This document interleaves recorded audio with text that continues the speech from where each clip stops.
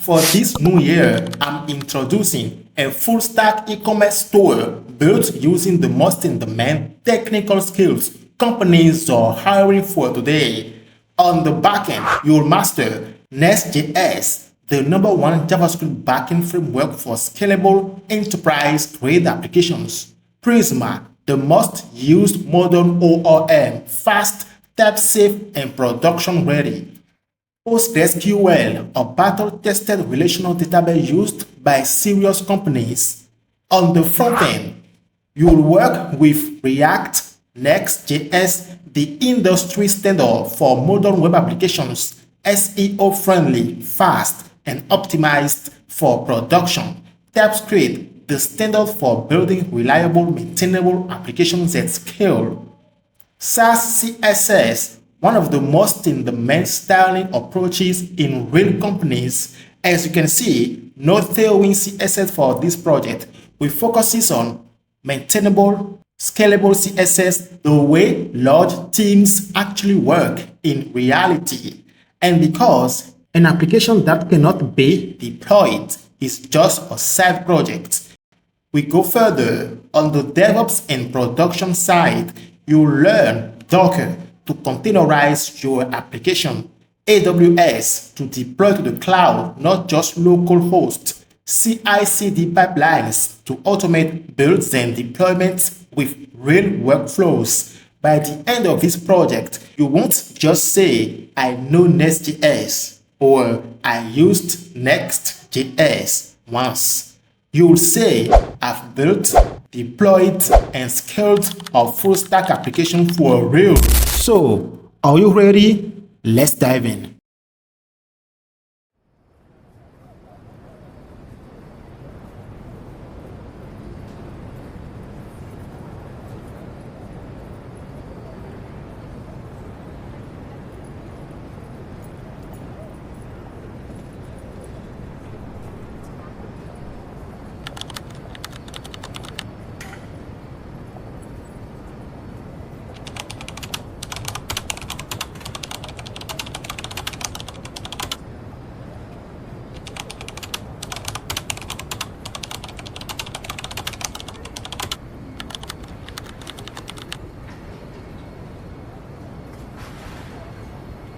You've learned how to build APIs using frameworks like Express.js and Next.js. Good job! But today, most companies rarely use these frameworks for backend development. Why? Because they come with serious limitations. First, lack of structure. When you build a project with Next.js or Express.js, you are often the only one who fully understands the code architecture. That means if you want to hire someone to work on your project, they will need significant time to understand your code base. And in business, time is money. Second, security risks. When using Next.js API routes or Express.js, you rely on hundreds of external libraries. Most developers don't have time to audit each one, so you end up using packages that may have hidden vulnerabilities. This exposes your project to potential security threats. And in large-scale applications, even a small vulnerability can become a major problem. Third, scalability challenges. Next.js and Express.js are great for small projects, but as your app grows, maintaining and scaling the backend can become messy. Without a strong architectural pattern, your code base can quickly turn into a tangled mess, making feature additions, bug fixes, and team collaboration harder over time. The solution: NestJS.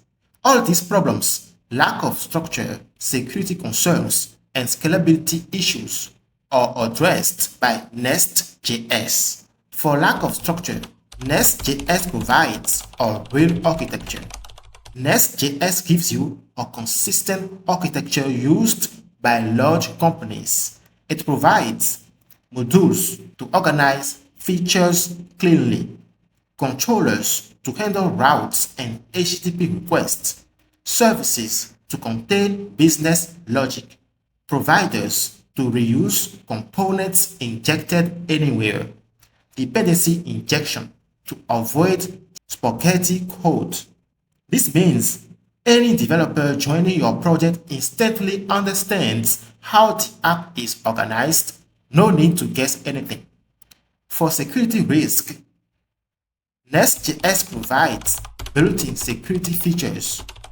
With Nest.js, you do not need to manually install many libraries for validation, sanitization, guards, CORS, CSOF protection, rate limiting, authentication, and authorization. Plus, the Nest.js ecosystem encourages using well-tested, trusted packages, not random libraries. This way, your API becomes much more secure by default and harder to break. For scalability challenges, Next.js is designed for large-scale enterprise systems. It provides modular architecture, microservices, queues support horizontal scaling and message patterns supported natively, GraphQL, WebSockets, REST APIs, and it supports monolithic microservices transition easily.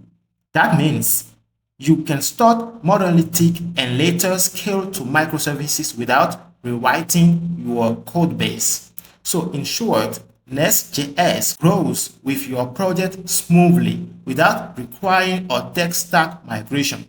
That's why if you want to become a backend or a full stack JavaScript developer in 2026, mastering Nest.js is a huge asset. It can put you at the top of the pyramid in terms of skills and career opportunities. In this series, you will learn how to build a full-stack e-commerce application divided into three main parts: backend development, front-end development, and DevOps deployment. We will start by building a production-ready monolithic API using Nest.js.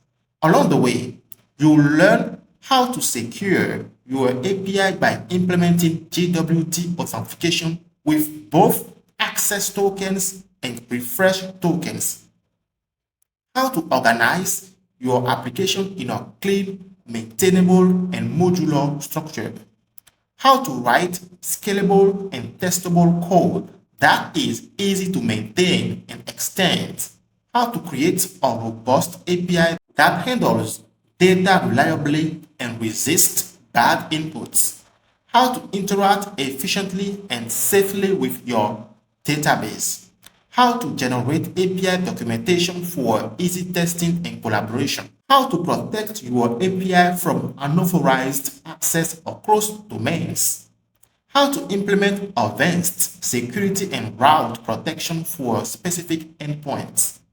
By the end of this part, you will have a fully functional, secure, and well-documented backend ready to serve your frontend.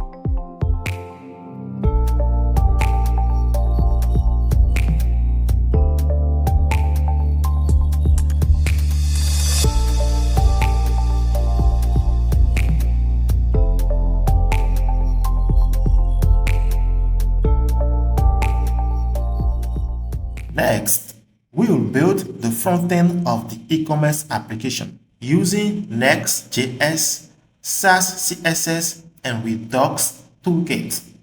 You will learn how to build dynamic server-rendered pages and components, how to write type-safe code for better reliability and maintainability, how to manage global application state efficiently, how to create modular, responsive, and modern UI designs, how to fetch and display data securely from your Nest.js API, how to implement login, sign-up, and token-based section handling on the client side, how to create forms for product orders and user inputs with proper validation.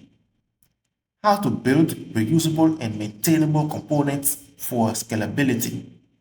By the end of this part, you will have a fully interactive typescript and production-ready frontend connected to your backend API.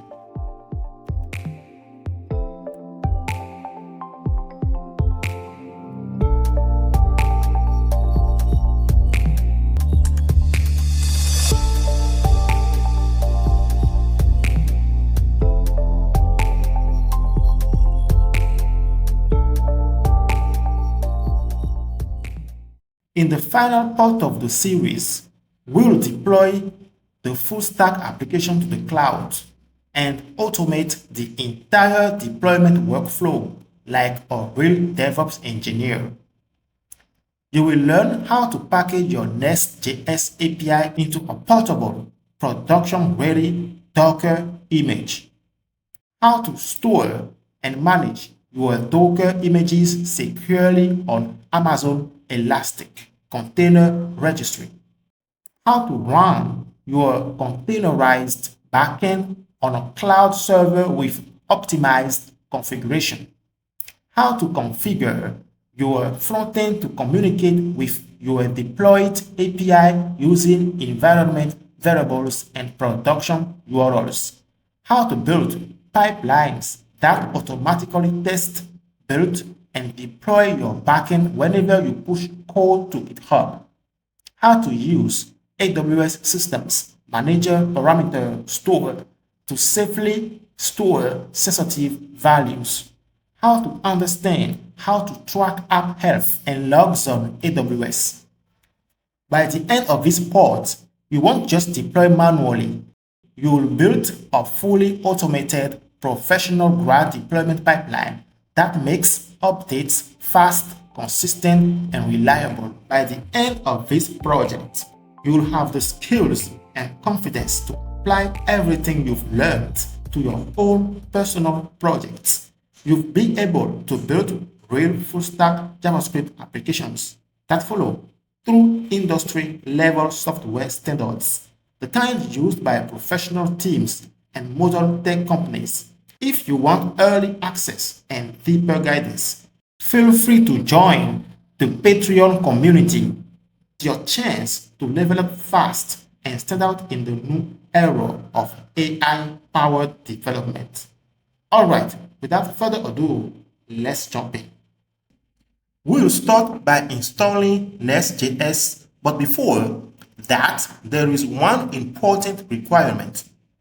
You need to have the latest version of Node.js installed on your machine. Right now, the latest release is Node 25.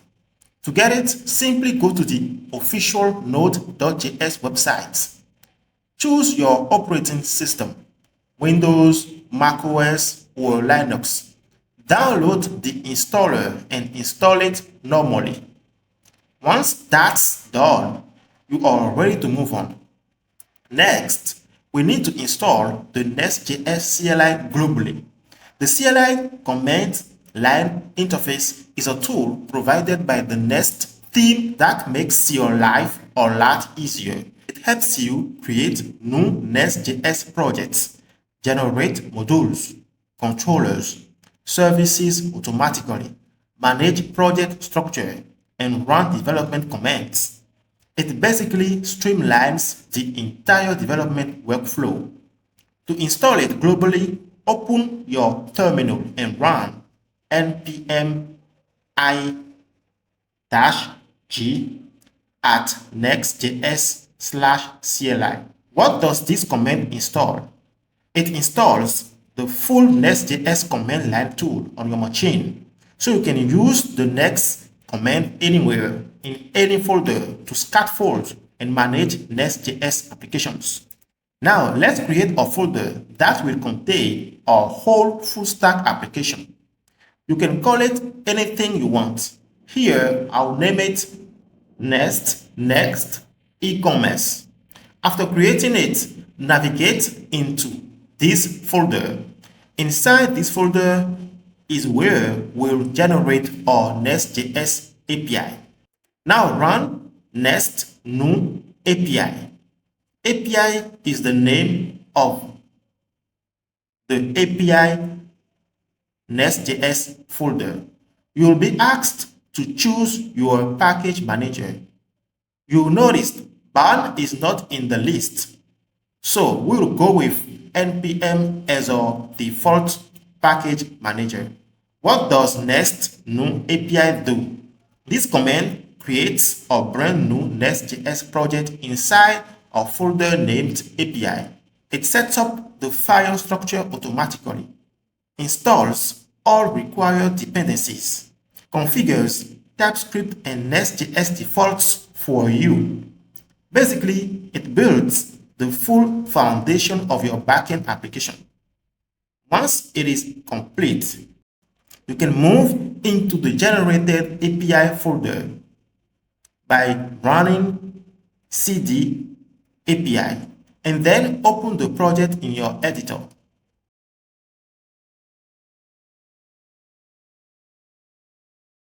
Now let's explore what NestJS created for us.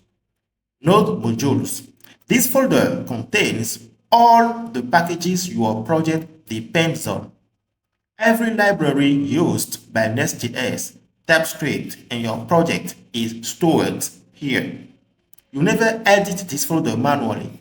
It is managed automatically by npm. The source folder. This is the heart of your NestJS application.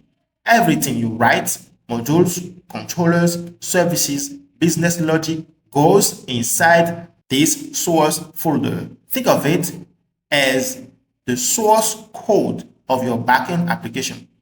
Inside source folder, you'll see the file app.module.ts. This is the root module of your application. What is a module in NestJS? A module is a way NestJS organizes your application by feature. Every module groups related components together, such as imports of other modules, controllers, services, providers. Every NestJS application has at least one module, usually the app module. That is the main module. And this module is supposed to import others modules like users module, products module, and others module. And each module has a controller, service, DTO, and database entities. So let us open the main module, also called app module. Here, this module first, called the NestJS decorator module from @nextjs/common package. @nextjs/common is one of the core NestJS packages. It contains all the fundamental building blocks of a NestJS application. So most of the time, we'll call these packages when we'll need to use NestJS decorator. The module decorator is what you use to define a NestJS module. After importing all that packages needed, the module application function is created using the symbol @ followed by module decorator. That specifies to NestJS this function is a module. This function contains an object of properties. The first one is controllers. This is the entry point of the module. It takes an array of controllers. It can be one or more. For now, we just have one controller for app module, that is app controller. Another property is providers. The providers array lists all the services or classes that NestJS should create and manage for you.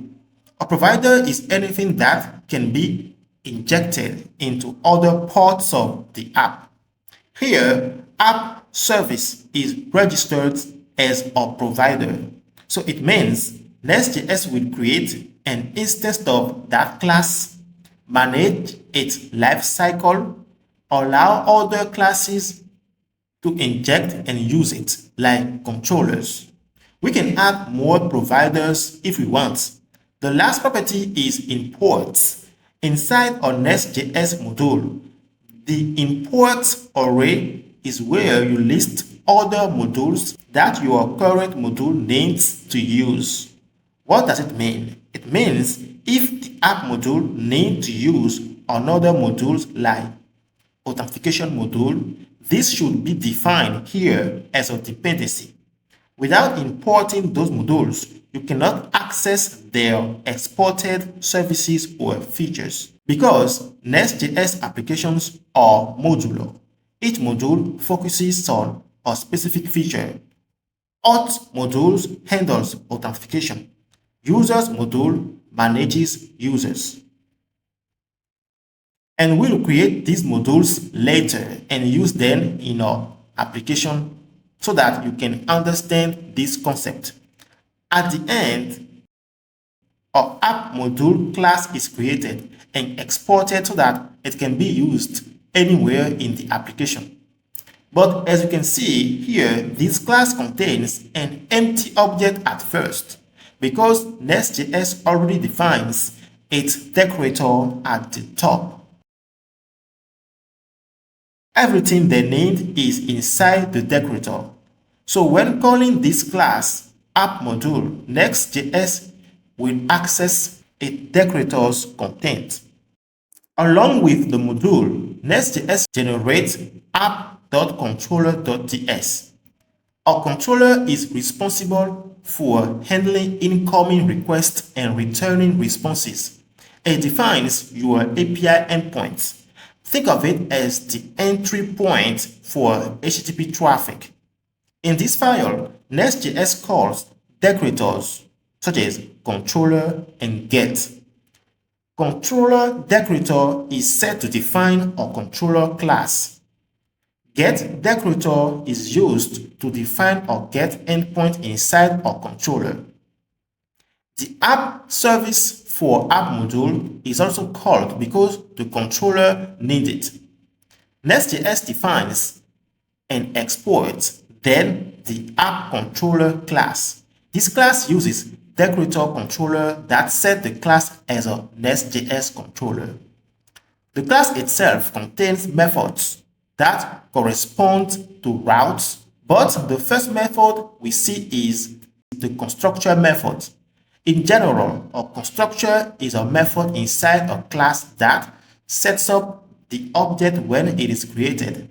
It allows you to pass in dependencies or initial values and prepares properties the class will use later. In Nest.js specifically, this is the same concept, but Nest.js uses the constructor for dependency injection. Nest.js creates the controller for you and also creates an instance of app service, then automatically injects that service into the constructor. In other words, when the class is created, the constructor gives it everything it needs. Next method is getHello. This method has decorator get that tells Nest.js this function should run when someone makes an HTTP GET request to the route of this controller. Now this controller GET can take a path. The path here is empty and points to the root of the base path. Our base path is the first part of the URL that Next.js assigns to a controller. For example, the base path of the app controller is empty, but if we set users, the path becomes /users. GetHello function is the function to run when a GET request hits this route. This function takes no arguments and should return a string. It calls a method from the service app service. This method is getHello and will execute a lot of instructions, then return the results. The controller gets whatever the service returns and sends it back to the client. The app.service.ts file stores the logic of app module. This is where Next.js defines app controllers, methods, calculation, logic, data operations. So the first thing that file imports is the injectable package from the package library nextjs/common. At injectable is a decorator that tells Nest.js this class can be injected into other classes. It marks the class as something Nest.js should manage in its dependency injection system. What dependency injection actually means in Next.js? It means Next.js automatically gives your classes the things they need instead of letting you create them manually. Without dependency injection, imagine if a controller needs a service. What we do is we create a new instance of app service first, like this. Then we can use the object we created, service, in the controller class. So it means if the controller needs 10 classes, we should do the same every time. So instead of that, Nest.js creates its dependency injection system to manage these tasks for you. So therefore, when a controller needs a service, in this case, the app controller needs the app service. There are two steps. First one is to set the app service class as injectable class with injectable decorator. Then, inside the controller's constructor, set this instruction: private read-only app service. This means that the controller needs an argument app service, a property of the class that is private by default, meaning you can access it anywhere inside the class using this .app service, but not outside the controller class. This property app service is read-only, meaning you cannot reassign app service later. This ensures that the dependency injected is constant. You can only use it, not replace it. And as Next.js supports TypeScript natively, this property has a type, and that is app service type. App service is the name of the service class exported from service, but also serve as types for TypeScript. The main TS is responsible for creating the Next.js application. First, it imports Next factory from nextjs/core package. Next factory is a special class provided by Next.js. It is used to create your Next.js application. It also imports the root module, app module. Then create a simple async function that will start the application called bootstrap. This function called the method create from Next factory and add to it the app module. It creates the full application using app module as the starting point. Once the app is created, it starts the HTTP server on port that matches the value of environment variable port, or 3001 if this value is empty. This means we need to create an environment file called .env at the root of the project and set this port variable inside it with value 3001.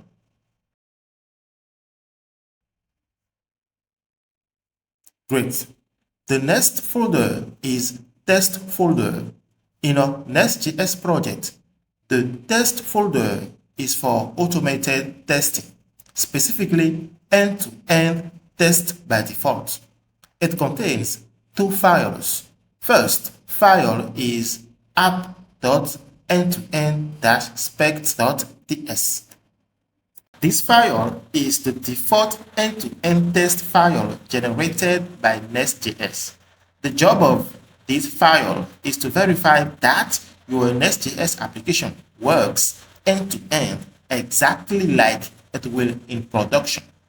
In other words, it ensures that the app boots correctly. Routes are reachable via HTTP.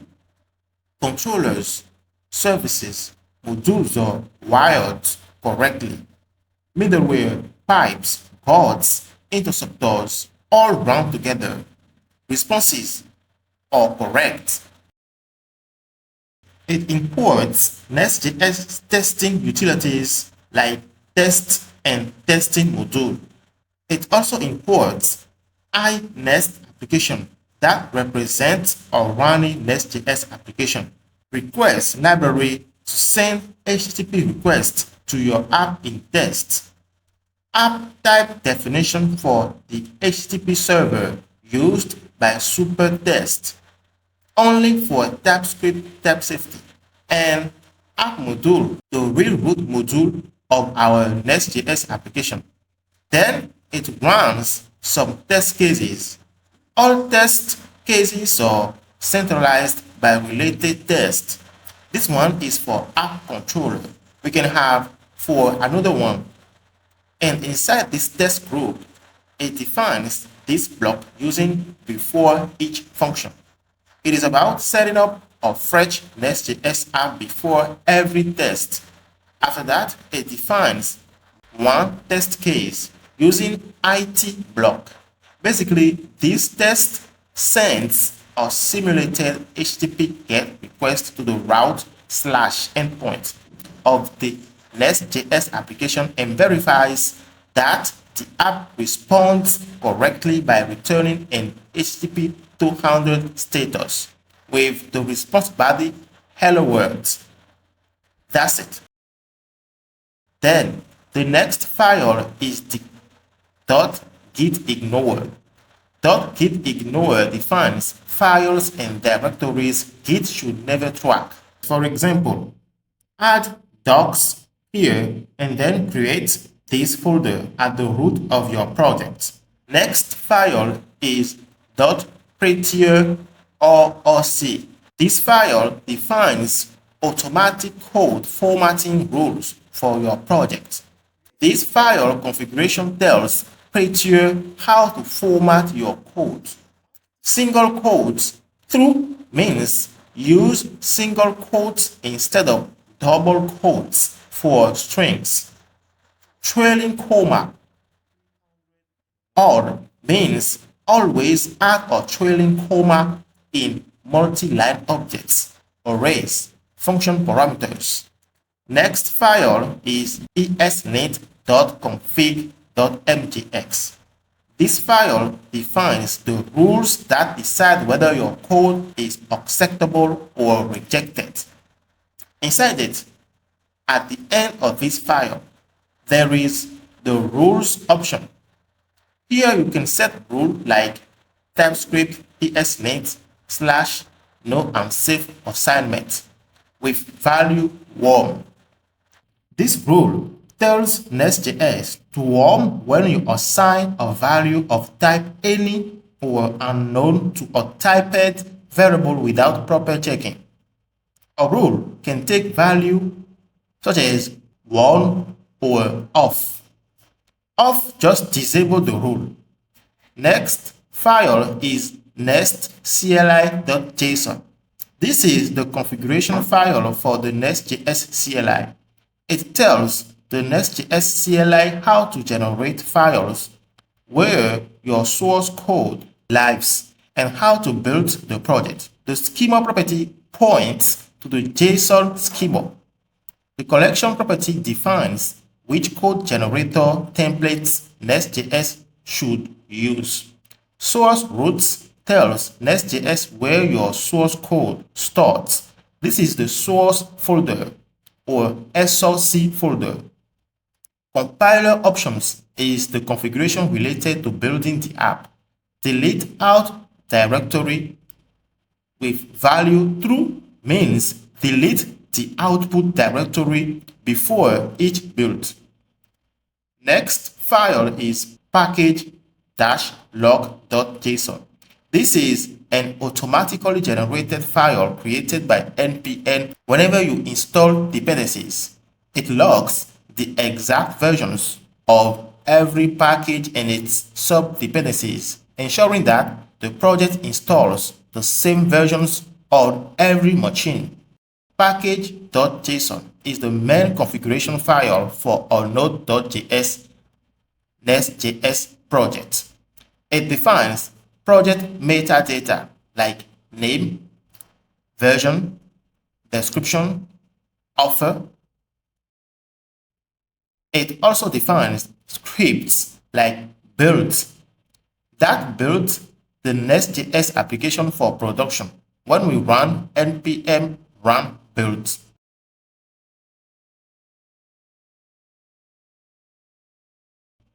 Then to launch this production output on local, we need to run npm run start. This will compile the TypeScript code generated inside the dist folder.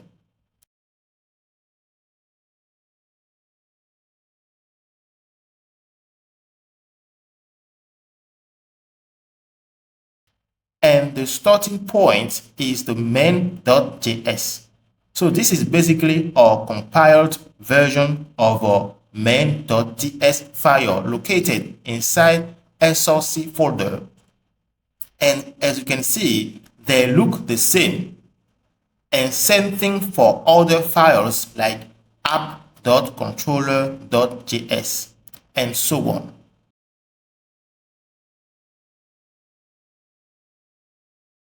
The app is successfully loaded and it is running on localhost 3001. This path matches the getHello API route defined inside app.controller.tx that sends the response get from this.appServices.getHello function. So if we change the route to hello,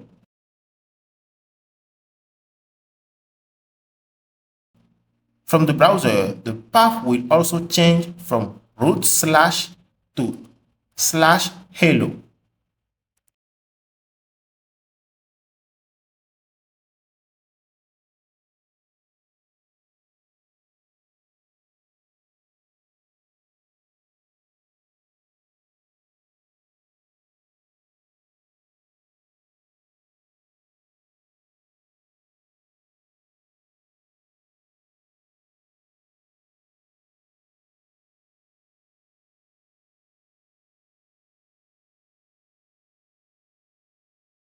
Great. Next script is start dev. This script will build the app for development and reload automatically every time code changes because of the -- watch option. Now here, I personally change this script to dev instead of start dev. This is more convenient.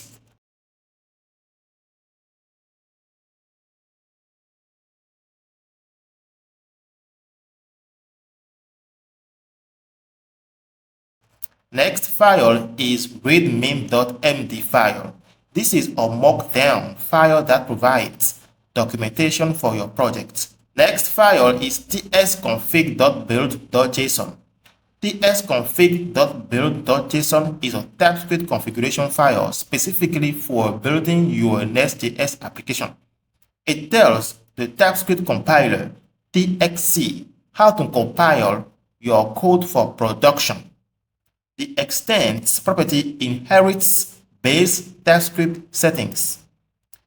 The exclude tells NestJS to not compile folder files like test, node modules, dist, and all test files for controllers or services.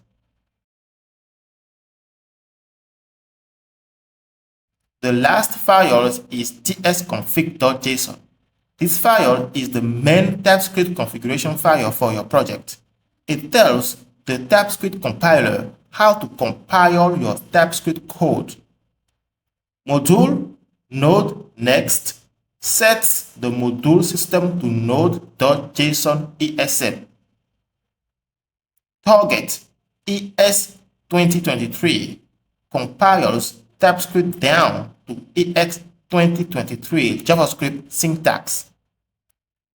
out the dist compiled JavaScript files, go to the dist folder.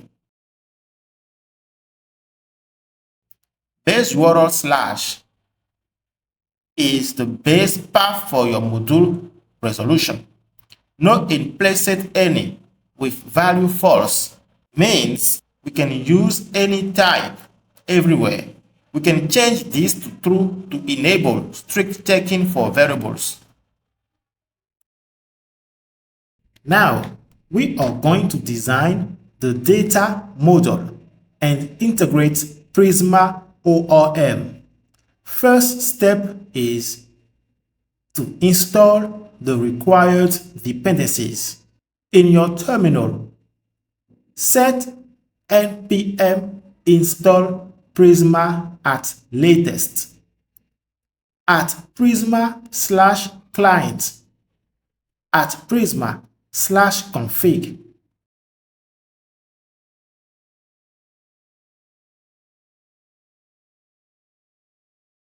At prisma/adapter-pg and pg.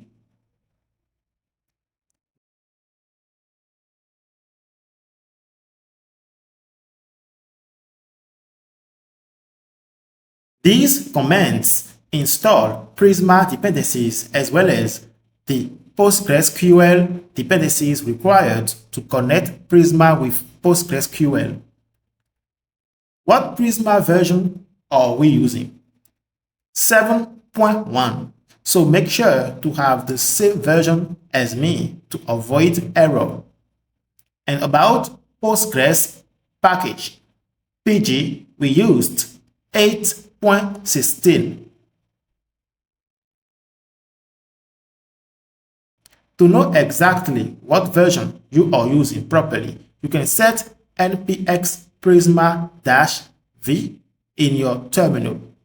Then it will show you your current Prisma version as well as your Node.js version.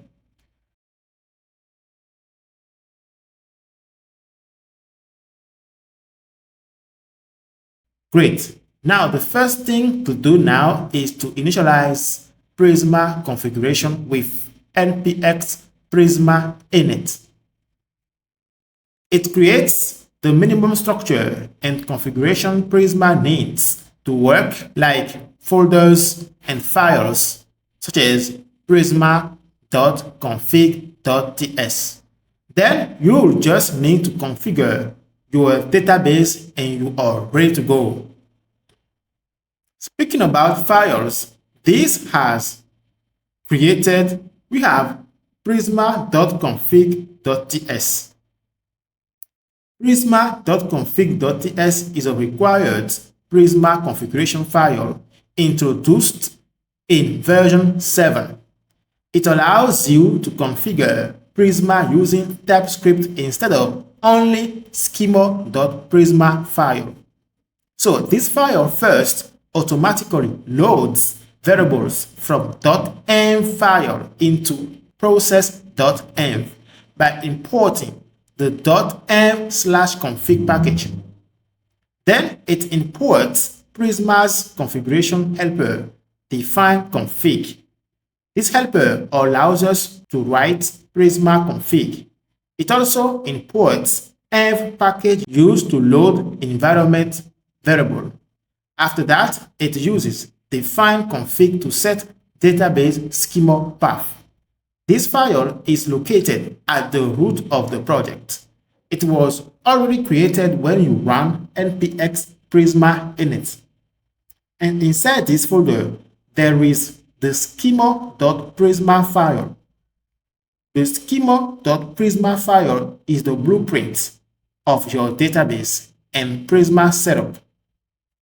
It tells Prisma what to generate, which database to use, and how your data is structured. First, what the generator block does. The generator block tells Prisma how and where to generate the Prisma client. The provider key defines the how. it specifies the client generator.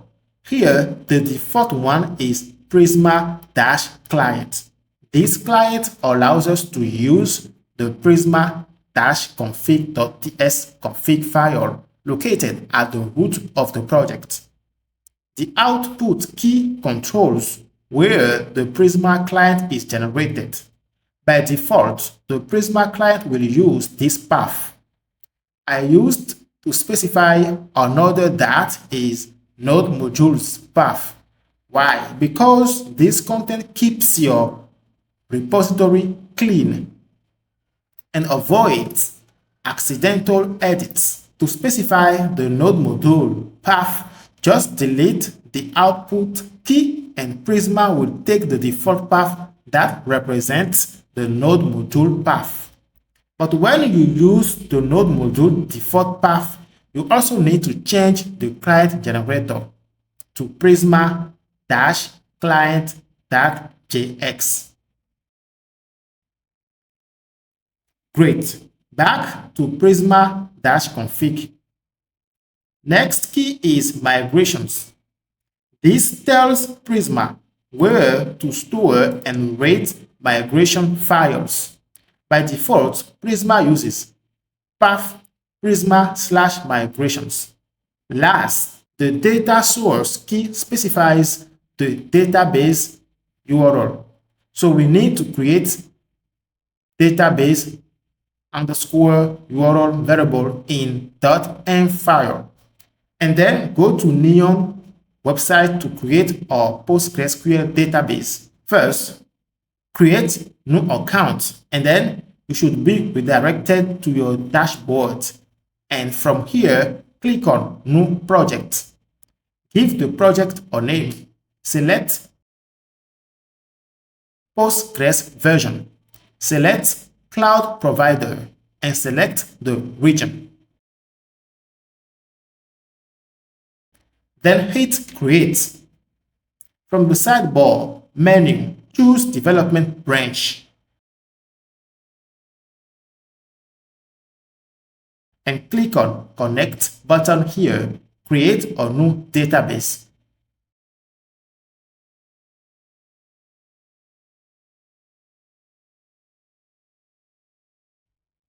Click on Show Password to reveal the password and then copy the database string. Go back to your editor and add it to the variable database underscore URL. Now, by default, Prisma also generates a default string for you. Just delete this one.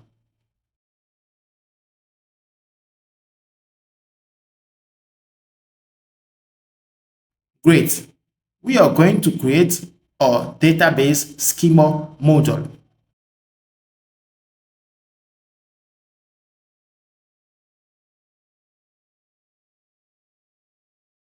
So here is the database tables. There is many objects like users, categories, cards, products, orders, and more. From the schema.prisma file, let's create schema for each one. The first one is user object. In Prisma, we use database entity called model, followed by the table name user. Then inside the bracket, we define fields for that table. The first field is ID. This field defines the primary key of the table and how its value is generated. ID is the field name. String is the data type. String means text. @ID marks this field as the primary key.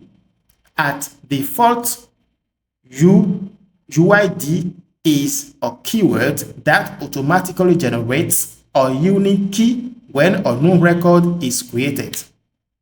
The next field is email. This is also a string and must be unique. This means this table cannot record same email 2 times. Next field is password. This is also a string. First name is also a string and is optional with the question mark, meaning this field can be empty. Same for last name. Role field has data type role.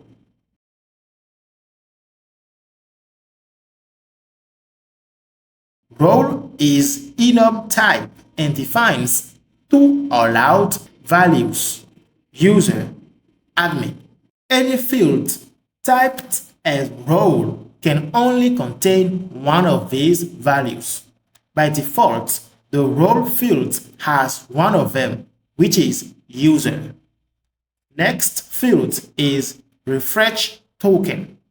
This is a string and optional because it can be null, and it will store a refresh token key when a user logs in. Next field is orders. This represents a collection of orders. It has order relation type. It defines a one-to-many relationship, indicating that a user can have multiple orders. This is a relation field, not a database column. So let's quickly create the order table.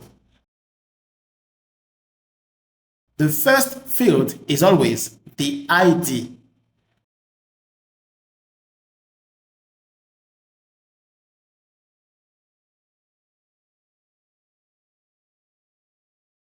The second is the user field. This is the foreign key column representing the user ID.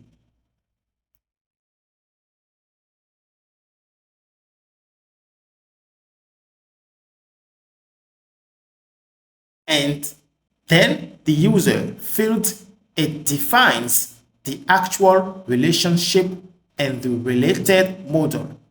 This is a one-to-one relationship because an order can be created by only one user, not many. So we set user, then set the relation key that takes first the local foreign key, the user ID fields of order model. Then the reference key fields ID, the user model ID. Last, on delete option is an option that defines what happens when a user is deleted. Cascade means when an order is using a user ID and we want to delete the user, just delete the user and automatically delete all related orders. Next field in user table is CRUD. Same as other fields, its data type is CRUD array. It defines a one-to-many relationship, indicating that a user can have multiple CRUDs. So let's define the CRUD table. CRUD has field ID,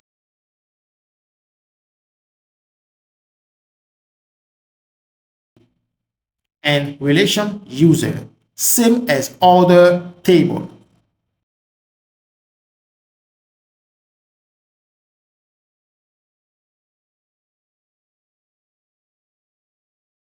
Next field is payments with data type payment array. It defines a one-to-many relationship indicating that a user can have multiple payments. So let's create the payment table and related fields.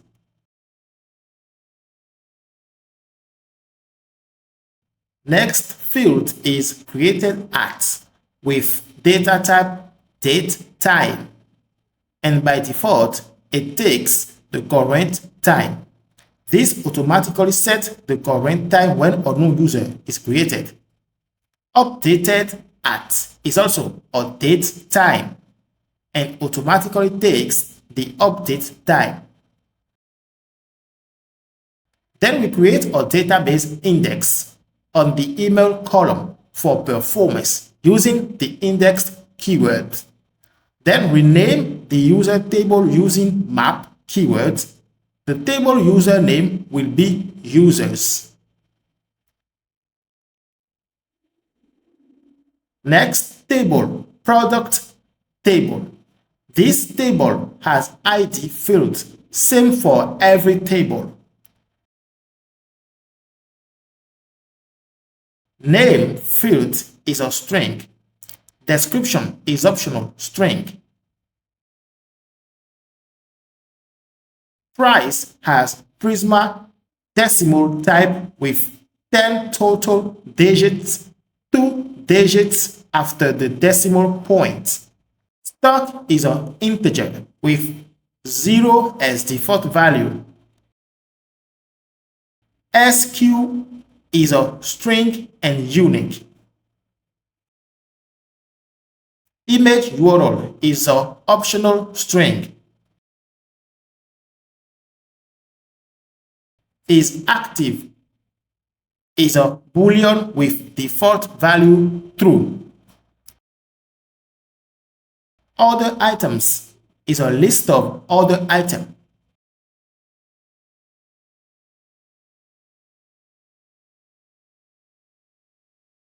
Let's create this other item table. This has the ID field and then product ID field. After that, the relation product field.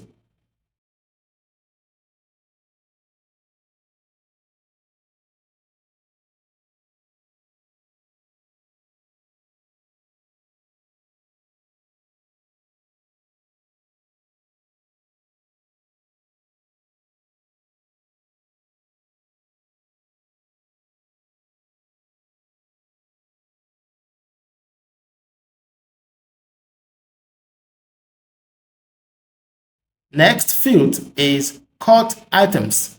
This defines list of other items. We also need to create the cart item table, same as other item. So just copy and paste, then change the table name. The category ID field, this is a string. Next, category relation field. A product has one category. This is a one-to-one relation. The local field is category ID. And the foreign field is ID from category table that we actually need to create. But first, let's add last fields like created at, updated at, and some indexes.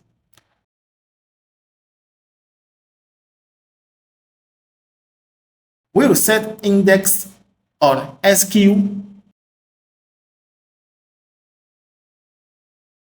category ID is active, and last, rename the table name to product with map keyword. The category table has fields ID and field products, that is a list of products.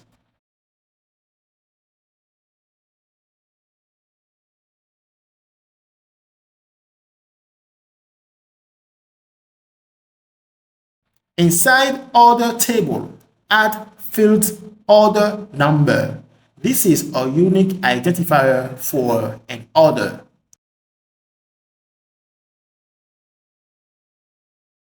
Next field is status. That is one of list item of order status.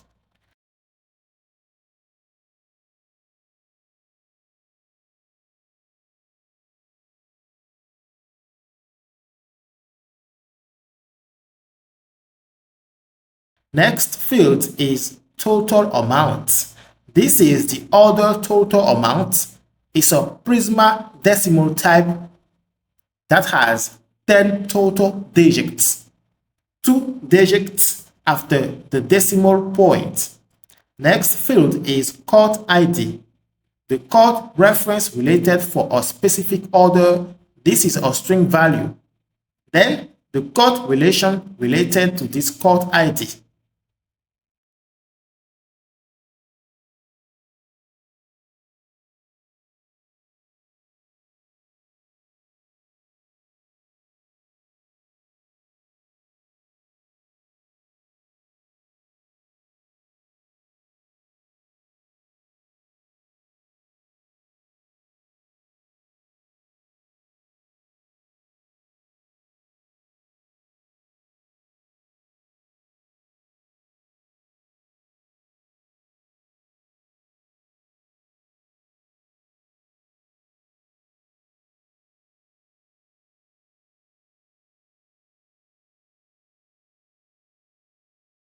After that, shipping address. It's an optional string. An order also has a list of order items stored in the order items field. So an order have many order items, but an order item can only has one order. So let's create order ID in order item table. This is our string. This has also the order relation.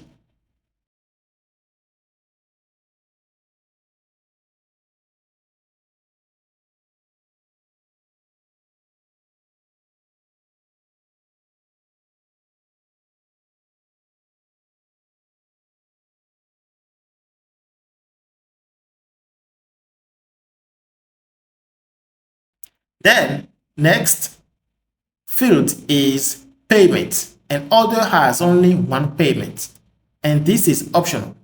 From payment table, each record here is linked to exactly one order. Each order can be linked to only one record of this model. This is a one-to-one relation. Order ID is the foreign key at unique enforces one record per order.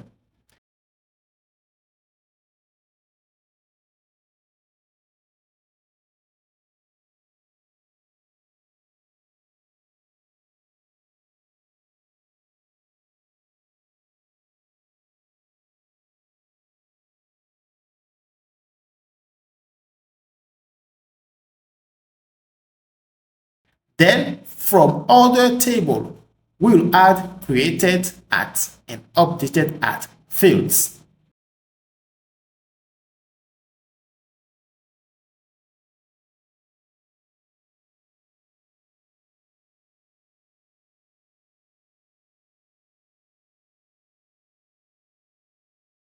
Also, add indexed on user ID, order number, status.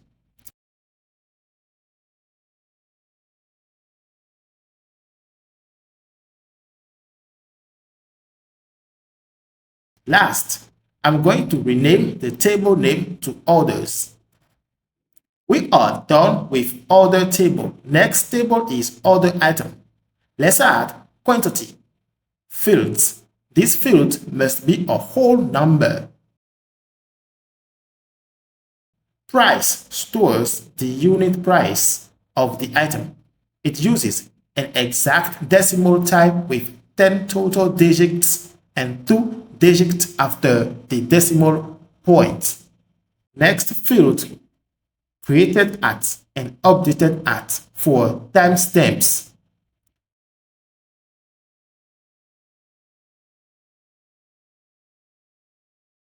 Also, I'm going to add indexed on order ID, product ID, and rename the order table to order underscore items.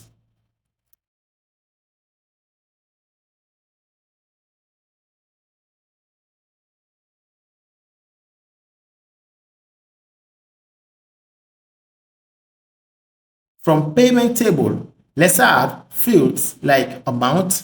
This uses Prisma decimal type up to 10 total digits, 2 digits after the decimal point.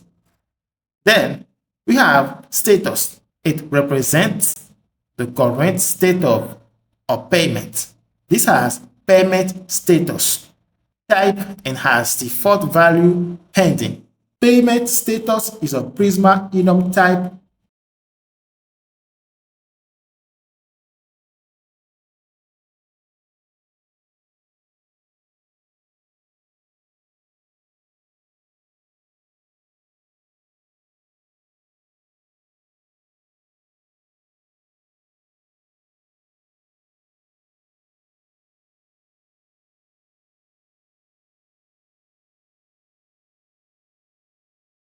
Next field is payment method. Is an optional string and represents the payment provider like Stripe, PayPal.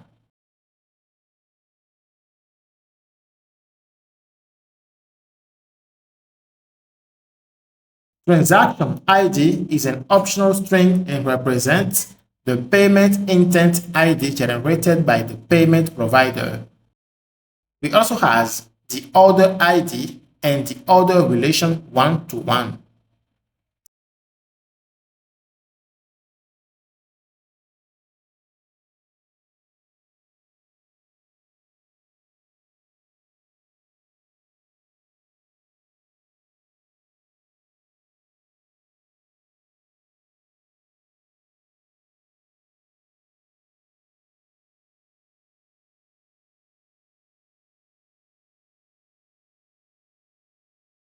Then we're also going to set timestamp field and index on order ID, user ID, transaction ID. Also rename the name to payments.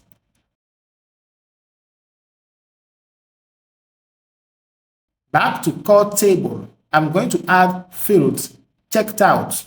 This defines a Boolean flag that tracks whether a CRUD has been completed. By default, this is set to false.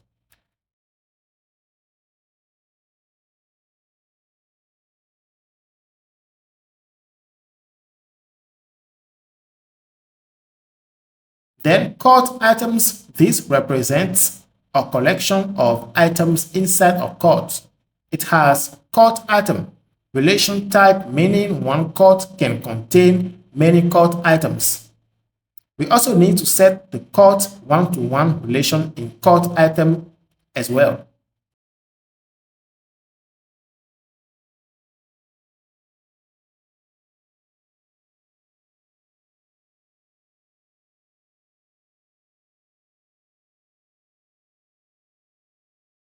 Let's complete the CRUD table fields by adding timestamps fields and subindex on user ID.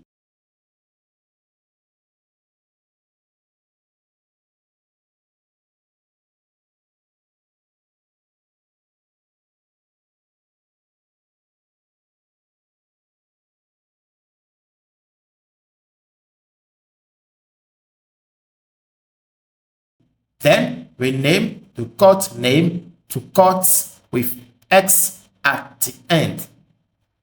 On CRUD item table, add quantity field. This has integer. If no value is provided when creating a record, Prisma will automatically set it to 1. Also, we'll add timestamp on it, plus some unique constraint enforces uniqueness across multiple fields. The combination of CRUD ID and product ID must be unique. It means a CRUD should contain one row per product. If a user adds the same product again, you increase quantity, not create a new row. After that, we set index on CRUD ID and product ID for searching optimization. At the end, we rename the table to CRUDs underscore items.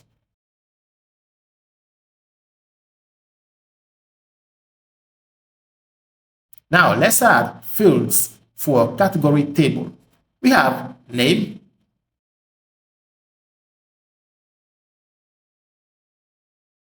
description, slug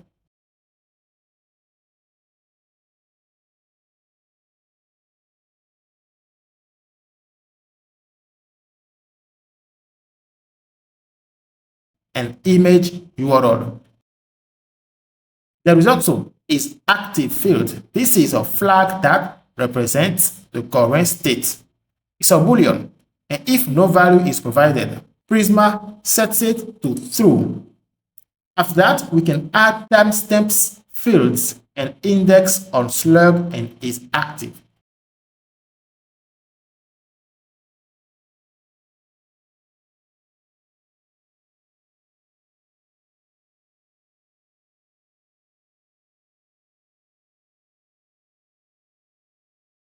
At the end, we rename the table name to category. After setting Prisma module schema, we are going to migrate our database by running npx prisma migrate dev followed by name, flag, datex, or string. This command loads our prisma.config.txt file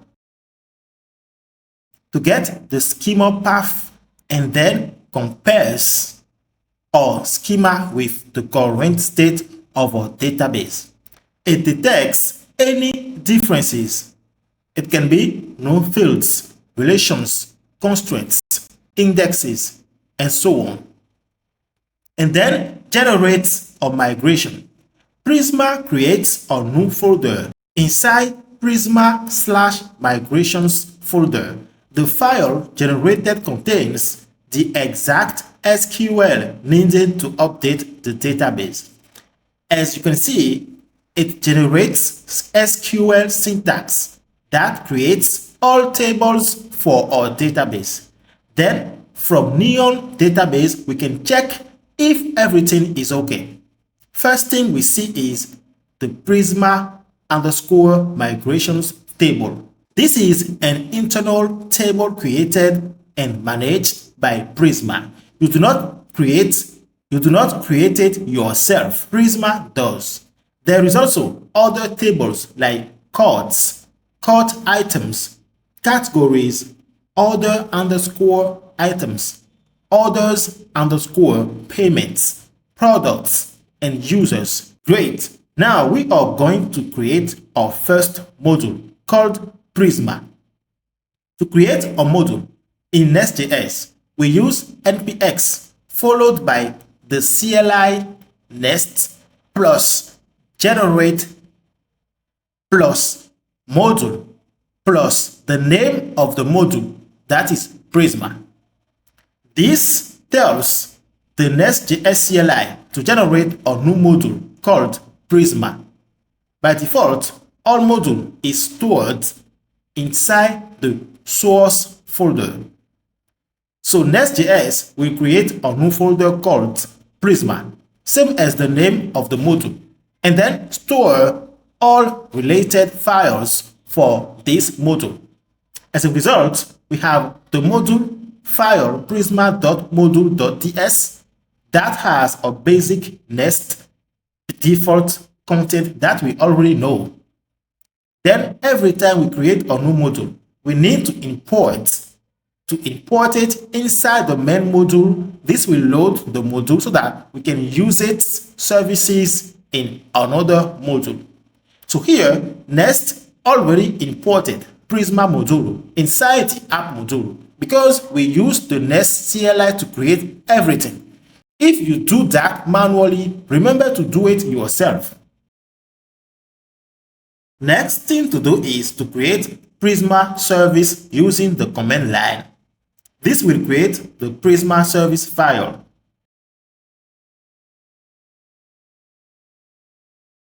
This file creates the Prisma service class, and this class has the injectable decorator, meaning it can be injected in other classes as a dependency. And this is what Nest.js does by importing the Prisma service inside the Prisma module, specifically inside the provider's array that contains all external dependencies needed for the Prisma module class. Now let's start coding for real. So first, inside the Prisma service that contains the core logic, we'll extend this Prisma service class with Prisma client. Why? Because we want to use all Prisma methods in our Prisma service. That's why. So let's import Prisma client from Prisma/client package. For now, we encounter an issue because we need to generate the Prisma client. So we can use Prisma/client/extension just for now. Then we implement some functions like onModule_init and onModule_destroy.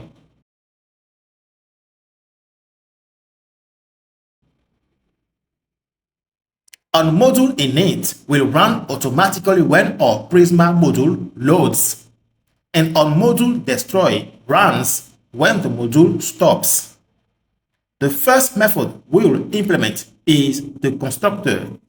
This method runs when we create a new instance of the class. So what this does exactly? It creates the adapter. We are using Prisma with PostgreSQL, so we need an adapter to connect them together. For that, we will use Prisma Page or PostgreSQL adapter for Prisma. This takes an object containing the connection string. This represents the database URL. The database URL we set in the .env file. Then we call super function the constructor of the parent class and passed to it an object containing the adapter we just created and a Prisma log config that configures what Prisma logs to the console based on the server environment.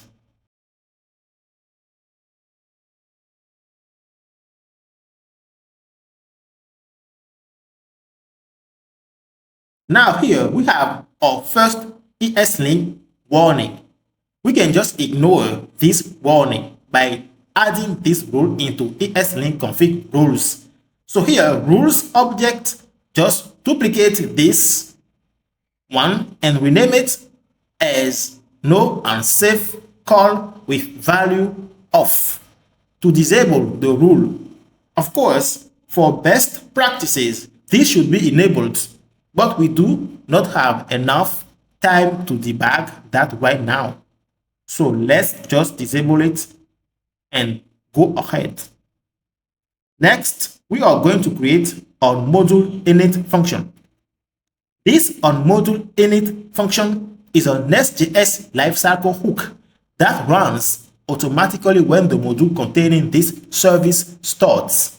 Inside it, await this connect function tells Prisma to establish a connection to the database before the app starts, handling requests, ensuring all database operations work immediately. The console.log simply confirms in the terminal that the connection was successful, which is helpful for development and debugging.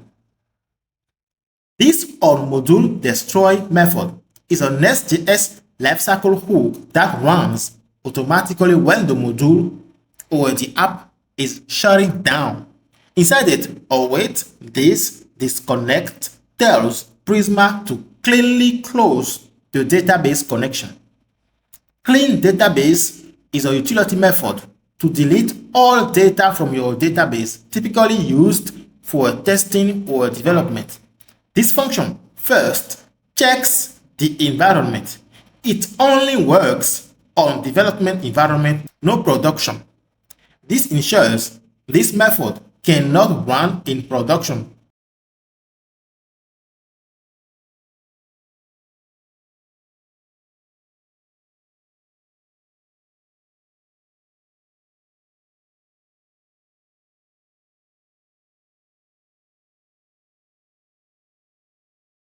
Reflect.ownKeys returns all properties of the Prisma service instance.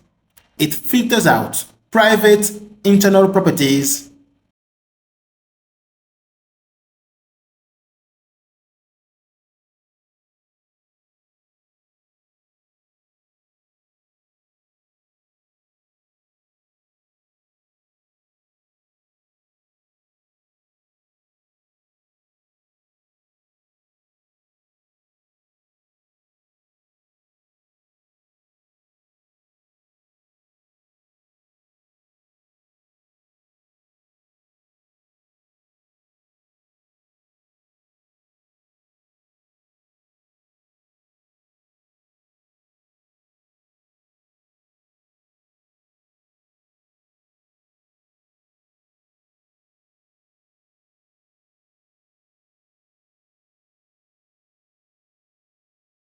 It calls promise.all to run all deletions in parallel for speed. It loops through each model key. It loops through each model key.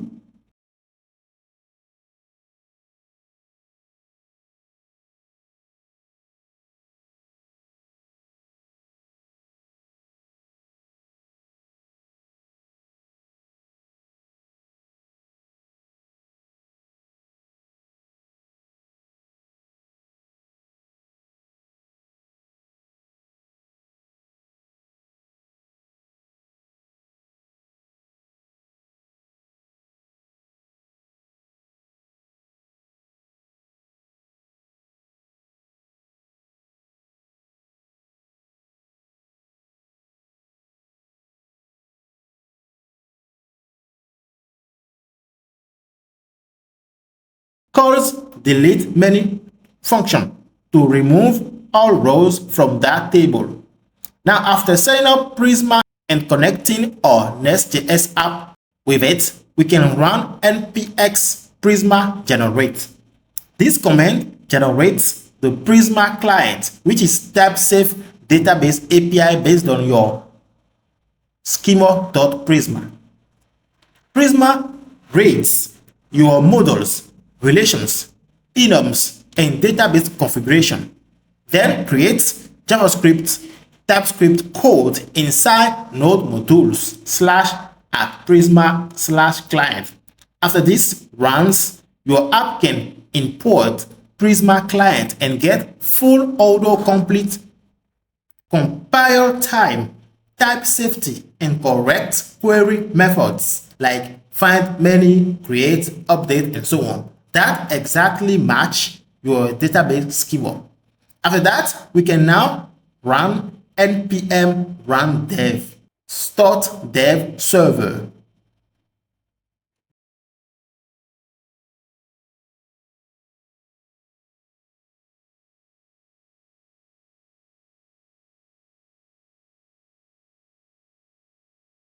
This starts the app, loads the Prisma module successfully, and app module dependencies, loads the app controller and HTTP routes for this app controller. This means everything is okay.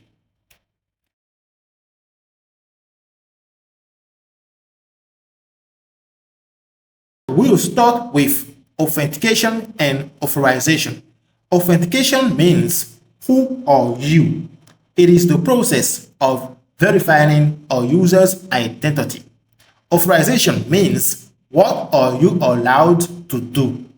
It happens after authentication. So before we start implementing the auth module, we are going to set a global URL prefix for our entire NestJS application. So open the main.txt, the entry point of our application.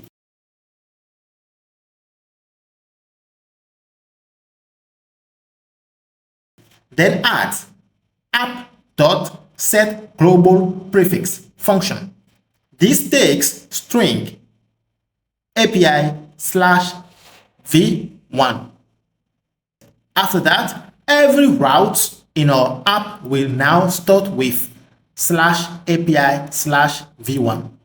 Also, we are going to add to Bootstrap function handler to catch any error thrown during startup and logs it in the console environment using NestJS log utility logger.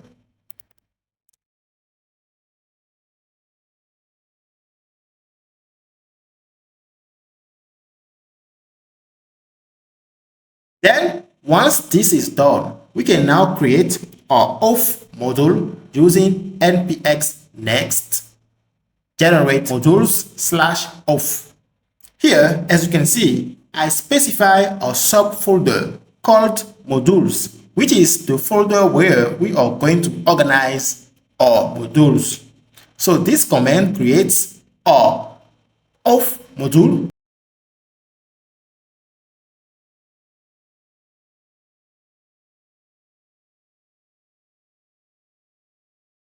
and update the root module by importing our auth module directly inside the imports array as a dependency.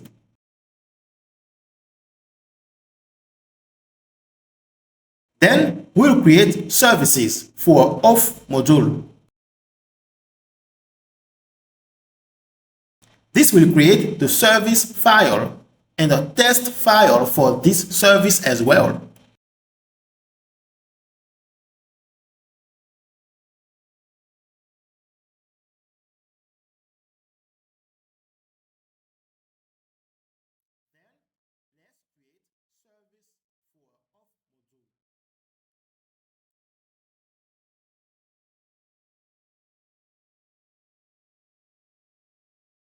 Last file to generate is the controller.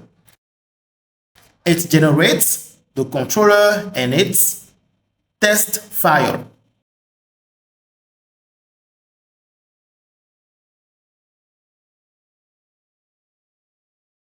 This controller class is added to auth.module.ts because the auth controller belongs to auth module.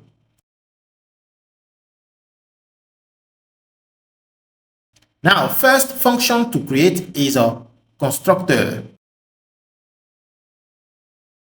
It takes auth service and returns nothing.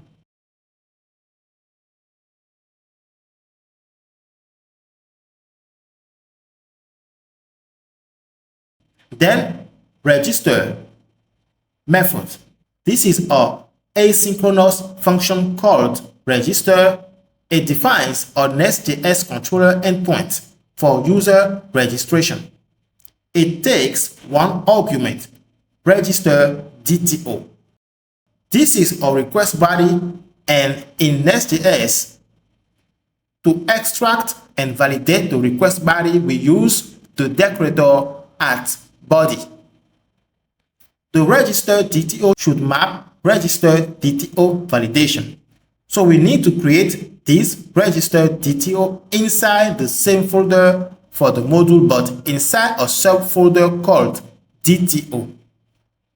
Here we create file called register.dto.tx.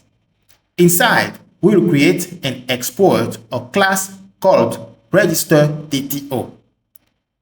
Register.dto is a data transfer object for register function. DTOs help validate input, improve tab safety, and generate API docs. It defines the shape and validation rules of the data your API expects for user registration. So it means here we'll create all fields needed to validate user registration. First one is email.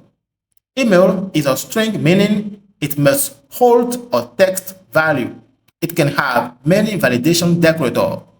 First one is email. This decorator validates that the value of the property is a proper email address. This kind of decorator can take arguments, an error message in case there is any error. We need to install the validation decorator package called class validator. Then we can import this decorators.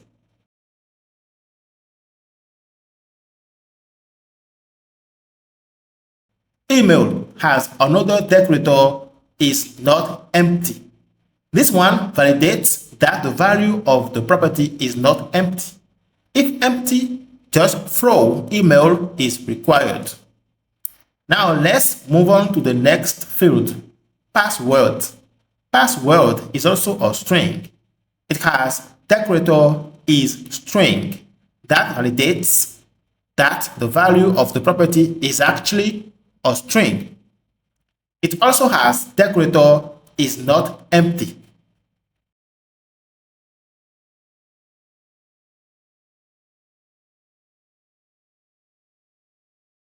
Main length validates that the value of the property is a string with at least 8 characters.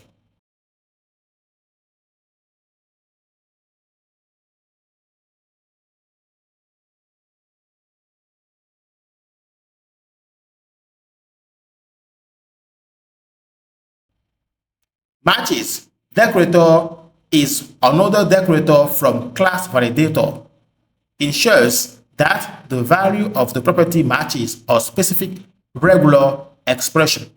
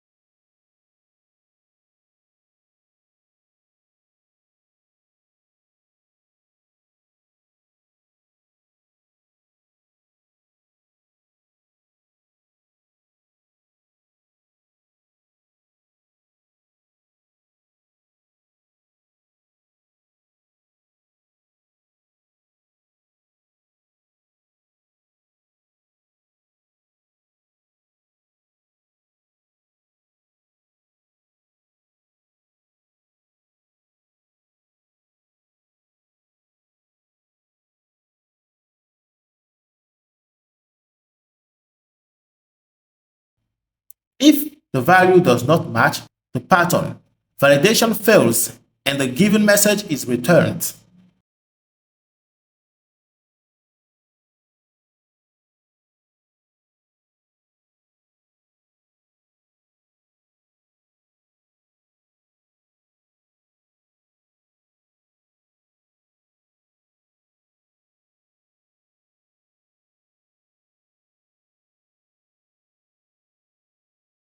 Next field is first name. This is also a string, but an optional string with the question mark. It will have the is optional decorator and is string as well.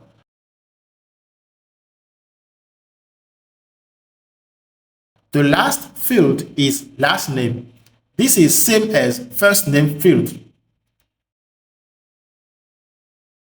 Now back to our register function, we can continue. This function will return a promise that maps of response DTO. This is another DTO we need to create. In Nest.js, everything is about DTO, by the way. So do the same thing. Create of response.dto.txt file and create the of response DTO class.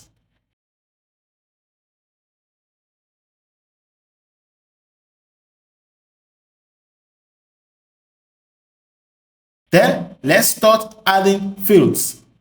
First one is access token. This is a string. Next field is refresh token.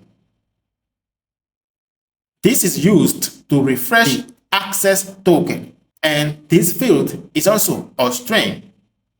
Last field is user. This is an object of ID, email, first name, last name, and role.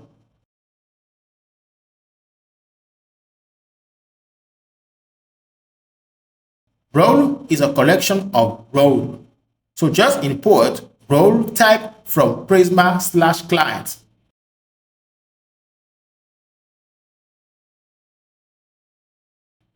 Great. Back to register function and let's continue. This function returns awaits this dot of services dot register with as argument the register DTO.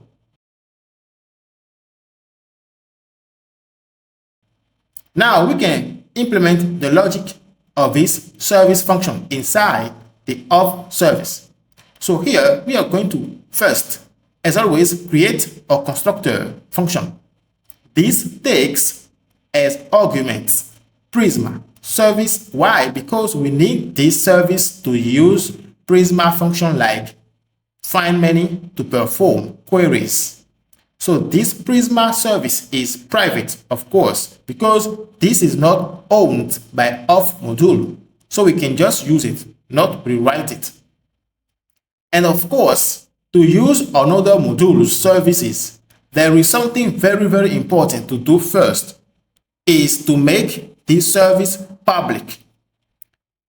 And in Nest.js, to perform this action, you just need to go back to the module, then add another array option called export, and then add the service you want to make public. In this case, we want to make the Prisma service public. So go to Prisma module file and add an export array here. Set the Prisma service class. By doing this, you are saying any module that imports the Prisma module first can inject the Prisma service as a dependency and then use it. And that is what we are going to do right now. So first, let's import the Prisma module in auth module. To import a module in another module, just add the module name in the import array like this. But wait a second. Imagine if the auth module needs to import 100 modules. So it means we are going to add all of these modules name here. That is going to be very messy. So there is a solution for that. Is to add the Prisma module not here in auth module, but in the root module, that is app module, and set the Prisma module as a global module, meaning this module can be used anywhere in the app as long as it is imported once in the root module or app module. So let's just add global decorator here and we are ready to go. Great. Once Prisma is set, we can now continue our register function in auth service.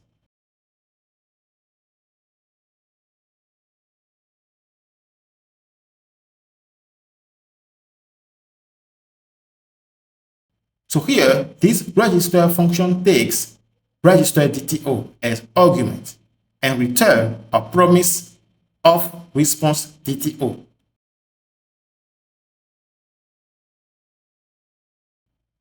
Inside, we first destructure the register DTO object to get each value from it, like email, password, first name, and last name.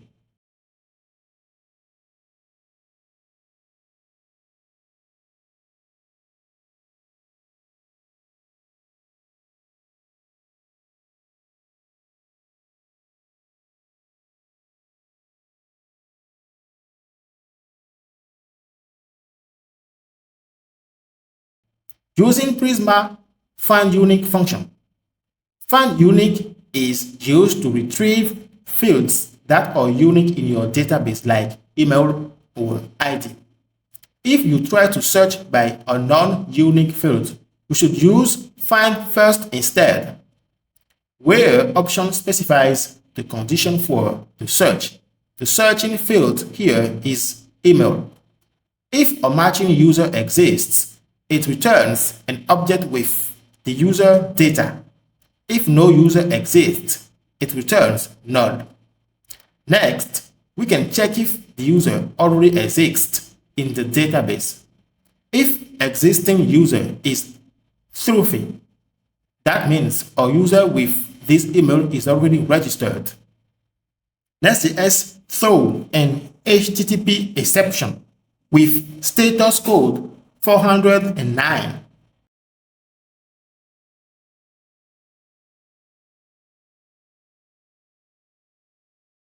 If this is the first time user is trying to register, we encrypt the password before saving it to the database using bcrypt.hash function.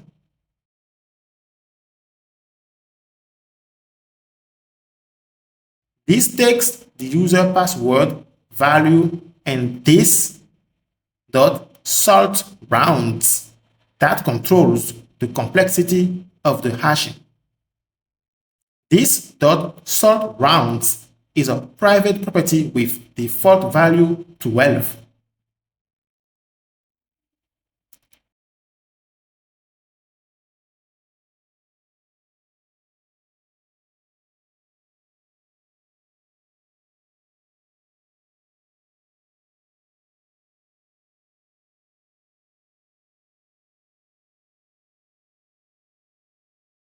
Install bcrypt package.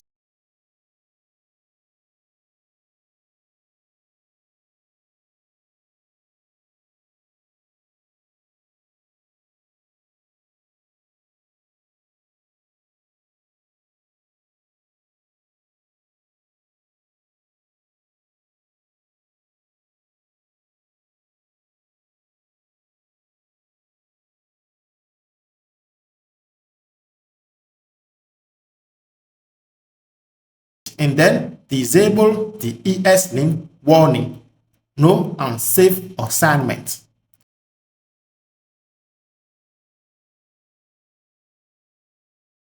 Then, once password hashed, we can insert a new user record.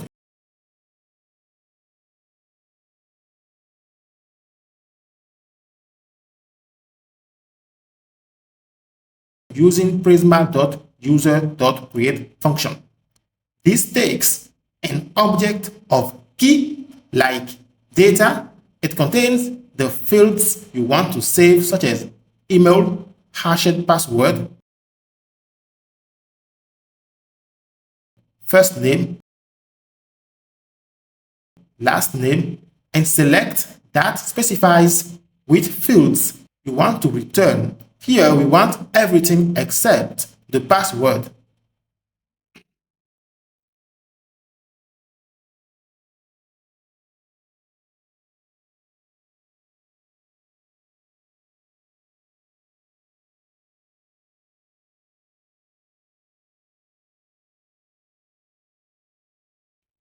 Then we generate access token and refresh token using this .generate tokens function. Generate tokens is a custom method creating access and refresh tokens for authentication. So let's create this function quickly. For authentication, we are going to build JWT Authentication using passport.js and NestJS JWT package. Passport is an authentication middleware used to validate user identity. NestJS JWT is the official NestJS package that adds JWT JSON Web Token support to your application. It's a wrapper around the popular JSON Web Token library. In practical terms, when using Express.js, we used to deal with JSON Web Token, but NestJS has its own package called NestJS/JWT designed to work cleanly with NestJS dependency injection, and module system. This package gives you the JWT module and JWT service, which you use to sign tokens when users log in and verify tokens when requests come in. For example, when a user authenticates, you call JWT service.sign or sync to create a token. Later, the same service is used to verify that token has not been tampered with or expired. It does not protect routes by itself. That job belongs to Passport, NestJS/Passport package and strategies. Instead, NestJS/JWT focuses purely on token creation and validation, while Passport decides when a request must be authenticated. So here we are handling this token creation and validation. First, we need to create generate tokens function. This generate tokens method takes the user ID and the user email and returns a pair of JWTs for authentication, an access token, and a refresh token.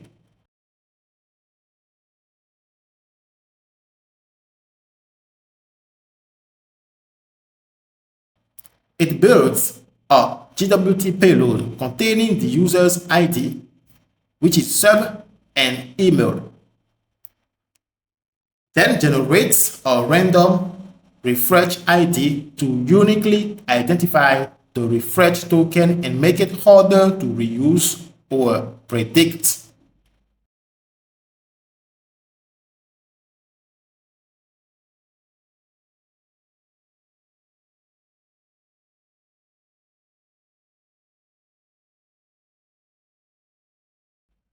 Using promise.all, it signs both tokens in parallel for efficiency.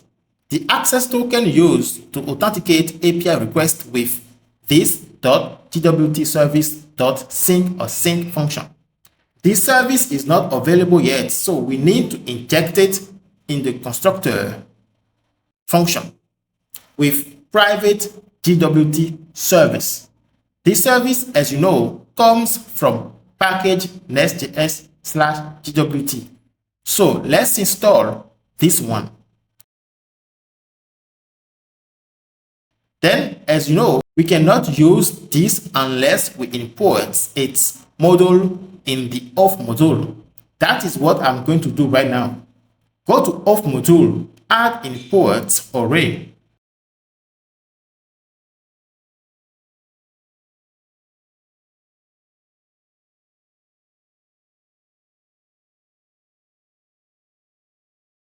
Then inside auth folder, create folder strategies.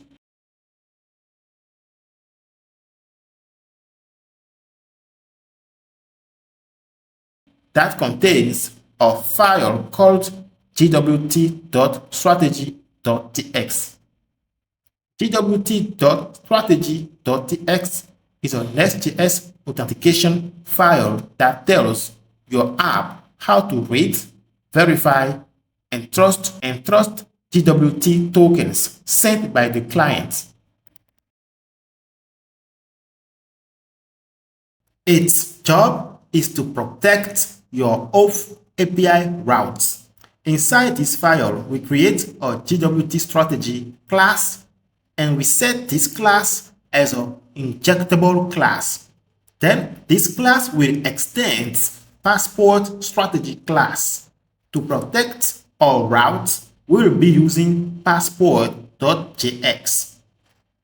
Passport is an authentication middleware. Passport strategy is how NestJS connects passport.js to a specific authentication method. In this case, JWT authentication. So let's install this NestJS/passport first.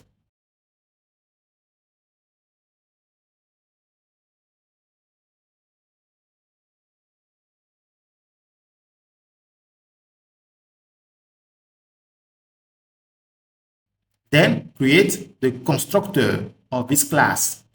The constructor takes not only Prisma service but also config service from nextjs/config package.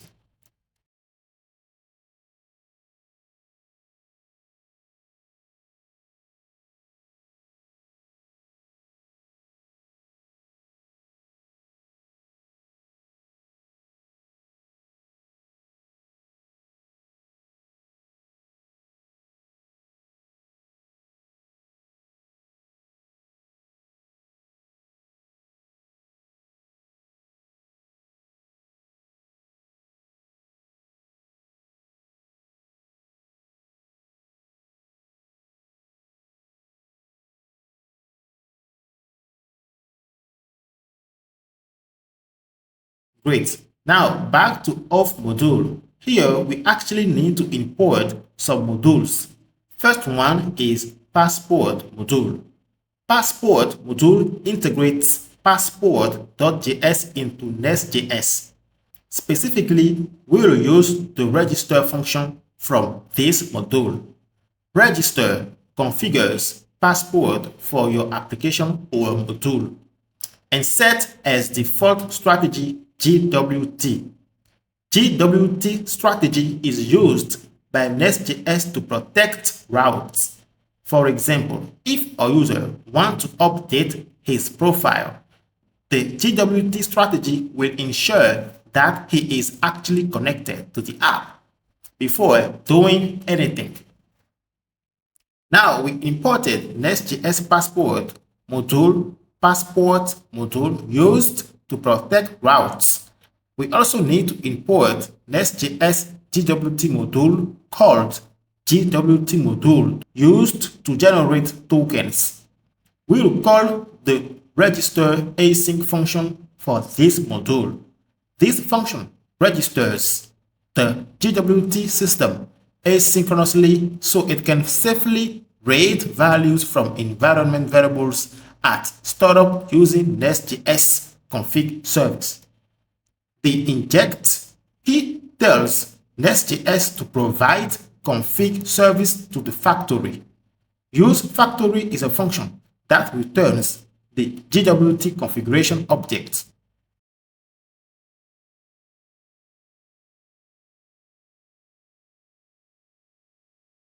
Secret defines the key used to sign and verify tokens pulled from JWT_secret key. Create JWT_secret variable from JWT_secret variable. Create this variable in the .env file. The value of this variable should be kept secret, so use this command to generate a long secured signature.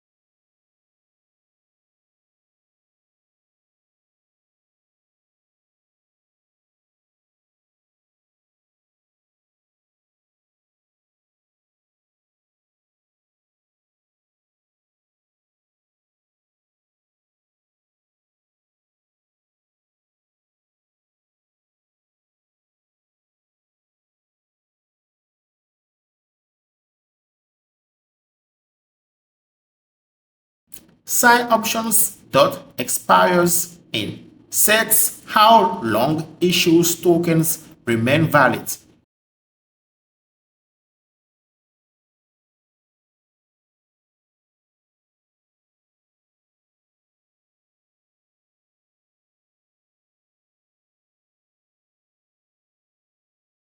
Using JWT_expires in from config or defaulting to 15 minutes or 900 seconds.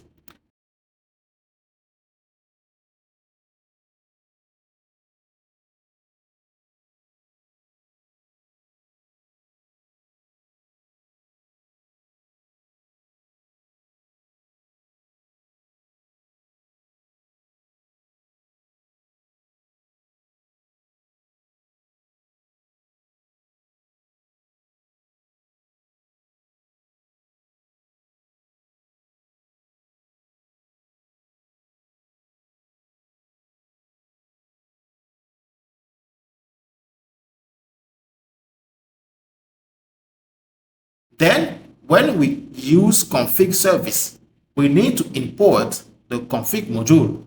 Config service will be used through the application in different modules. So we better import this module directly in the root module, app module, to avoid importing config module in each specific module like of users, products, and so on.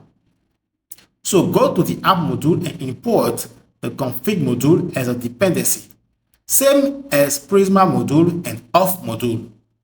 For config module, we will call function for root to initialize and configure a module once at application startup. This takes an object is global. When true, it makes config module available across the entire application. So you don't need to import it again in every module. And file path option tells NestJS where to read environment variables from, making values like JWT underscore secret or database underscore URL available via process.env and config service. Great. Once we registered password and JWT modules, we can now focus on our JWT strategy. First thing to do is import the JWT strategy class as a provider. So in providers array, add JWT strategy in the array list. Then here we can continue. In the constructor, we call super function and pass to it an object that contains JWT from requests.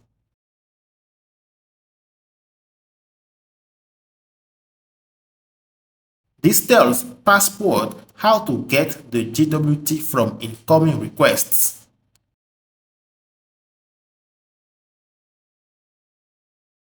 Ignore expiration. False ensures that expired tokens are rejected.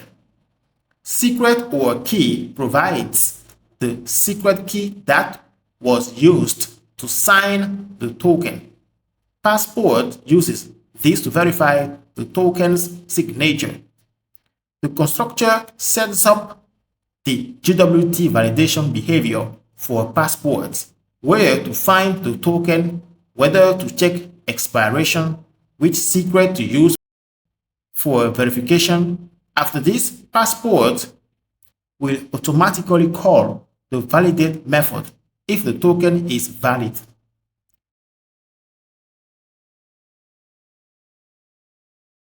This function takes the payload sent by JWT. The payload contains decoded data from the JWT. This is an object containing sub, the user ID, and email. Sub is a convention for the subject of the token, typically the user ID. Then we try to retrieve user from database that matches sub value.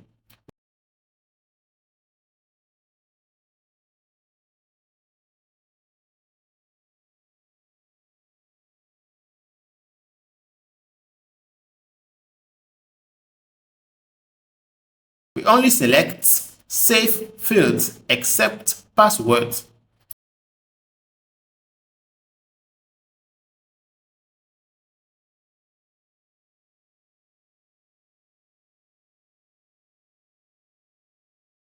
If no user is found, throw unauthorized exception. This stops the request and returns of 401 unauthorized to the client. At the end, we return user object. Once JWT strategy is set, we can go back to auth service and continue. Here, we finish the authentication flow after registration. This signs a JWT using the basic payload and sets it to expire in 15 minutes.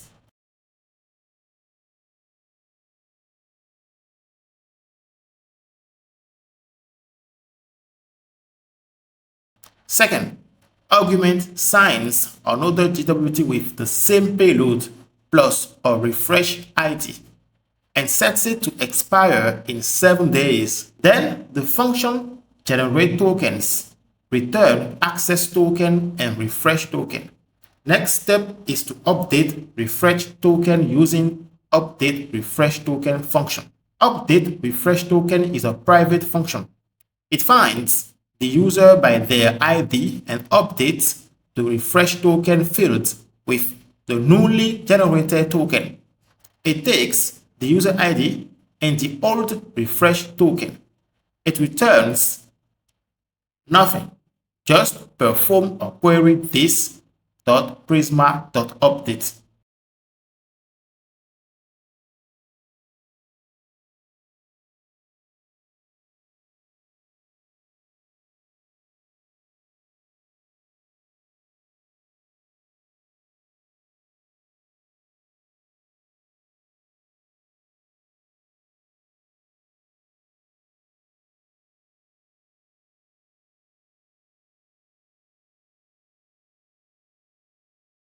Once this is done, we can handle error catch statement just by adding a console log.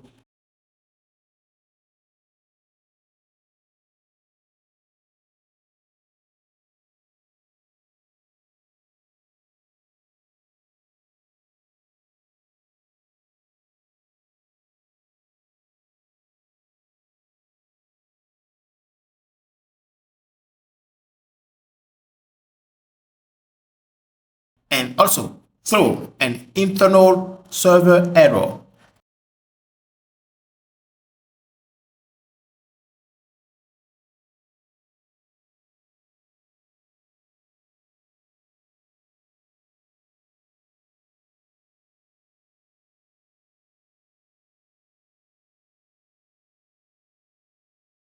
Last thing to do is adding refresh token strategy.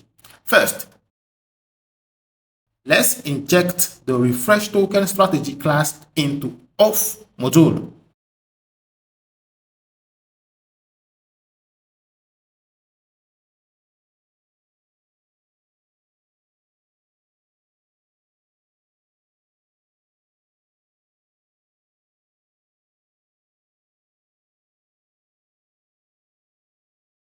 Then create the file itself in strategies folder.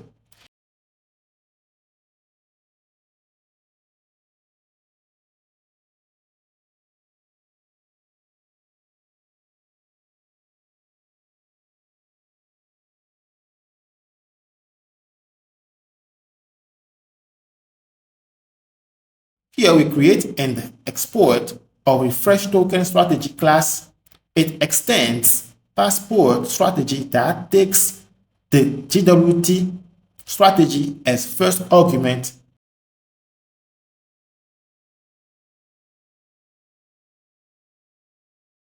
and as second argument it takes string JWT refresh. This is the strategy name. It allows you to distinguish this strategy from the normal access token JWT strategy. Why a separate refresh strategy? Access tokens and refresh tokens have different roles. Access tokens is short-lived, used on normal API routes. Refresh tokens, access tokens are short-lived, used on normal API routes. Refresh tokens are long-lived, used only to get new tokens. The constructor configures our JWT refresh token strategy in NestJS by passing specific arguments to passport JWT strategy via super function.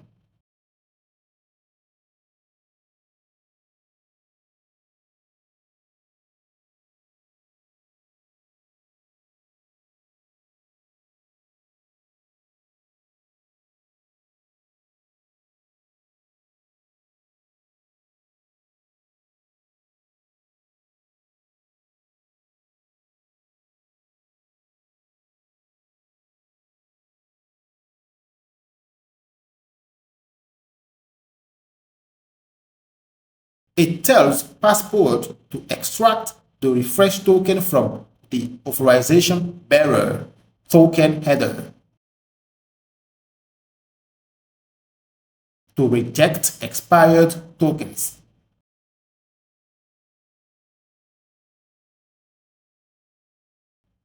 And to verify the token using a separate secret from the one used for access token, which improves security.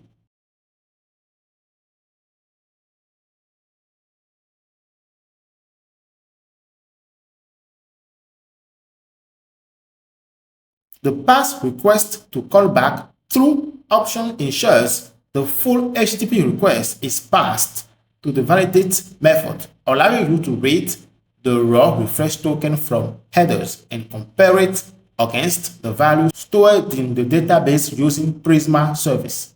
Create the JWT underscore refresh underscore secret key, same as you created for JWT underscore secret underscore key.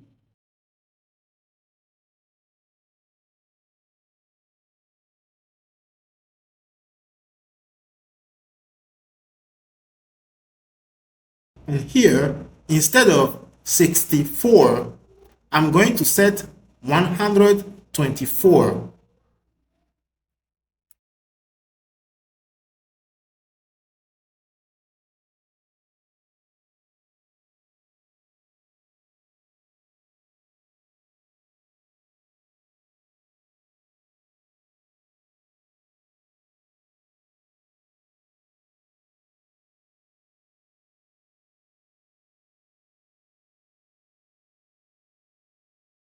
Now we are going to create the validate function. This is the core verification step of the refresh token strategy in Next.js Passport. It runs after the refresh JWT has been verified. Its job is to make sure the refresh token is still valid according to your database. It received the raw HTTP request because pass request to callback through was enabled in the strategy. This is required so you can manually extract the refresh token from the authorization header. Payload argument comes from decoding the refresh JWT. It contains sub and email. We set the initial logs to confirm the strategy is triggered and show the decoded JWT payload.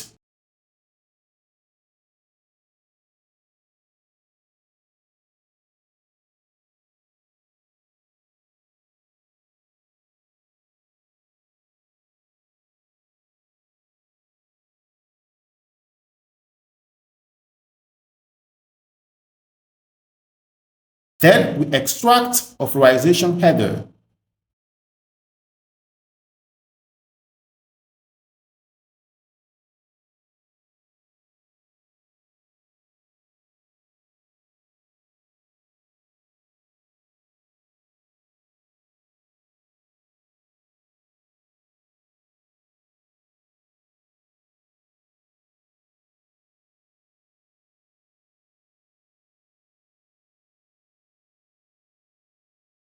If it does not exist, request is immediately rejected because no refresh token was sent.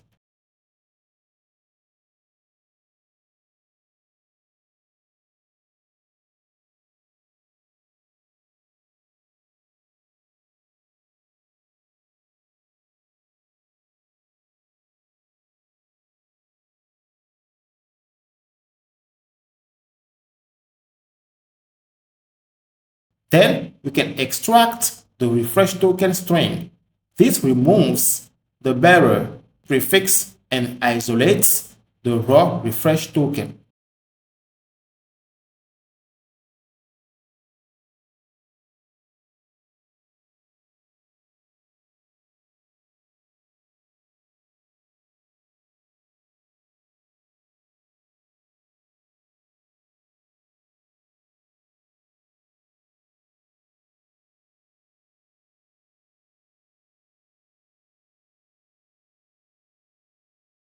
Then we fetch user from database that matches sub ID with this .prisma.user.find unique function. This verifies that the user still exists since a refresh token is stored for that user.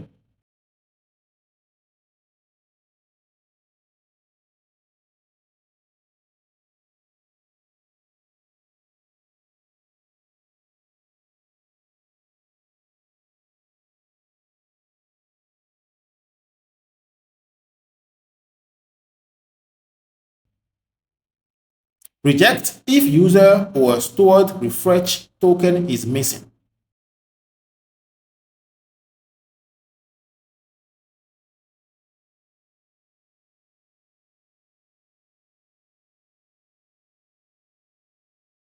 Then we compare provided token with stored hash with bcrypt.compare function.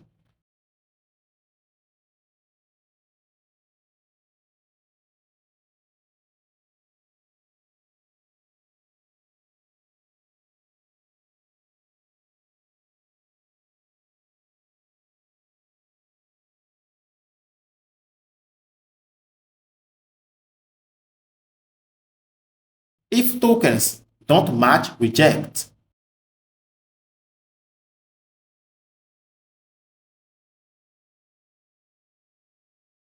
Otherwise, return sanitized user object.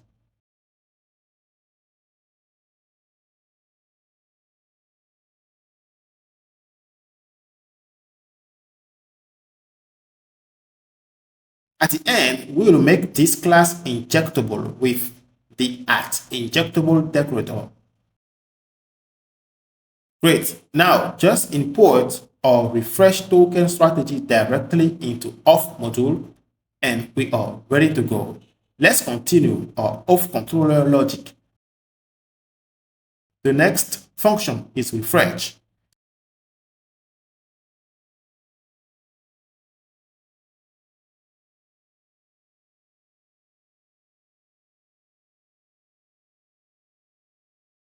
And here, I'm going to add a decorator to this function called useGuards. In Nest.js, useGuards is a decorator used to control access to routes by deciding whether a request is allowed to reach a controller. At runtime, a guard runs before your route handler. It inspects the incoming request and returns either true to allow the request or false to block the request. In practice, guards are most commonly used for authentication and authorization. So this means there is two kinds of guards. Authentication guards like JWT or refresh token guards that verify who the user is. Authorization guards like role or permissions that verify what the user is allowed to do. For now, it's about authentication guards, and we want to tell NestJS to protect this route with our refresh token authentication logic. So we need to create this refresh token guards class. And for that, we are going to create a new folder inside of folder called guards and create a file called refreshtoken.guards.ts. Again, you are free to name your files whatever you want, but make sure the name makes sense.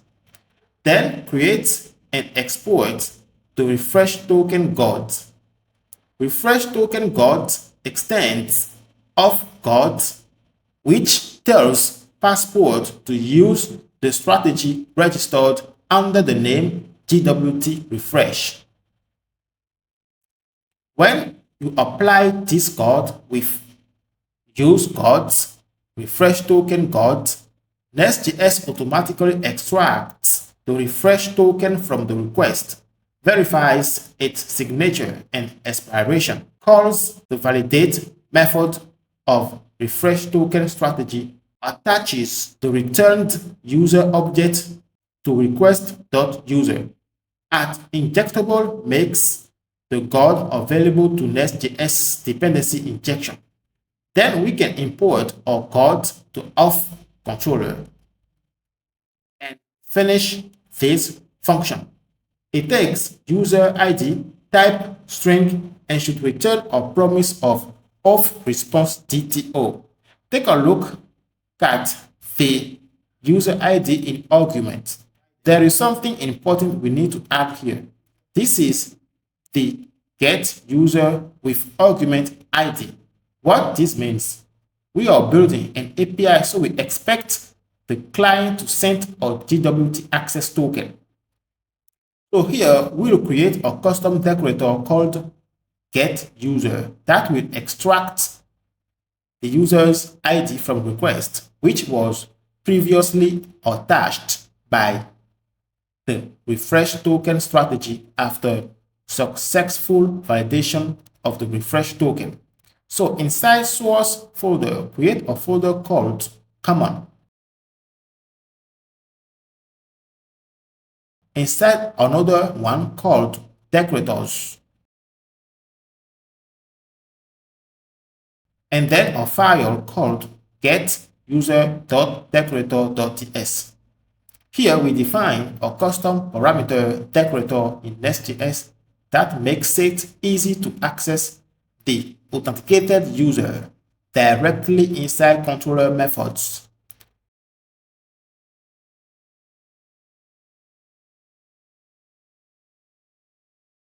Create param decorator gives you access to the current request through the execution context.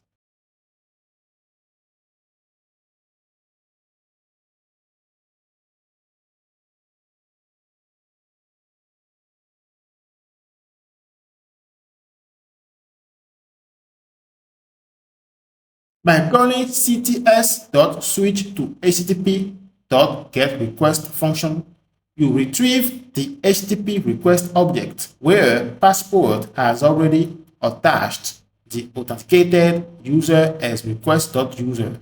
After OAuth successfully runs,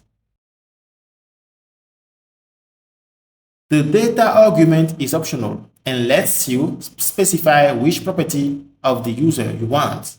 If data is provided, the decorator returns user.id.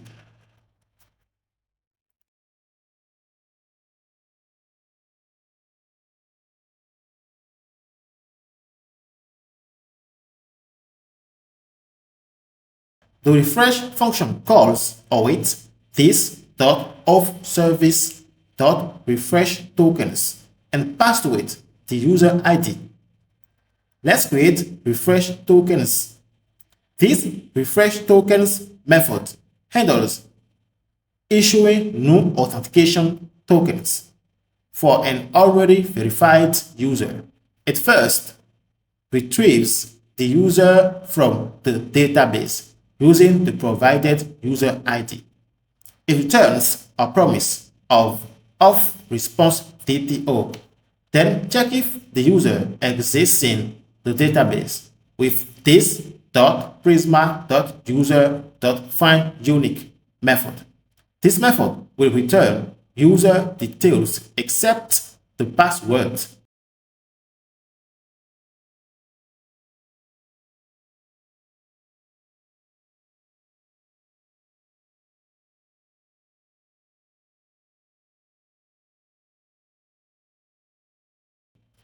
If user is null, it throws an error not found.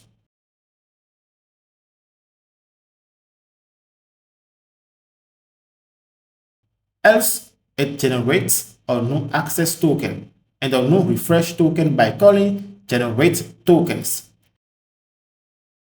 Then rotates the refresh token by saving the new one in the database via update refresh token, which automatically invalidates any previously issued refresh token.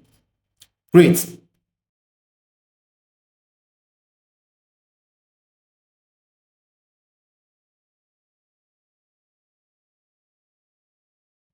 Now let's go ahead. The next function in off controller is logout.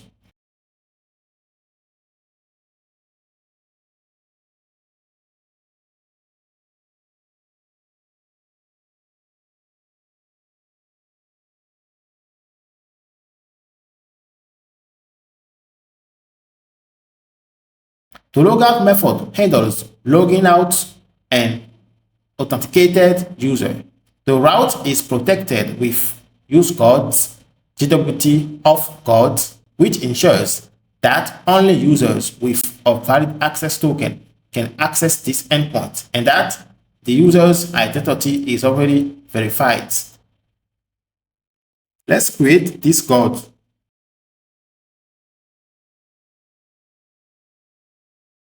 Create folder codes in common folder. Inside, create this file, JWT auth.code.ts.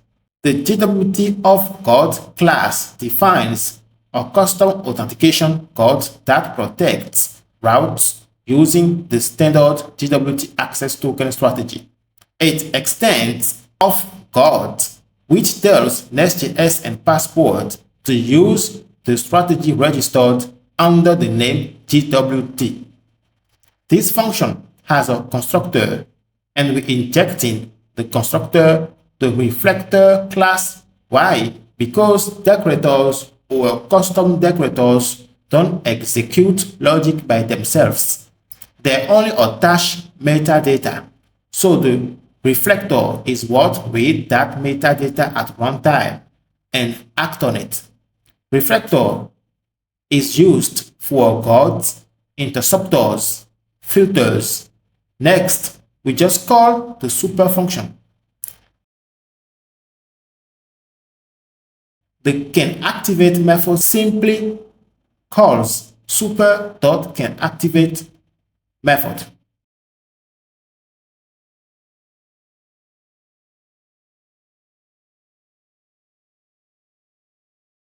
And pass to it the context argument, which validates the JWT checksets expiration and if successful attaches the decoded user information to request.user before allowing the request to reach the controller. The class is marked with @injectable decorator so it can be injected and reused across the application. Back to auth controller. Using the getUserDecorator, the method extracts the authenticated user's ID from request.user and returns a promise of object containing a message string.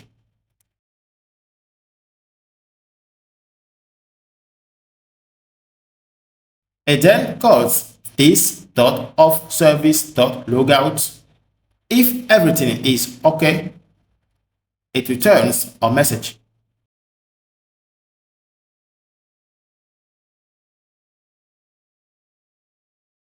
Let's implement this logout logic in auth service. The logout method handles invalidating a user's section and returns a promise. It receives the authenticated user's user ID, and updates the corresponding user record in the database using this.prisma.user.update.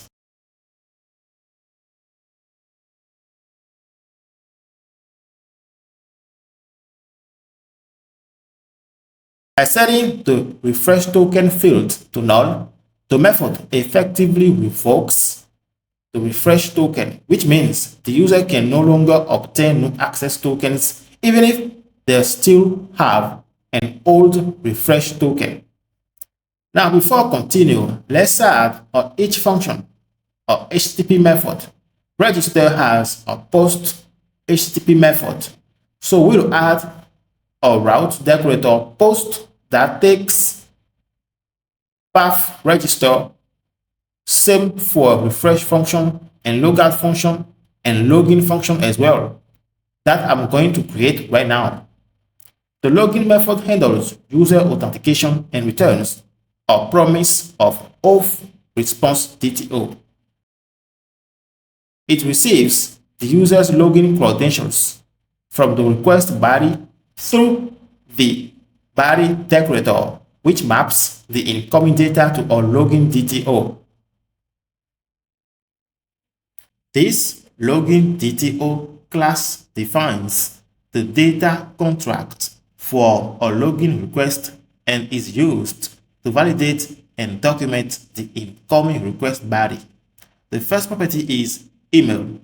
The value should be a validated email and should not be empty.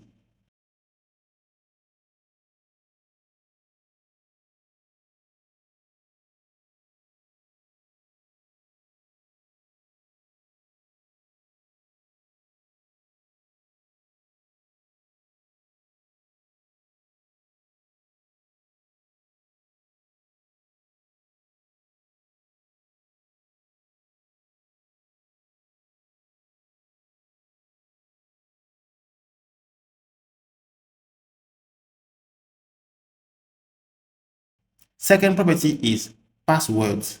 It should be a string and not empty.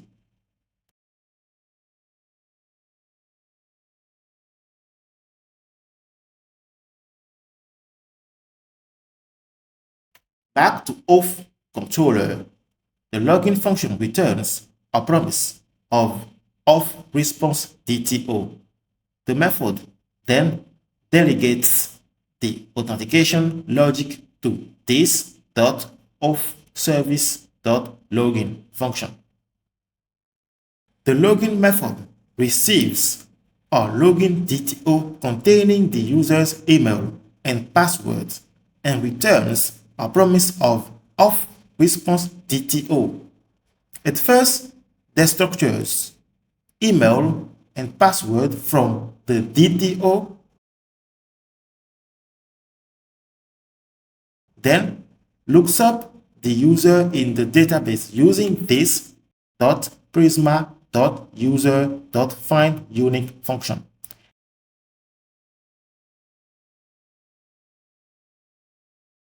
If no user is found, or if the password does not match the hashed password stored in the database,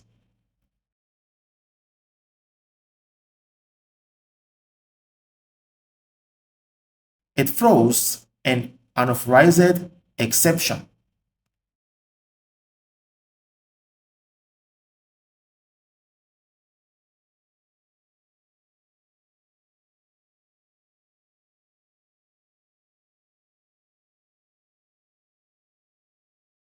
If the credentials are valid, the method generates no access and refresh tokens with generate tokens and updates the user's stored refresh token via update refresh token. Finally, it returns an object containing the tokens and a safe user object. So the client receives both authentication tokens and the user's public details.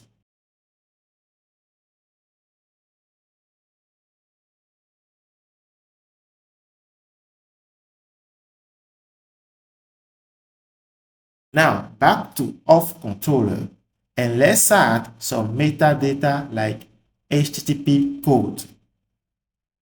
HTTP code is a NestJS route handler decorator that lets you manually set the HTTP status code returned by a controller method. By default, NestJS chooses a status code based on the HTTP method. For example, HTTP code 201 will ensure the response always returns HTTP 201 regardless of the method of your API route.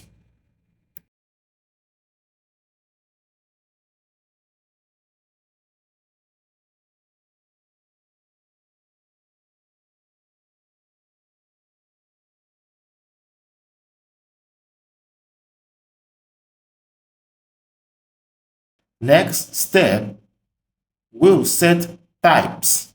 In Next.js, types are classes that transform or validate incoming data before it reaches your route handler. They act like a pre-processing layer in the request lifecycle.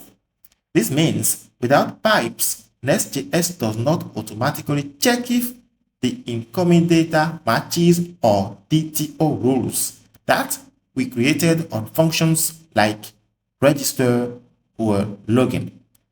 The controller will receive raw request data, possibly with missing or invalid fields. And user can also send extra or malicious fields. So to avoid that, we just need to add this logic in the main.ts. This sets up global validation pipes in our NestJS application, which automatically validate and transform incoming request data for all routes. App.use global pipes applies or pipe globally, so you don't need to attach validation to each controller or DTO individually. No validation pipe function creates a pipe from NestJS built-in validation pipe. The options do the following thing. Whitelist true automatically removes any property not defined in the DTO, preventing extra data from being processed. Forbid non-whitelist true throws an error if the request contains unexpected properties, enforcing strict DTO validation. Transform true automatically converts plain request objects into DTO class instances, so you can use class methods or decorators. Transform options dot enable implicit conversion. True allows automatic conversion of primitive types based on the DTO's type annotation.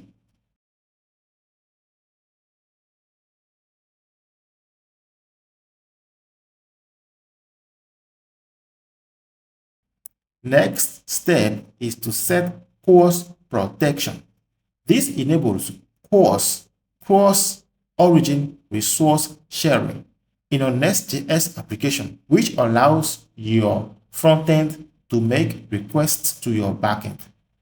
App.enable CORS function activates CORS with custom options. Origin sets which domains are allowed to access the API. Reads allowed origins from an environment variable and falls back to HTTP localhost 3000 if none is provided.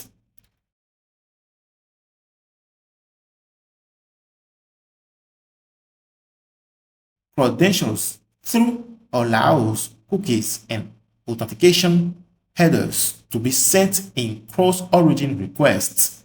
Methods like get, post, put, delete, patch options specifies which HTTP methods are permitted. Allowed headers like content type, authorization, accept specifies which headers the frontend can send.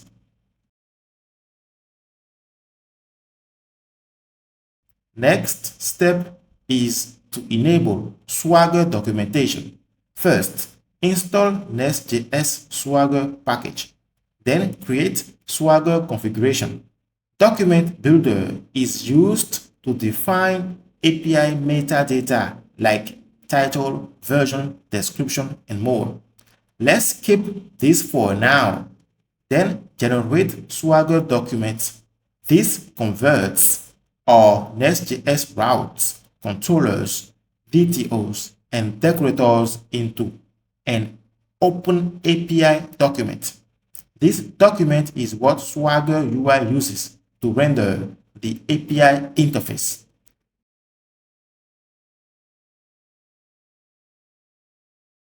Next, set up Swagger UI endpoint.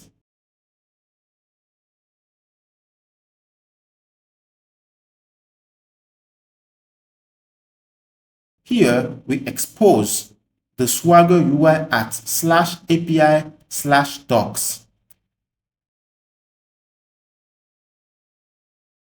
The fourth argument is a configuration object for UI customization. Swagger options like persist authorization through heaps of tokens after page refresh. Tags sorter alpha sorts API tags alphabetically.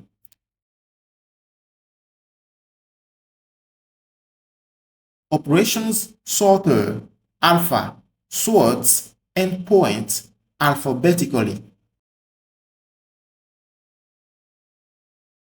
Custom site title sets the browser tab title. Custom fav icon sets a custom favicon.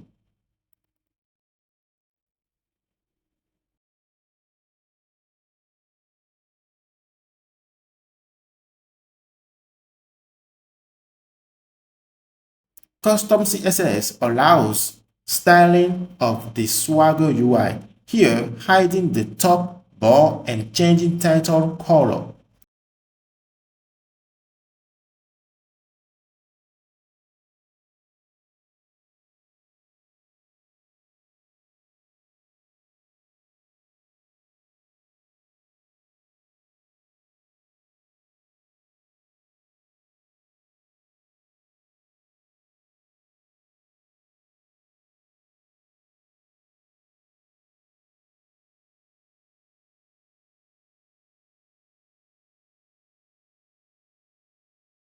Now let's go back here and set config options.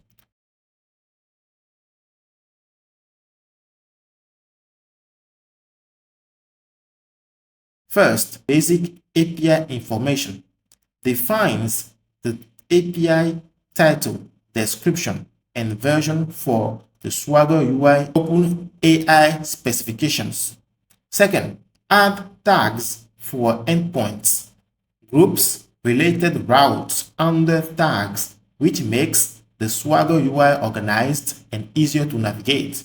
Third, add bearer authentication for access tokens, defines a security scheme for JWT access tokens. This allows you to test authenticated endpoints directly in Swagger by entering a valid token.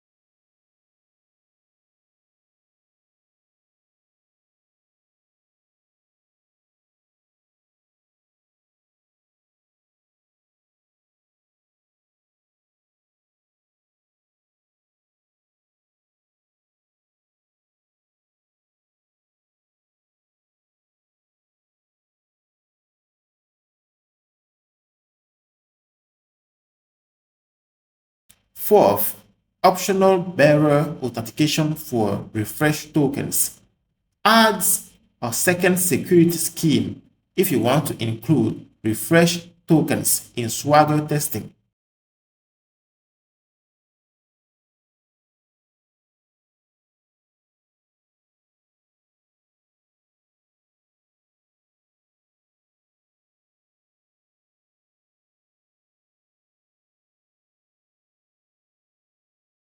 Then add servers.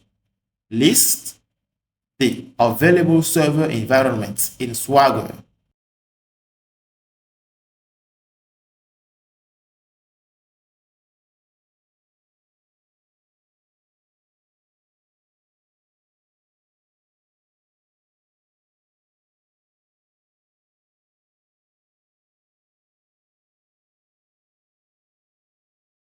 Finally, build the document.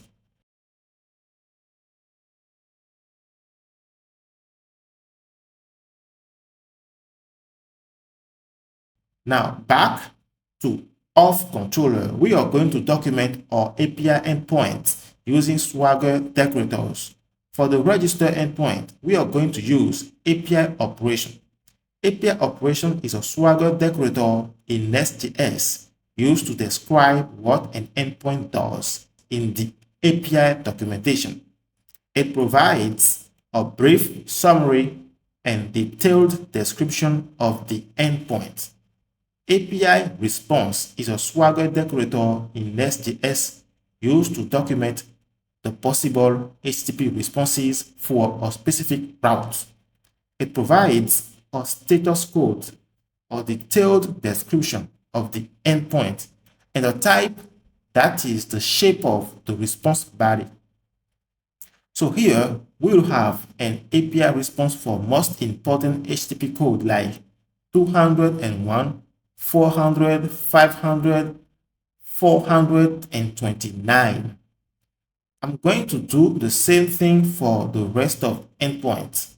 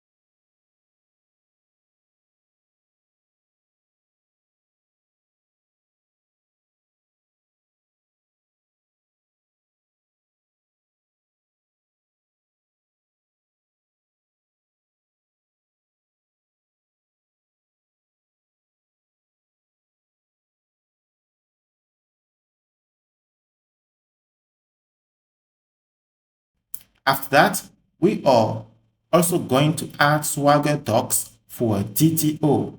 Here, we will use API property decorator to document each field.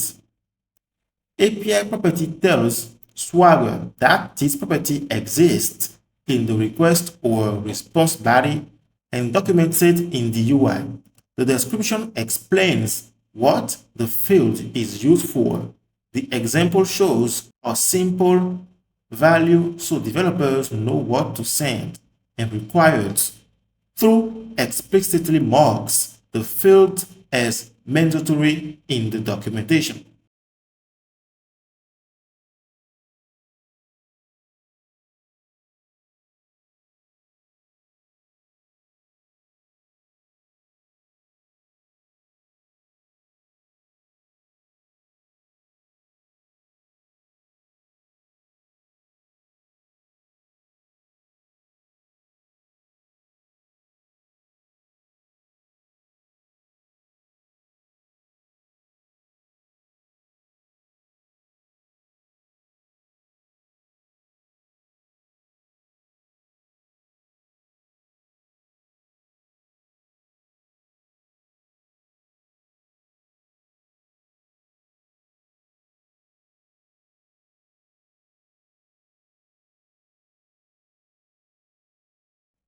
Great, now we are done and let's run the dev server and see the result.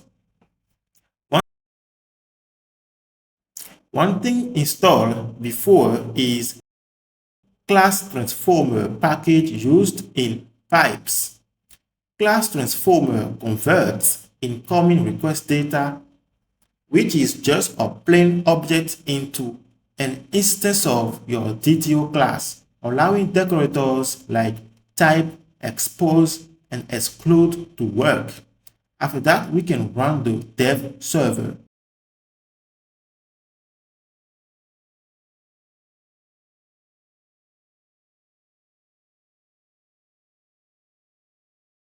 Everything is okay. The app is running at localhost 3001 by default, but we changed the default path to API/v1. So we should use localhost 3001 followed by /API/v1. Great. For Swagger API docs, this runs at API/docs.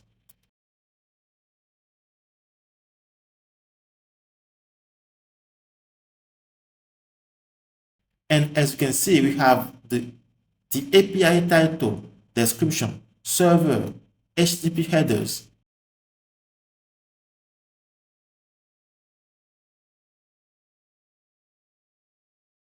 endpoints by tag app, auth groups, authentication endpoints like login. Each request has a description, parameters, request body. The request body has a schema that defines the body shape. Like for login, we need to provide an email string and a password string as well. But before using login endpoint, you actually need to create a new account first. So let's use the register endpoint.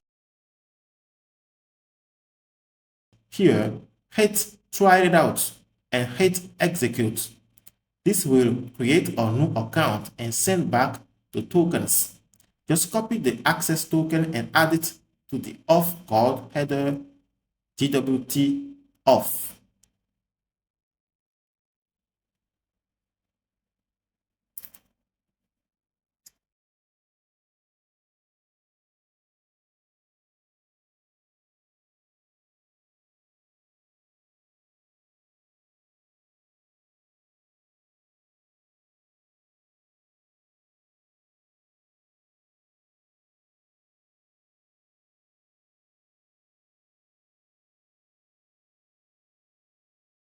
After that, hit authorize.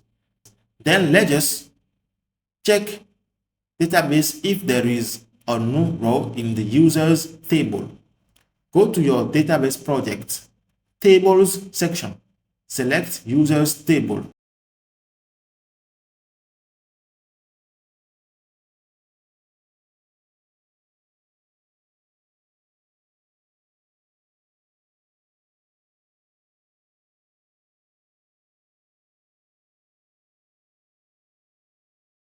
And there it is. We have the email, password hashed, first name, last name, role, refresh token, and relations fields.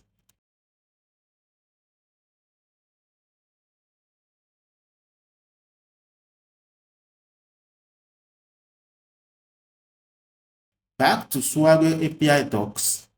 Here we can remove the access token from the header and try to log out. This will throw an unauthorized access with status code 401. But when we log in again, copy paste token, enough header.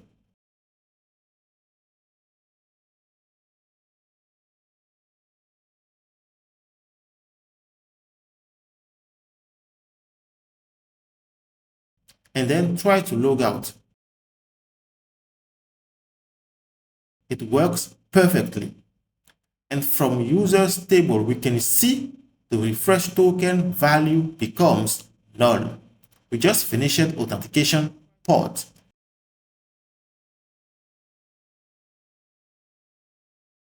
Here, we are going to create users API routes and set up authorization roles. So we are going to create users, module, controller, and service.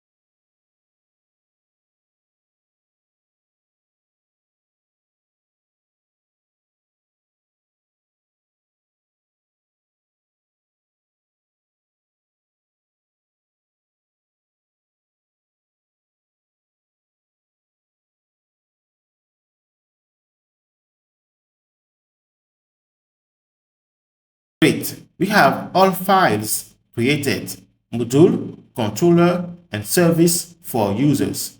Let's start implementing API routes.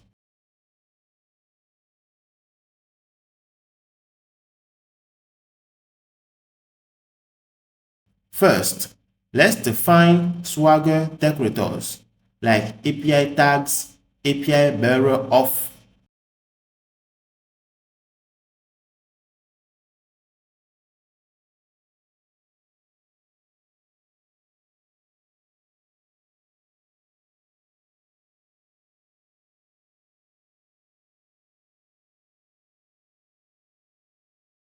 Use gods.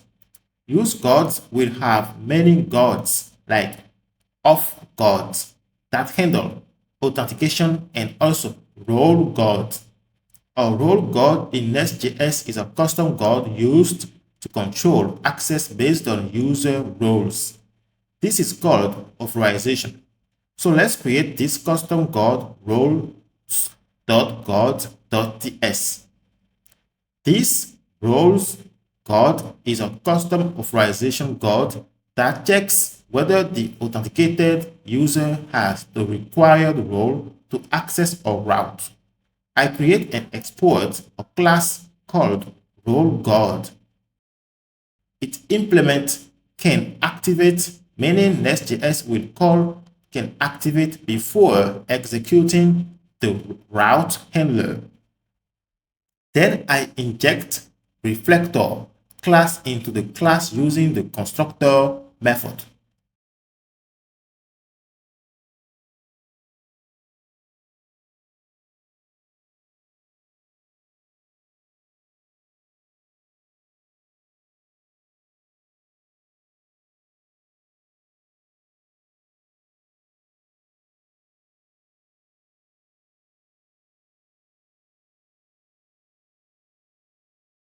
Then here, let's create the can activate function.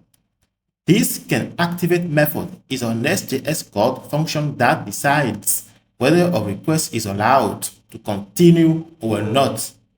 It takes execution context, a Nest.js abstraction that represents the current execution environment of a request and returns true or false.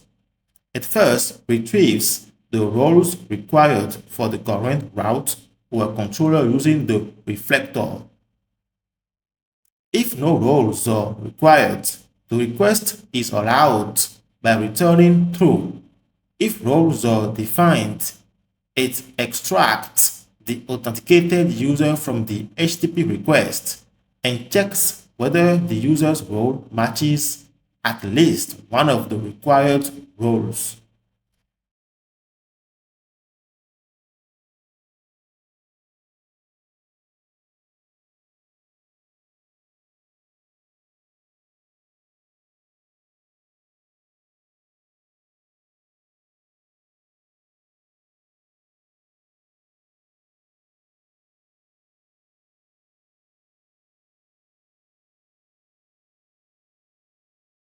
Roles keys is list of data. Let's create custom decorator called roles.decorators.txt. Here, roles underscore key is a constant string that acts as a metadata key to store roles on controllers or route handlers. The second constant roles is a decorator function that takes one or more roles as arguments and uses set metadata to attach them to the target method or class.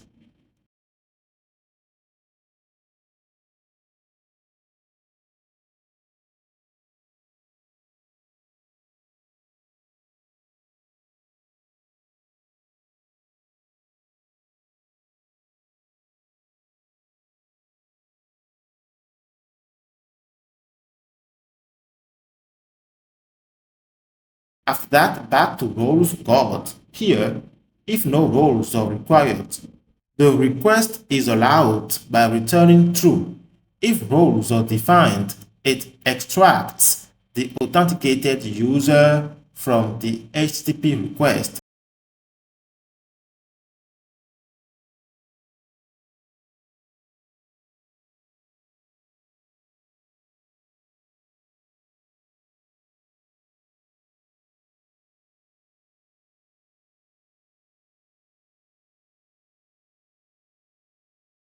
And checks whether the user's role matches at least one of the required roles. If there is a match, access is granted. Otherwise, the request is blocked.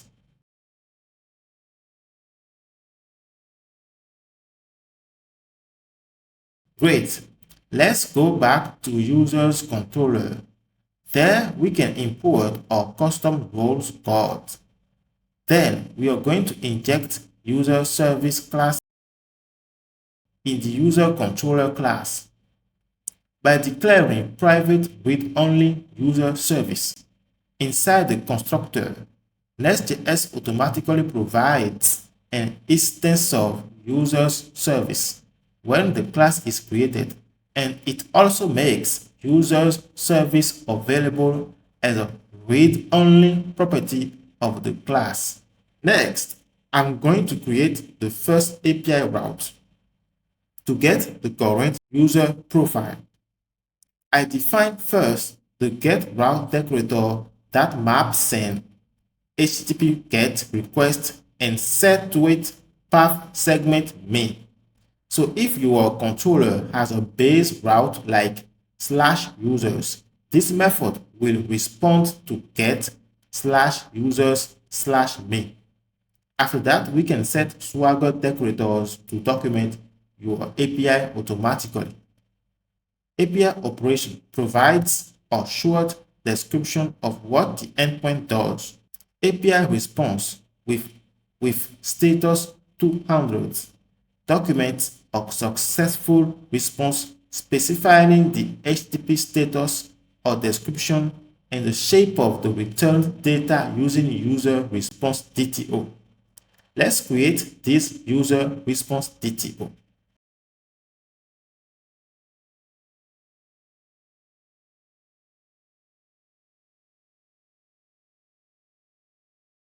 I define and export the user response DTO class. It has many properties.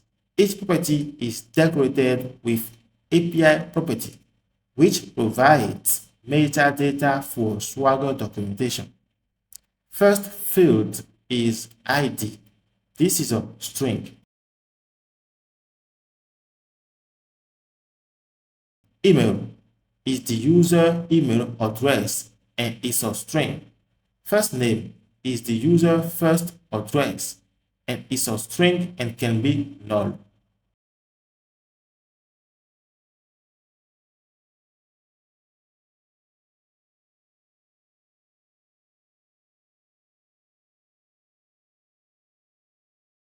Last name is the same as first name.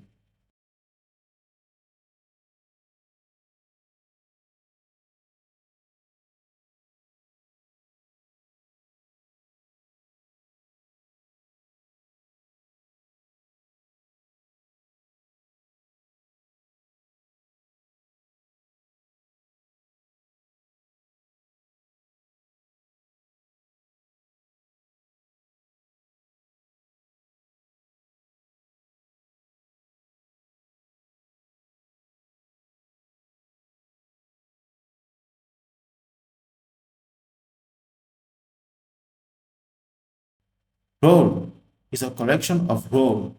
It can be admin or user.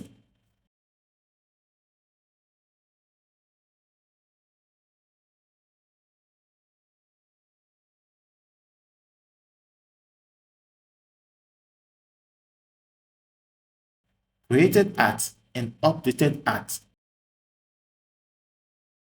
or timestamps showing when the user was created and last updated.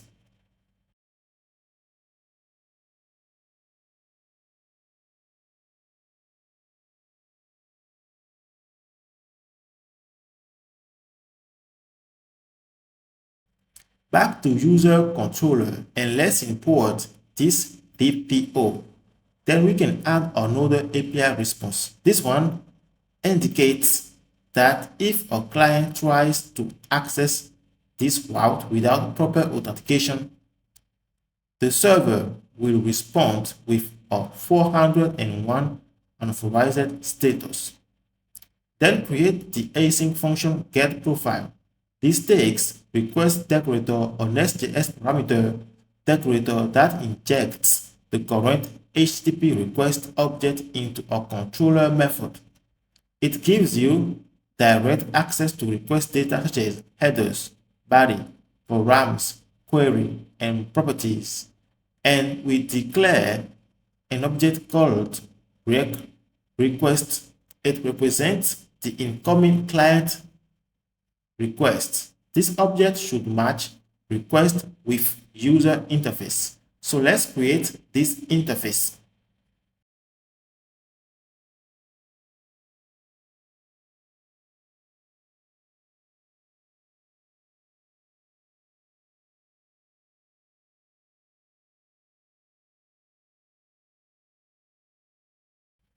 This interface defines a custom HTTP request type that extends the standard express request to include a user property. By creating request with user, you make TypeScript aware that user exists and has a specific shape, which gives you type safety, auto completion, and compile time checks when accessing request.user in controllers or services instead of relying on any type. Now, our function getProfile should return a promise of user response DTO.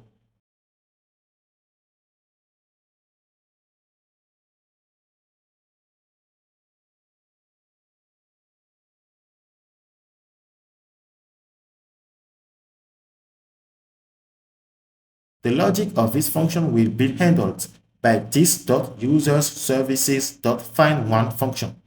Make sure to import the request decorator properly from Next.js. After that, let's open the user services file.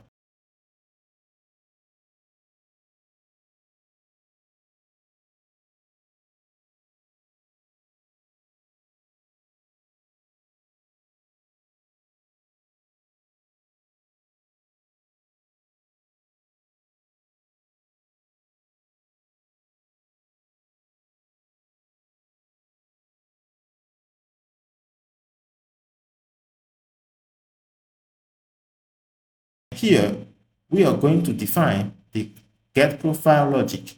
But first, as always, we need to use Prisma service. So I'm just going to add Prisma service into the user service constructor.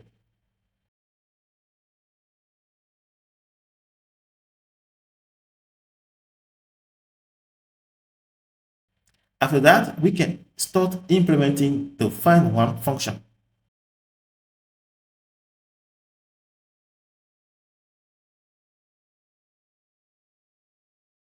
This findOne method fetches a single user by ID from the database using Prisma and returns it as a user response DTO.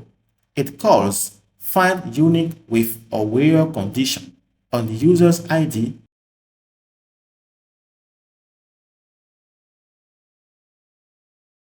and uses select to explicitly choose which fields to return.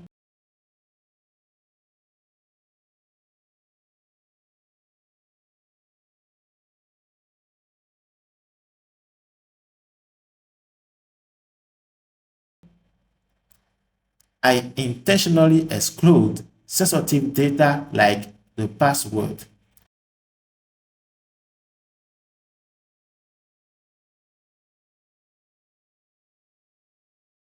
If no user is found, it throws a not found exception, which results in a 404 HTTP response. If the user exists, the selected fields are returned.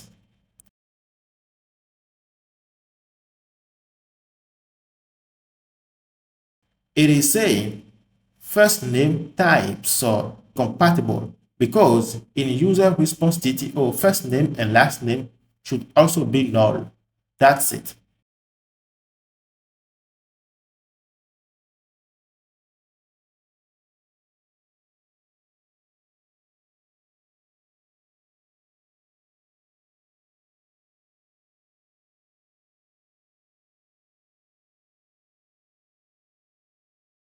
Back to the user controller.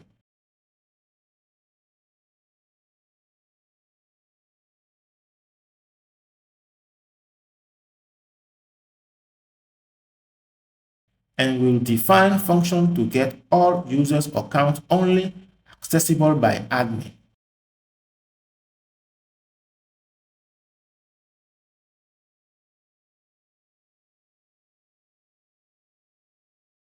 I declare an asynchronous function named findAll that returns a promise of an array of users shaped as user response DTO array. This is a HTTP GET method that corresponds to route decorator GET. These do not have any path segment, so it inherits the base path that is users.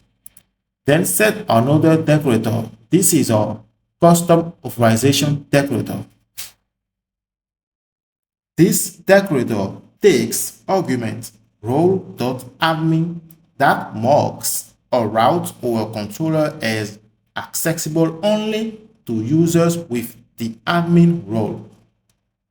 After that, I'm going to create Swagger decorators to document API. First one is API operation, and next is API response.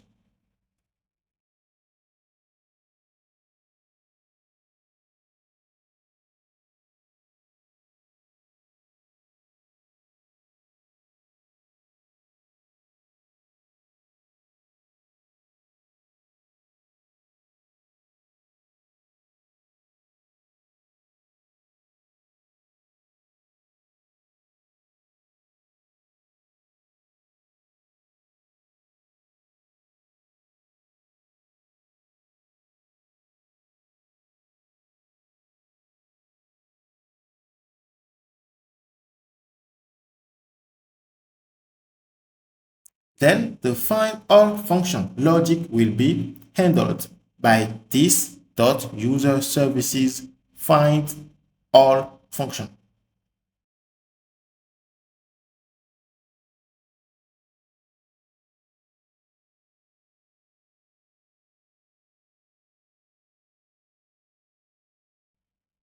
Great. Go to user services. Here, this find all method retrieves all users from the database using Prisma and returns them as an array of user response DTO. We call find many Prisma function to get all users except the password.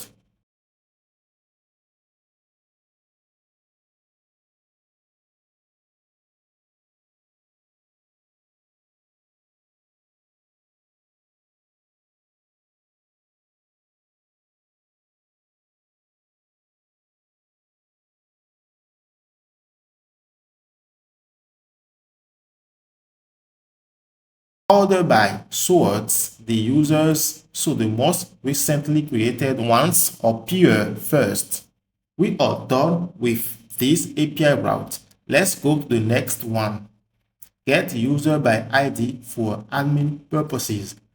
Here we are going to use route decorator get that maps an HTTP GET request with a dynamic route parameter.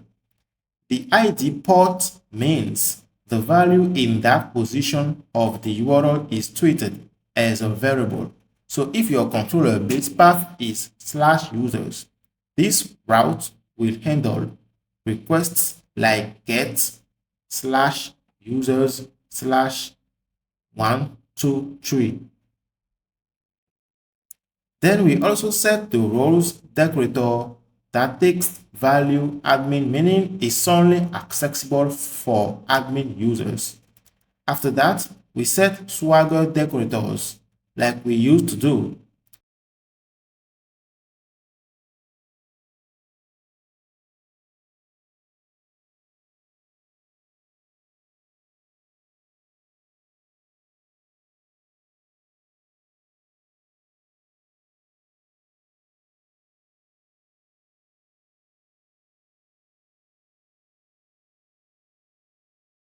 Now we define the async function that takes parameter decorator to extract or route parameter from the URL.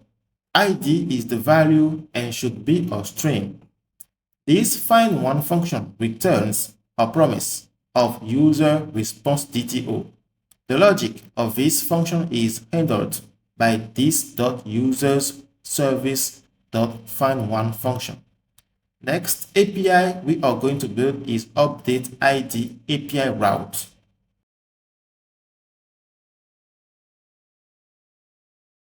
Here we will use patch route decorator that maps an HTTP patch request with segment path main to partially update the current authenticated user, meaning only the fields provided in the request body will be changed. Then we will set Swagger decorators to document the API. The first one is API operation. We already know that one. Next, Swagger decorator is API body. API body is a NestJS Swagger decorator that documents the expected request body for an endpoint. It tells Swagger that when a client sends a request to this route, the body should follow the shape defined in the update user DTO. Let's create this update user DTO. This update user DTO is a data transfer object used to define the shape of data when updating a user.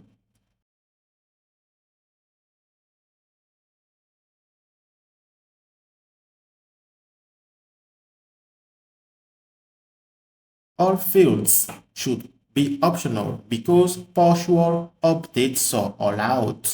For example, email is optional with the question mark symbol and should have a valid email format. Above the API property decorator to document the field.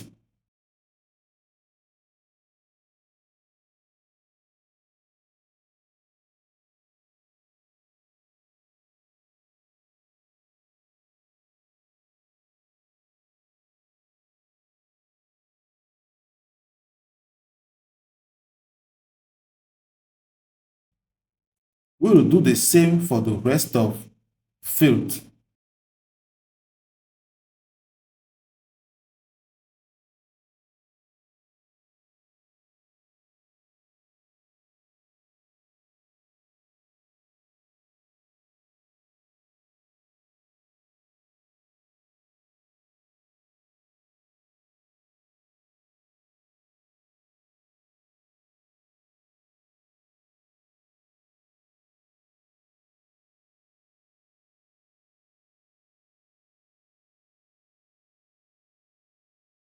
Back to user controller. Let's create the Swagger decorators to document this API endpoint.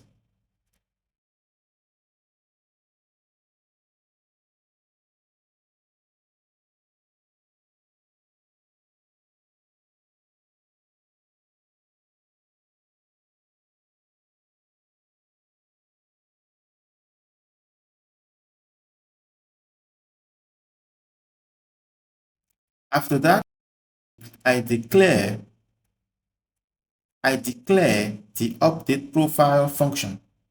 This update profile method is an asynchronous controller method that updates a user's profile. It takes user ID, the ID of the user to update user DTO, the incoming data to update, validated against the update user DTO class.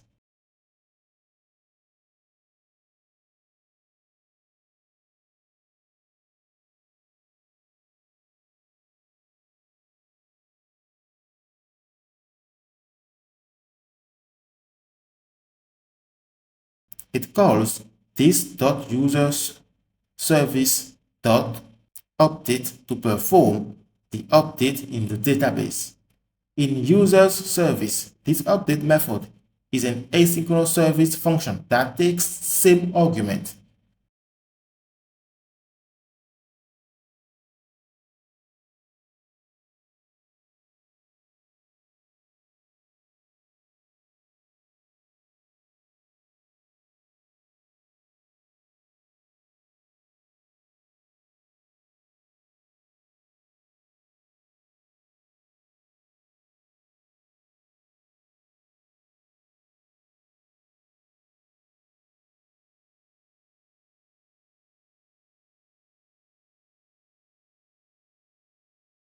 It first looks for the user by ID.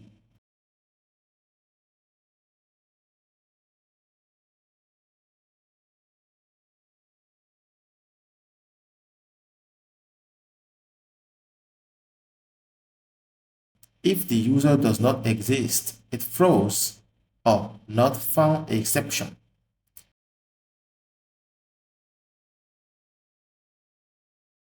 If the request includes a new email,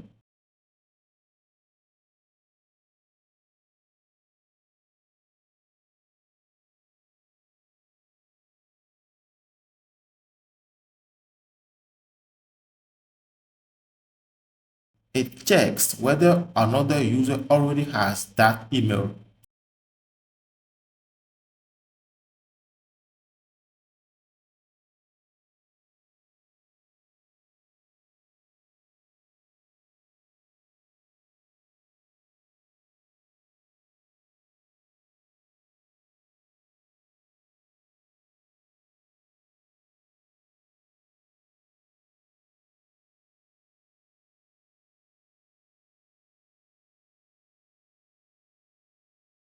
If so, it throws a conflict exception.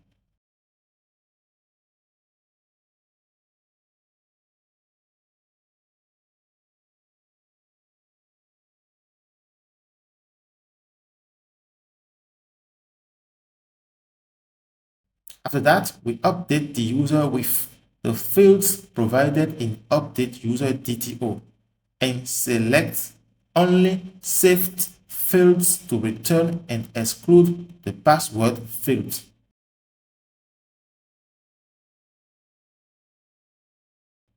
Finally, we return updated user.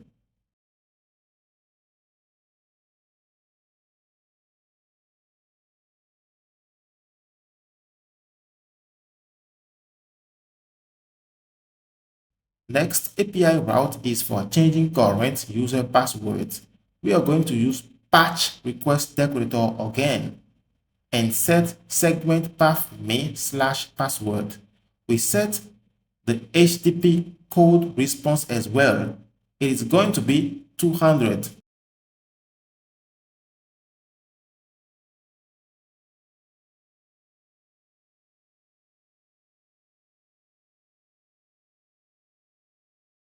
Then set Swagger decorators like API operation, API response for a successful response and unauthorized response.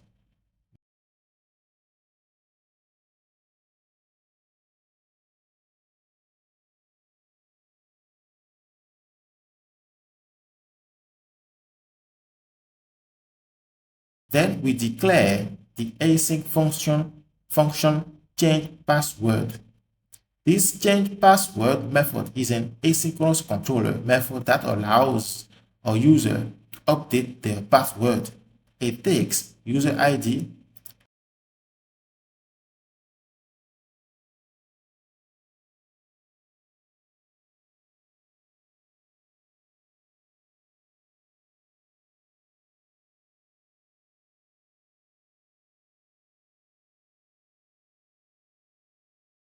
and change password DTO, an object containing the current password and the new password, validated using a DTO like change password DTO.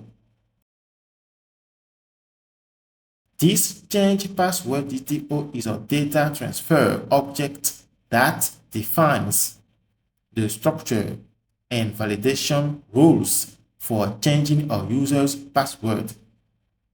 It has two fields, current password and new password. Current password is the user's existing password, which must be a non-empty string.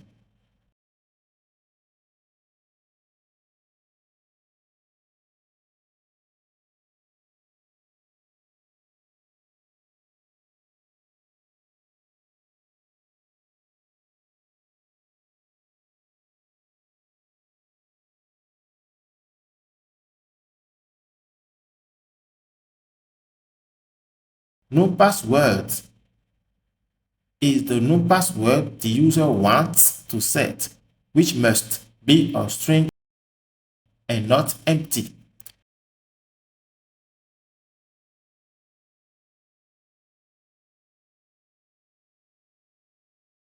Be at least 8 characters long.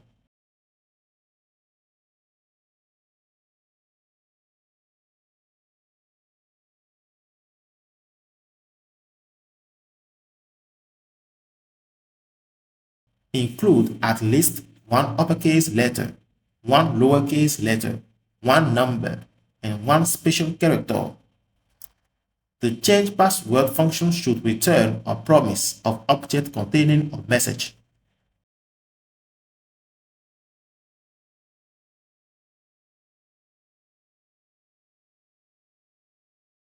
It delegates the actual password update logic to this.userService.changePassword and returns a simple message object. This change password method is an asynchronous service function that securely updates a user's password. It takes same arguments as the controller function.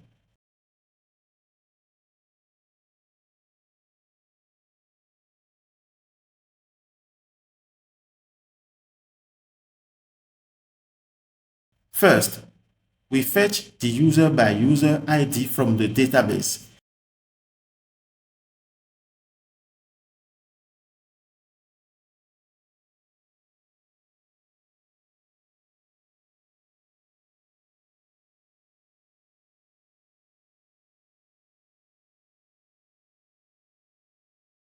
If the user does not exist, it throws a not found exception.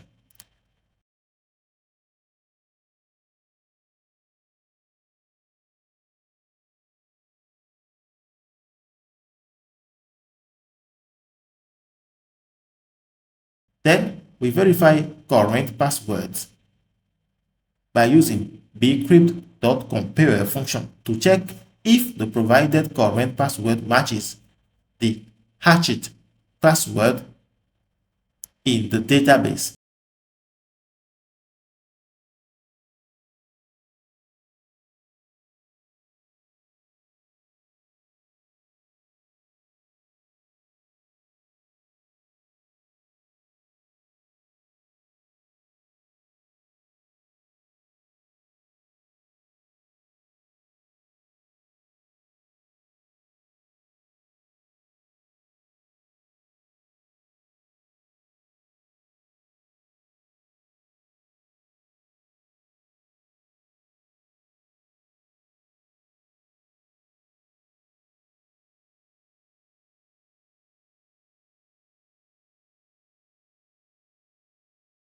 If not, it throws an authorized exception.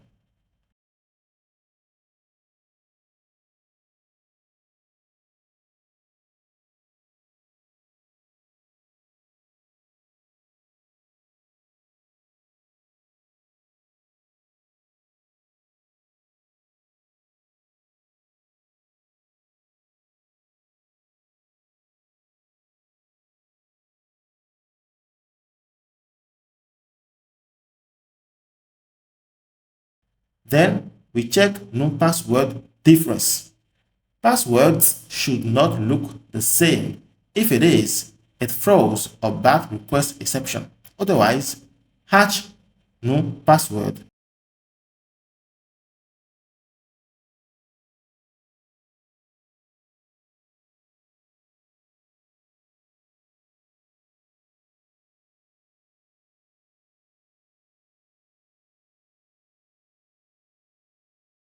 By using bcrypt.hash function with a defined sort rounds to securely hash the new password.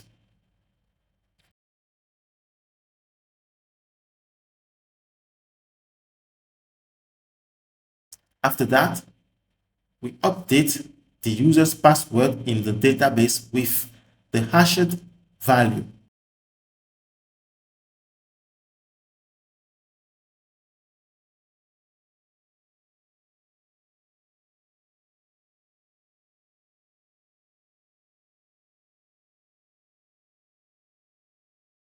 And return the response with a simple success message.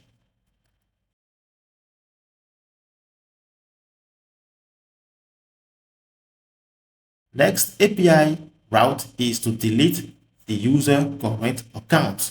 We are going to use route decorator delete that maps the HTTP method delete with segment path me. Then set the HTTP response status to 200 and then set Swagger decorators to document the API endpoints.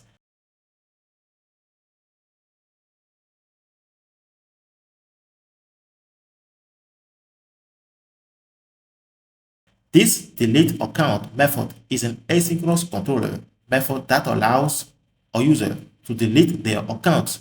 It takes the user ID of the account to be deleted and delegates the actual deletion logic to this .userService.remove function. This remove method is an asynchronous service function that deletes a user from the database. It takes same arguments as the controller function and should return a promise of object containing a message type string. It first fetches the user by user ID.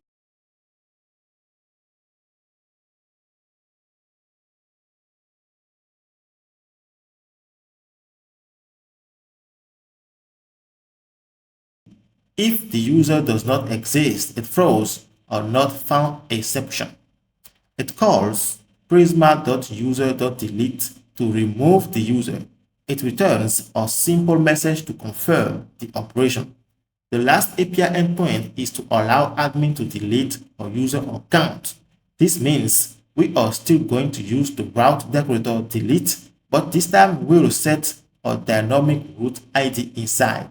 Then add the roles decorator with admin as argument. Then set the HTTP status code to 200. After that, we can set Swagger decorators to document the API endpoint. This delete method is an asynchronous controller function that allows an admin to delete a user by ID. It takes the ID route parameter and returns a promise of an object containing a message of type string.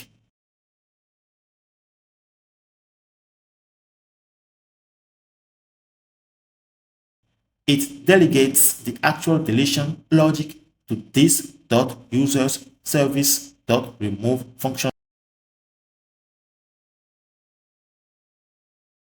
After building all these API, it is time to test them and Let's run the dev server.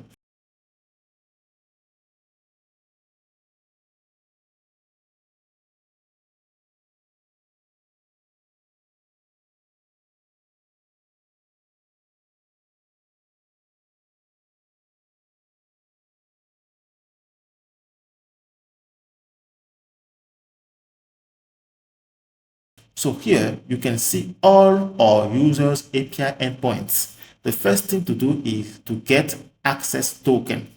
So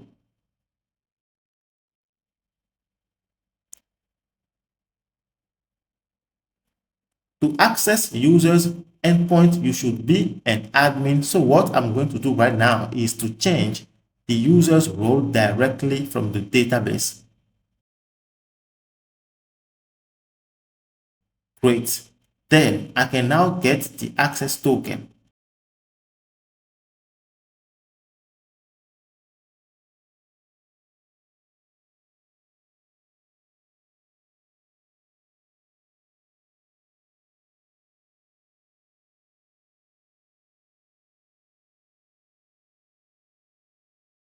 Once this is done, we can try to retrieve the current user details. Move to the API endpoint, get current user profile.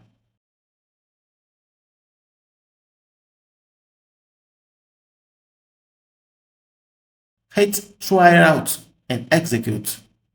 The server sends a successful response with status 200 and with response body the user's informations.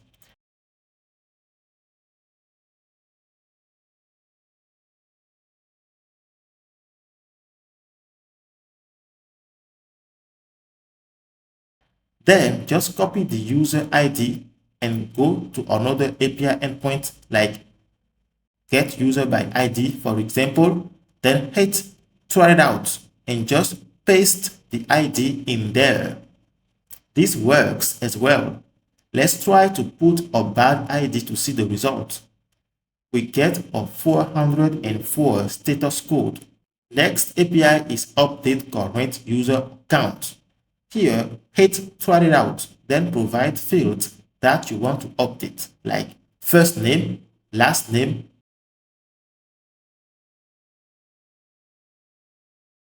then hit execute.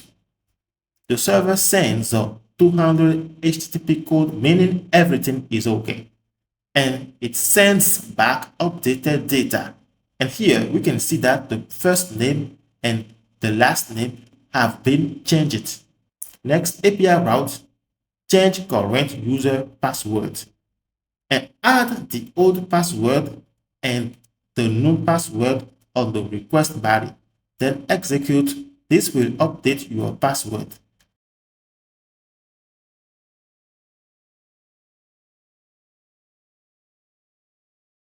Let me change the password again.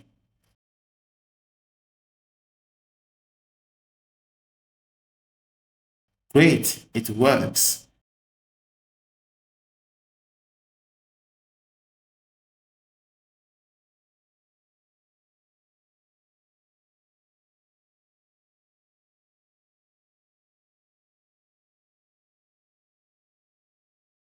Now for the last API endpoint, delete the user account. I'm going to create a brand new account and use this account instead of the current account. So let's go ahead.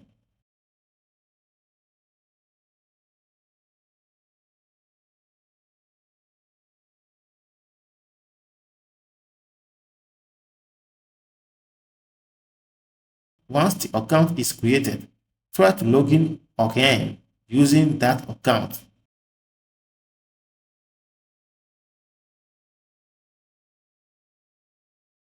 Then go to delete request, delete current user account, not delete user account by ID, because this one is only for admin.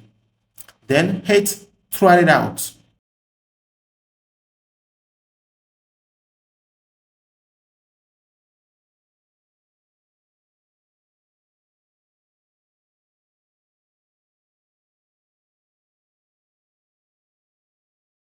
And execute. You do not need ID because this is the current user account.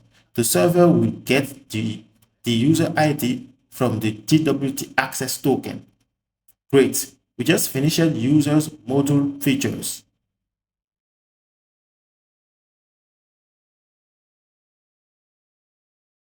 Now we'll focus on the category feature. So let's create category module, controller, and service.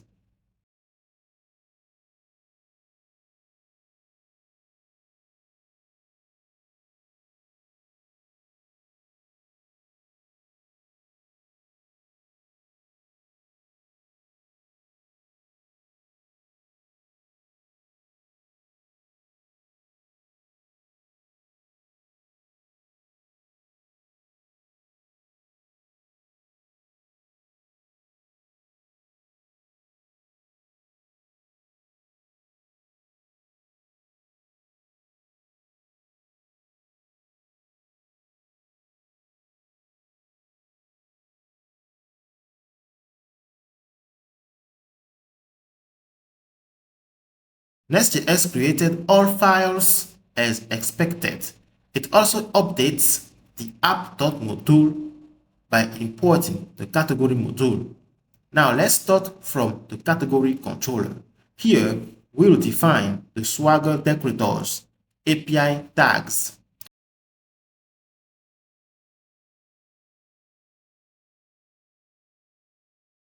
Then change the controller decorator base path to categories. For that, we need to inject the category services into the class category controller.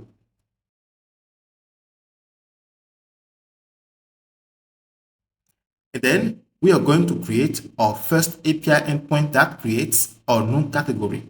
First thing to do is to set the route decorator post that maps the HTTP method post. After this decorator, we will set a class decorator use guards to protect this route.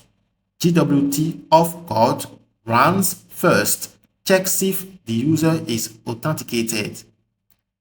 Roles guard runs next, checks if the authenticated user has the required role. Next decorator is roles. It defines what role the user should have to access this route. Then we also set the roles decorator that takes value admin, meaning is only accessible for admin users.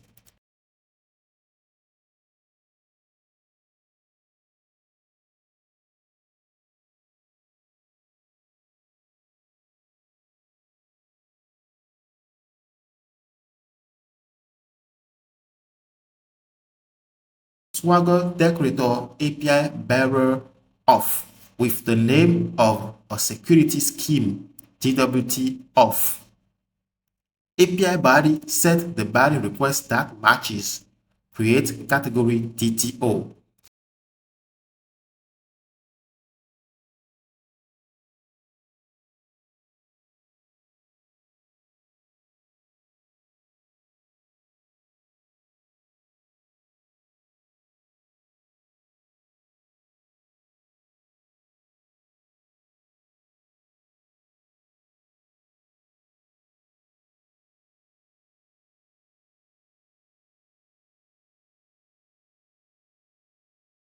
This class has a name.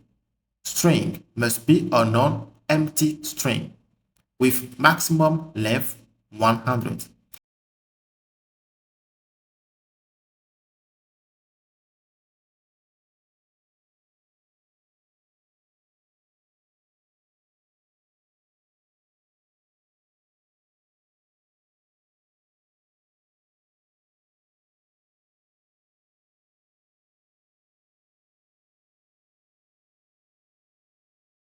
Description is an optional string with maximum length 255.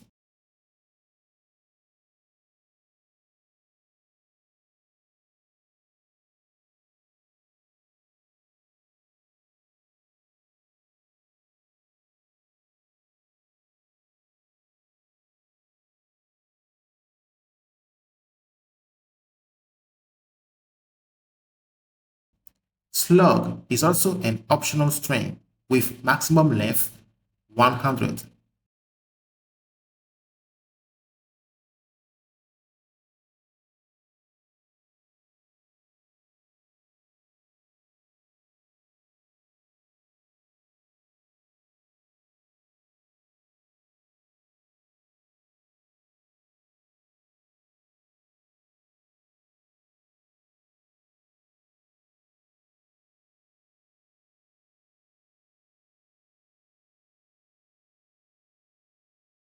Image URL is also an optional string with maximum length 255.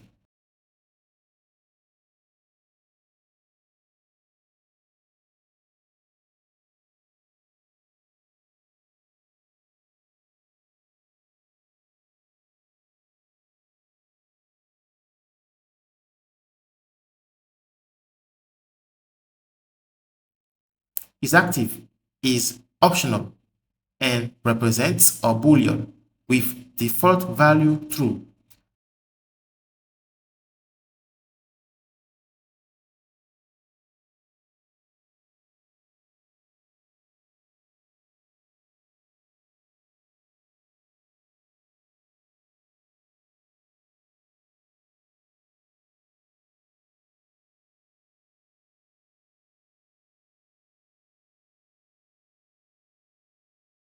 Back to category controller, we can complete the rest of Swagger decorators.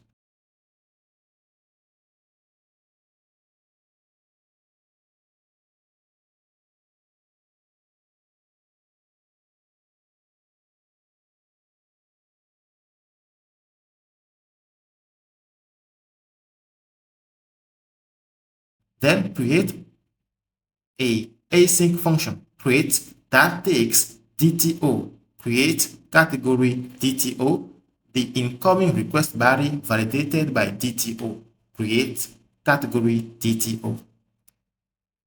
The method guarantees it will return a category response DTO wrapped in a promise. Let's create this new DTO.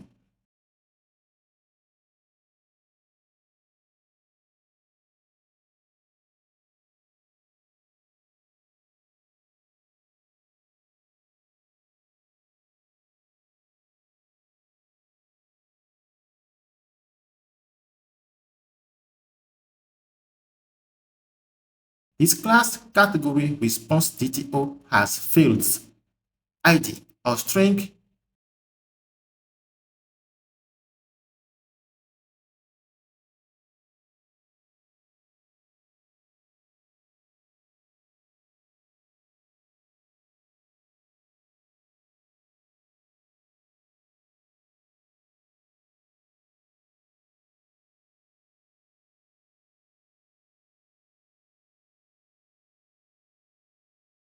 name, or string as well.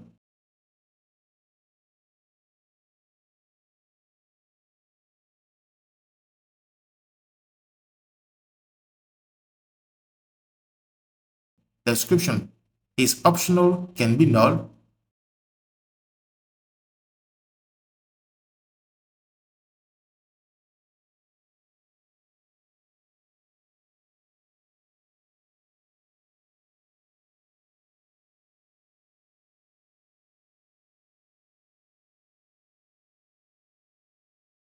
Slug, the same as description.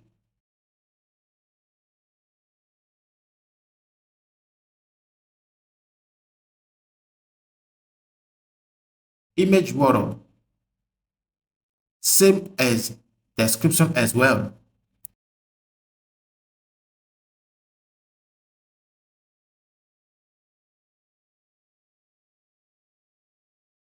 IsActive is a boolean.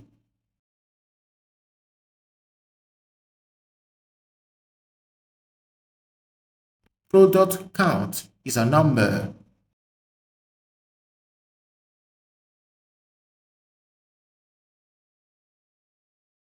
Finally, timestamps created at and updated at or date.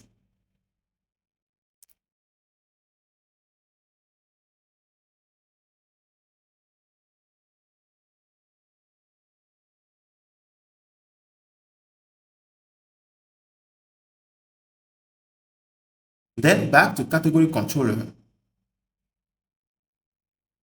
The create function logic is handled by the service this.category service.create category.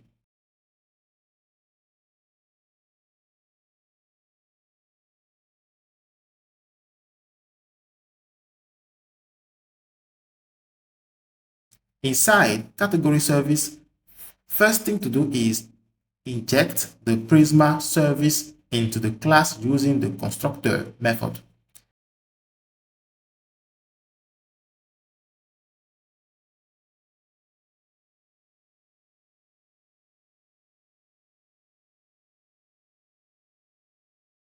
Then we can create the create function.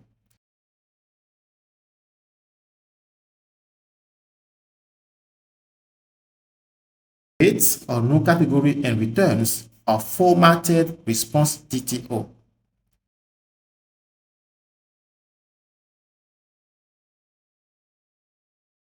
It first extracts name and optional slug and keep other fields in rest. Then I generate a slug if missing. Convert the name into a URL friendly slug.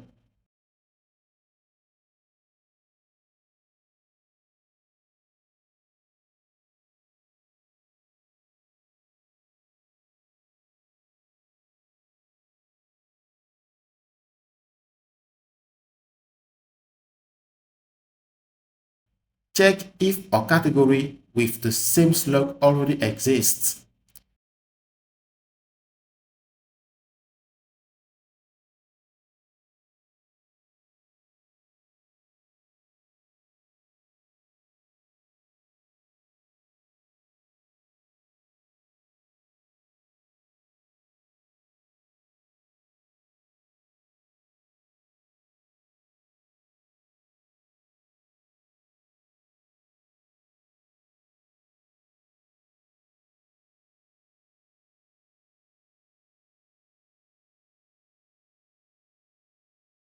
If it is, return an HTTP 409 conflict if the slug is already taken. Else, I create the category.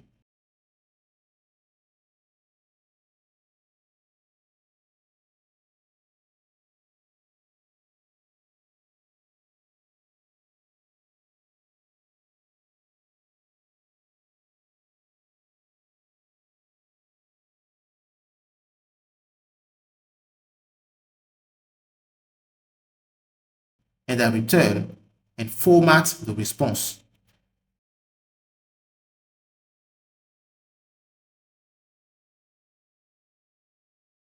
This format category method is a private helper that converts a raw database object into a clean category response DTO. What it does, it takes category or string, product count or number, and return an object containing all category fields that match the category response DTO fields. Now let's replace the any type of category to category type generated by Prisma.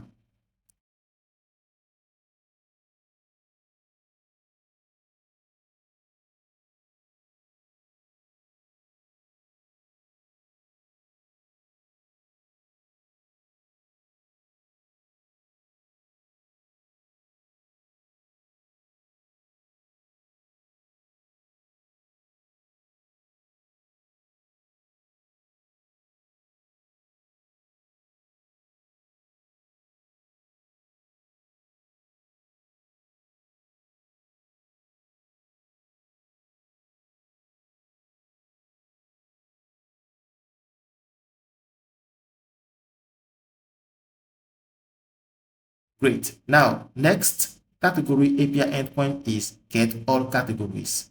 We are going to use the request decorator get, then document the API with Swagger decorators. For API successful response, we want to set the schema of the response.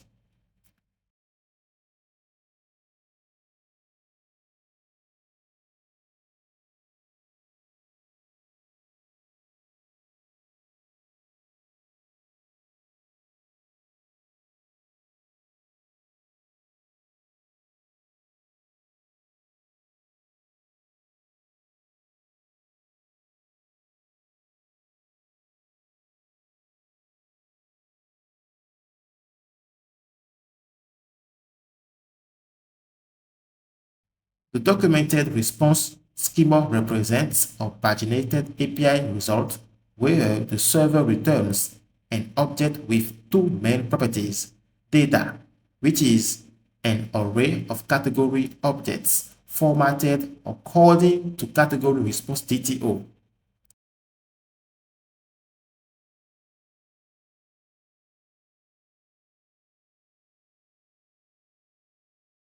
and meta, which contains pagination information such as the total number of categories, the current page, the number of items per page, and the total number of pages.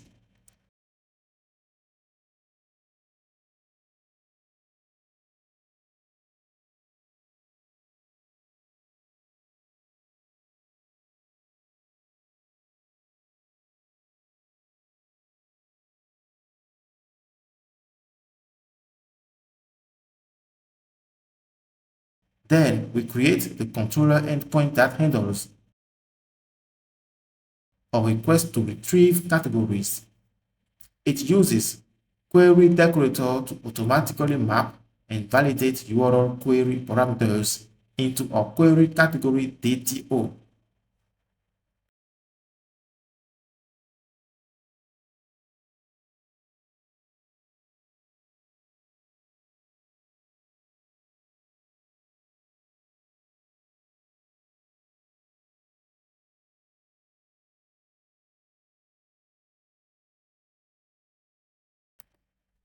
This DTO defines and documents query parameters for fetching categories with filtering, search, and pagination.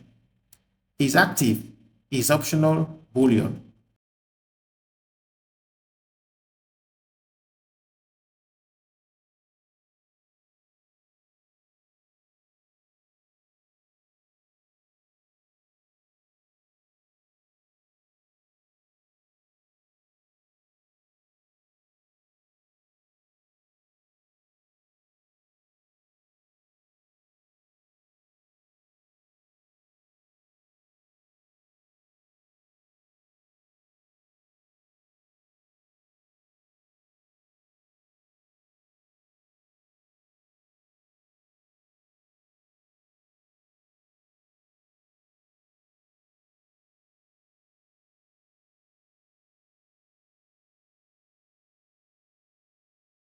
Transform decorator converts query strings into real booleans.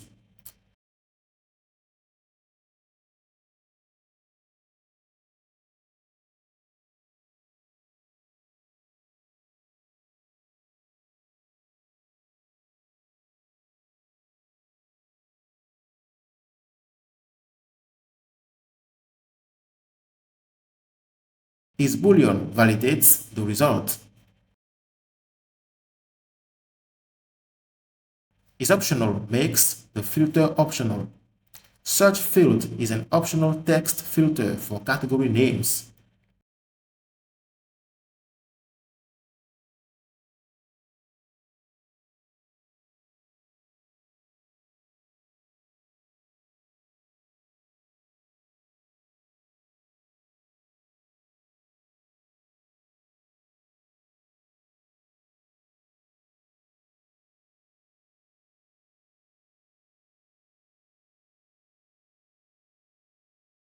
Page field is a number and defaults to page 1 if not provided.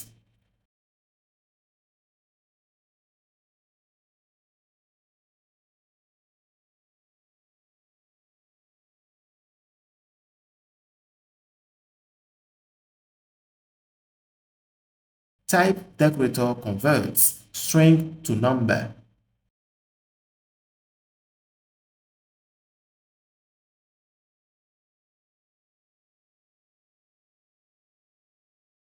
Minimum value of page is 1.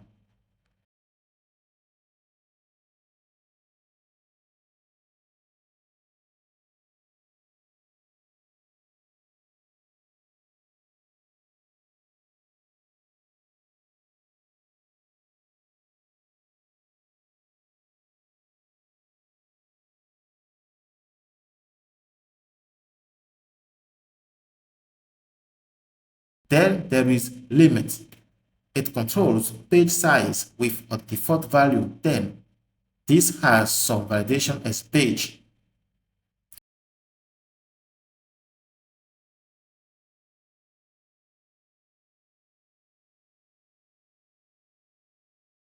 Great. Let's go back to category controller and finish the find all function. The logic is handled by this .category service .find all function.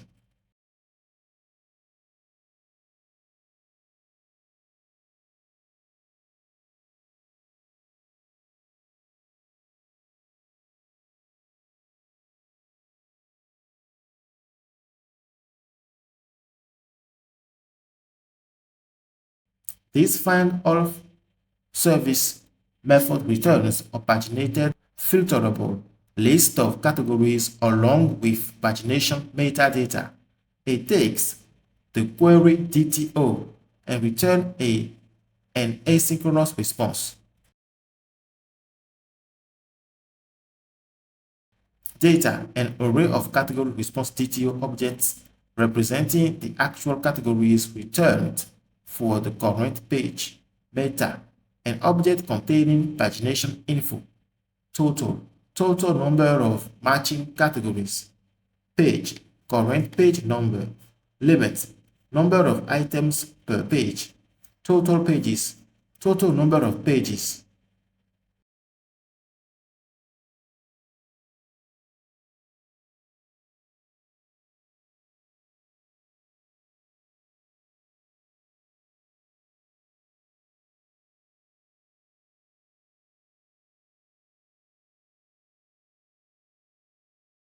It first extracts, filters, and pagination values from query category DTO, then dynamically builds a Prisma ORM clause based on optional parameters.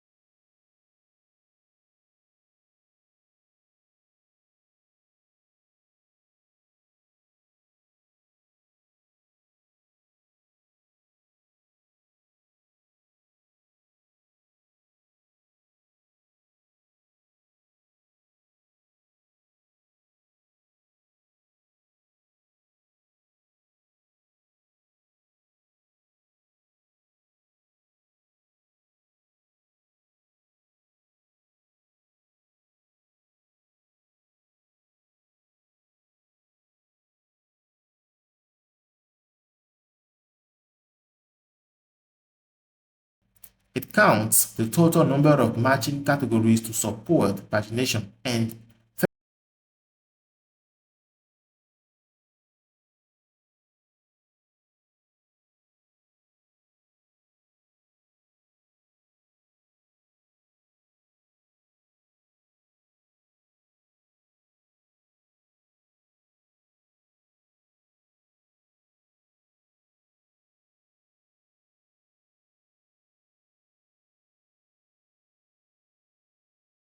fetches the requested page using skip and tick and orders results by newest first. While querying, it also includes a product count for each category.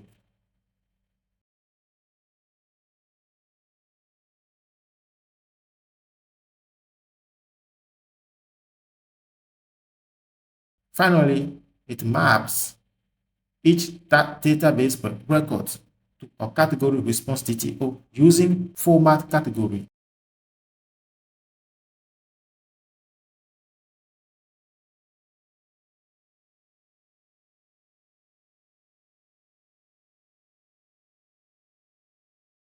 and returns both the formatted data and the meta object containing total number, total items, current page, page size, and total pages.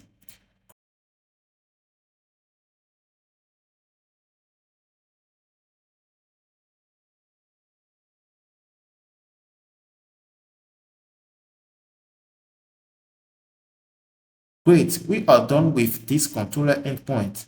Let's go ahead. Next controller endpoint is about getting category by ID. Here I set the route decorator get with dynamic segment ID.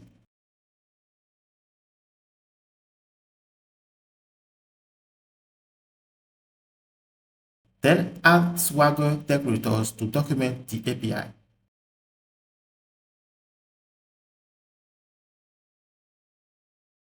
I add API operation.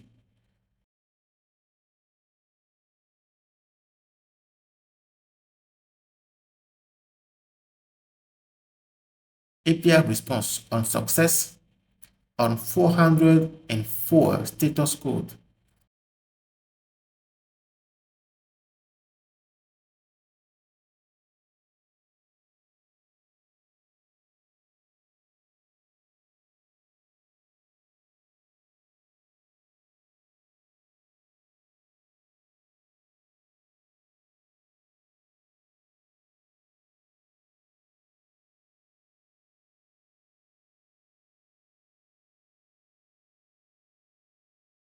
After that, I declare an async function find1 that takes a parameter decorator param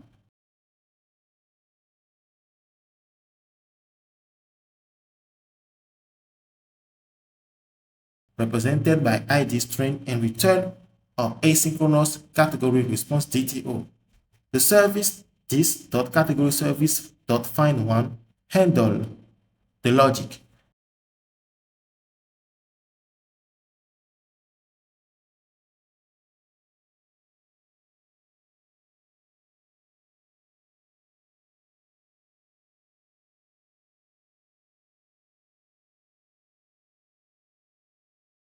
This find1 method is a service function that fetches a single category by its ID and returns a formatted category response DTO.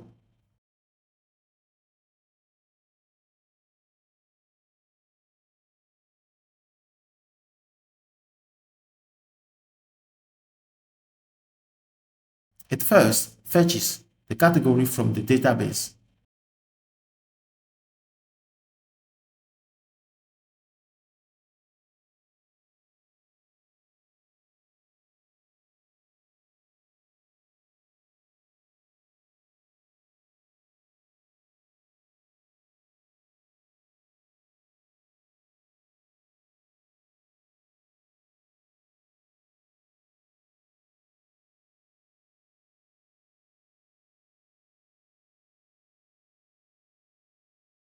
Then handles not found logic returns HTTP 404 if no category matches.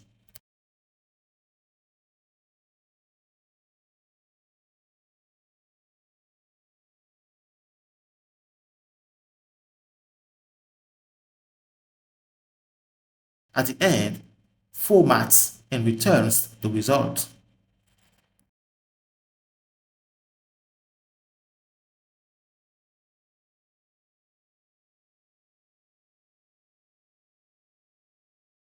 Next controller endpoint is about getting category by slug.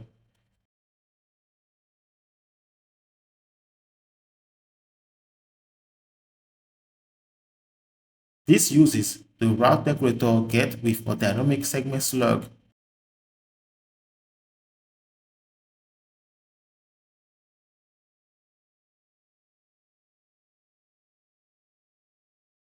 Then I document the API with Swagger decorators. There is API operation.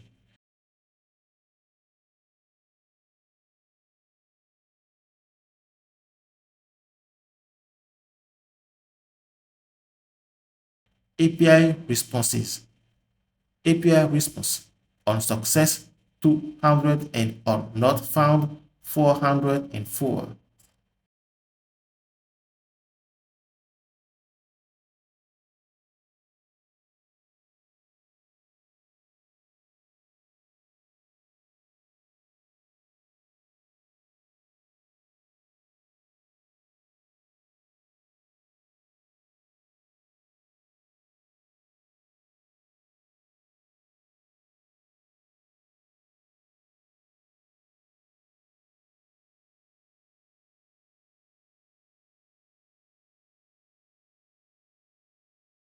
Next, I declare the async function find by slug.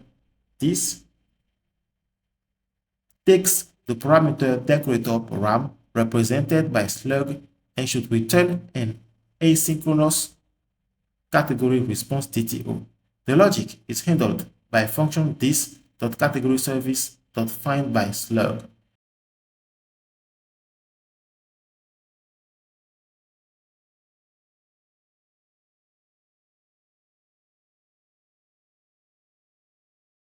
This find by slug method is very similar to find one, but it fetches a category by its slug instead of its ID.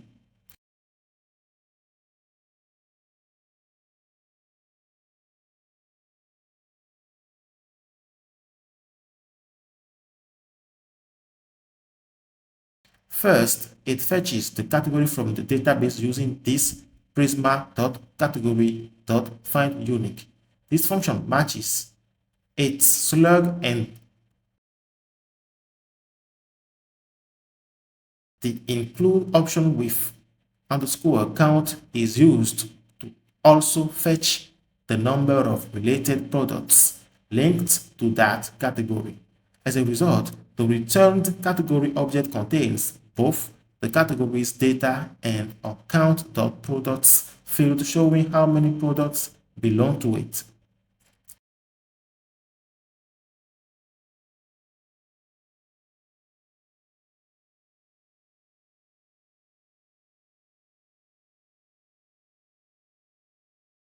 If category is null, just throw an error.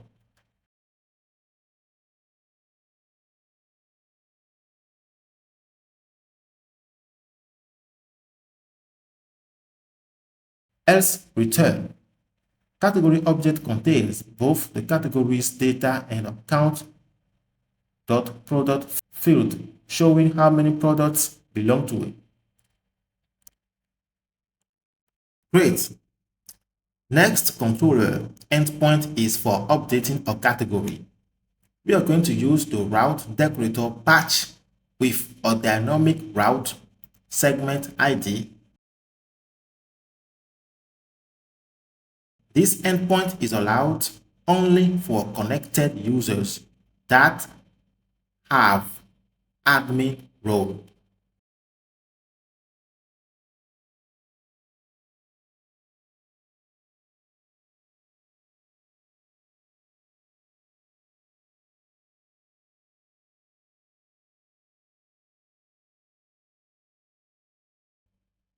For Swagger decorators, we'll set API bearer off with JWT off scheme. I'm going to set API operation.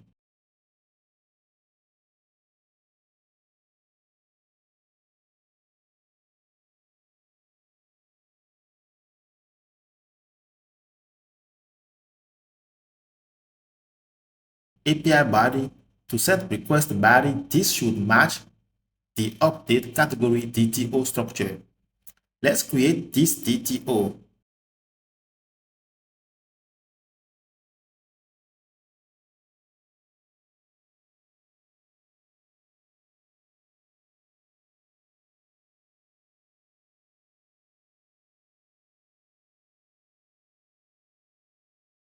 This update category DTO is a data transfer object for updating a category,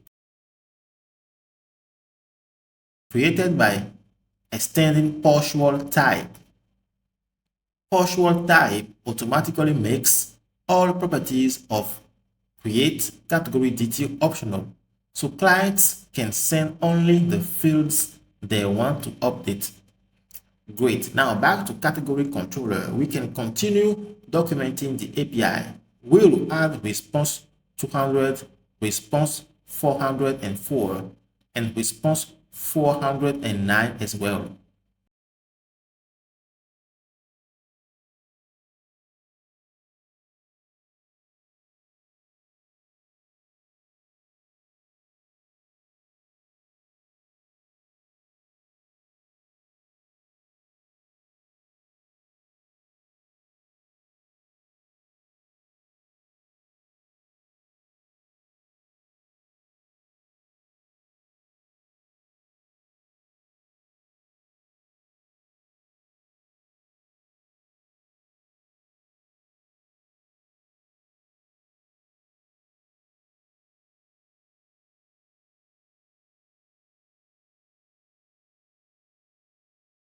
This update method is an asynchronous controller function that updates a category by its ID. It takes param ID string, the dynamic route parameter, identifying which category to update. Update category DTO, update the request body containing the fields to update validated against the DTO. It returns a promise of category response DTO, ensuring the response is well typed and structured. The method delegates the actual update logic to this.category service.update. This update method is an asynchronous service function that updates a category in the database. It takes the same argument as the controller function, ID and update category DTO,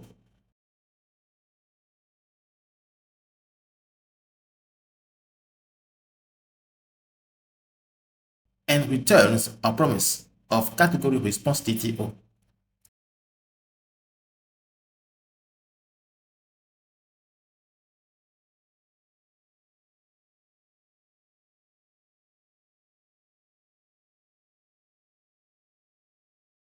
It first fetches the category by ID.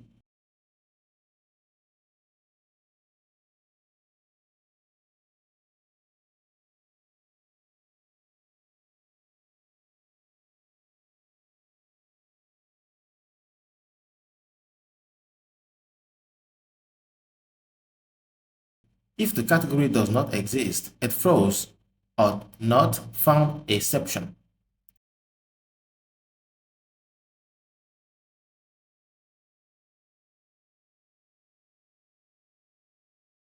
If the slug field is being updated, it checks whether the new slug is already used by another category.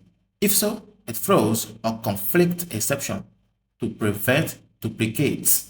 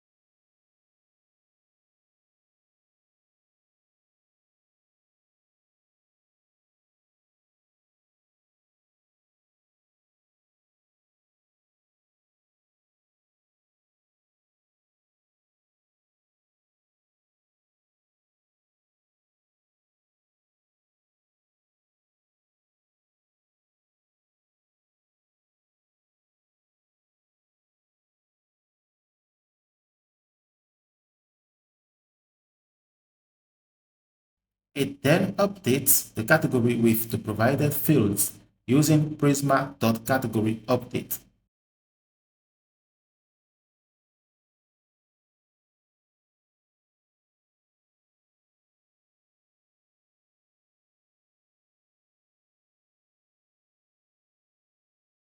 And includes a underscore count of related products.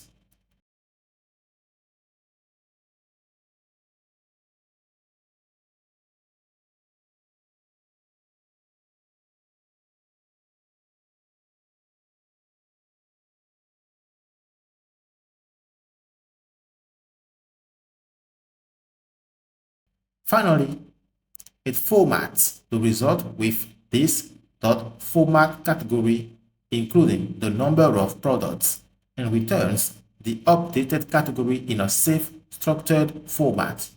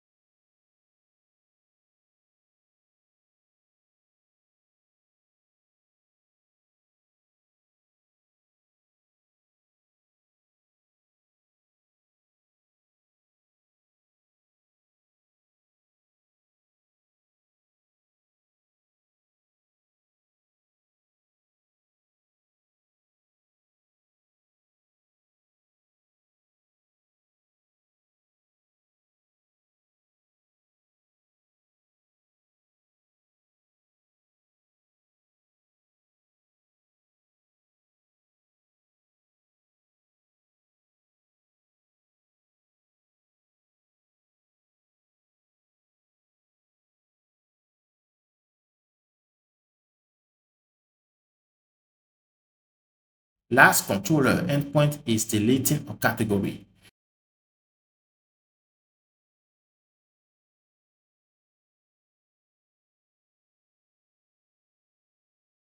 This uses the delete route parameter that takes a dynamic route parameter ID. It is allowed only for authenticated and admin users.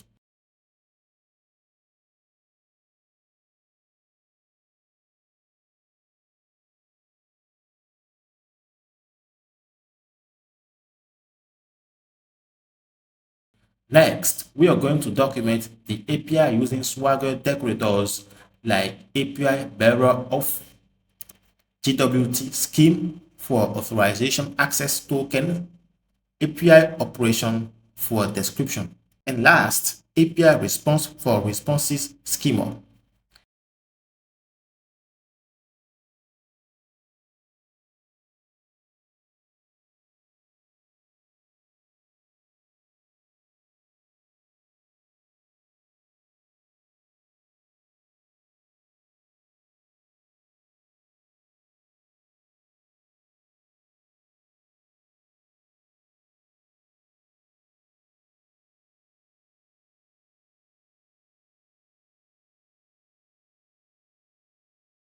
This remove method is an asynchronous controller function that deletes a category by its ID.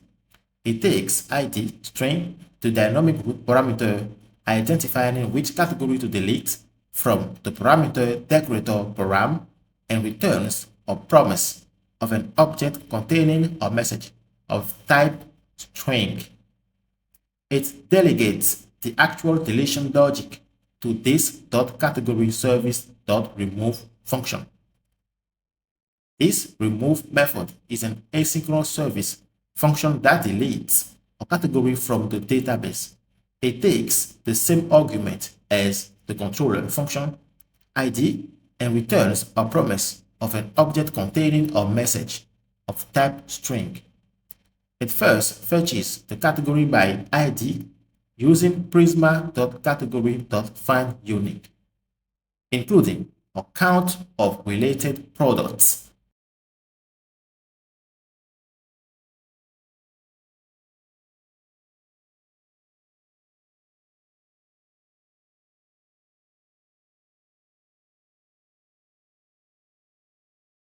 If the category does not exist, it throws a not found exception.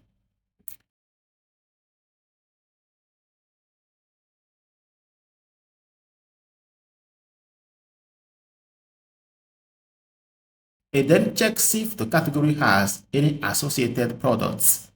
If it does, it throws a bad request exception to prevent deleting a category that still contains products.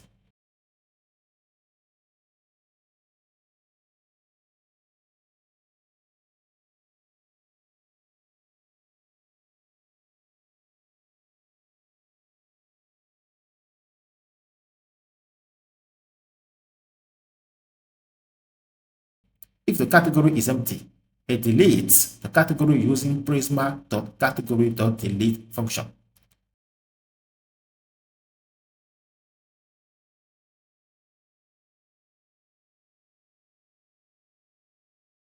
Finally, it returns a simple message confirming that the category was deleted successfully.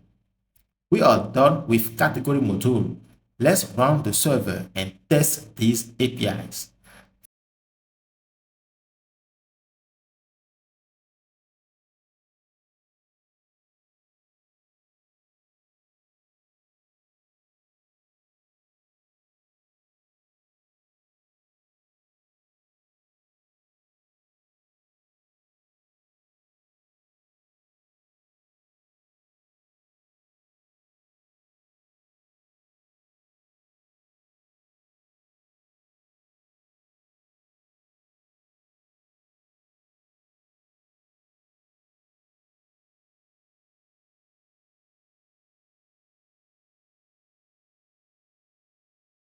First, get the access token.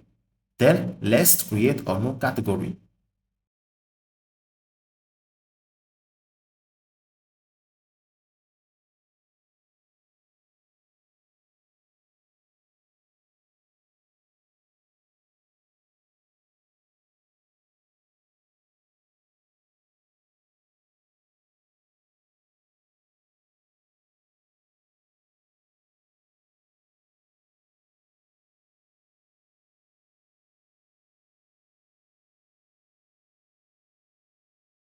there is an error.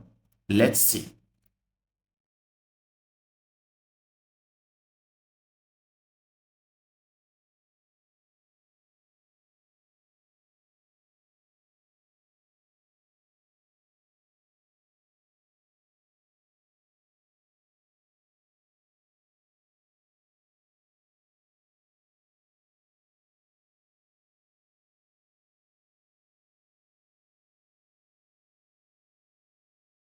It is saying that name is undefined from category service. So let me see the category create controller endpoint.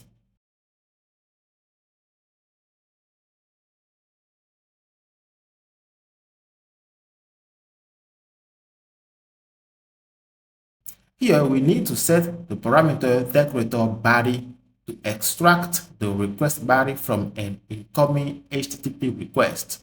Without this decorator, the service won't get the data.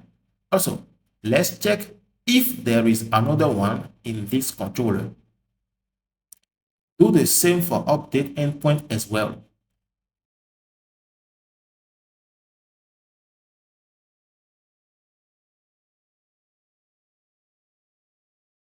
Great. Let's try again. It works. Perfect. We have created a new category. From the database, we have a new record in category table. Next API endpoint get all categories. Here, set is active true. You can fill search input if you want. Then hit execute. And it works as well.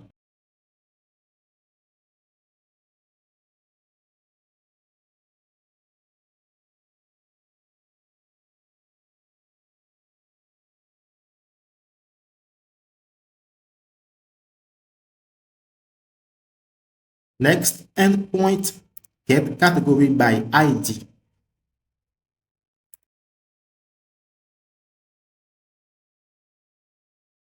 Next API endpoint is update. This allows admin to update a category. So let's change this data. Then hit execute. And as you can see, server sent a success response with updated data.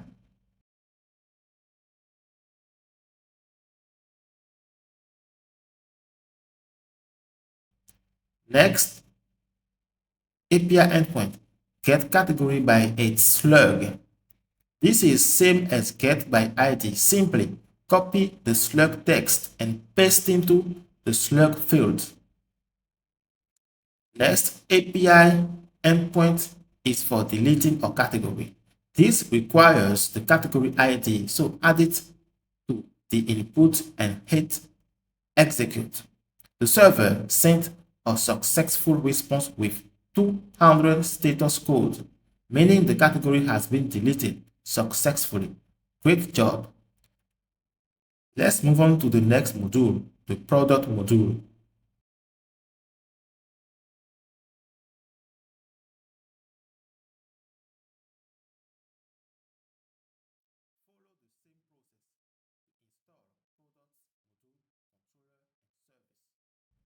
Follow the same process to install products, module, controller, and service.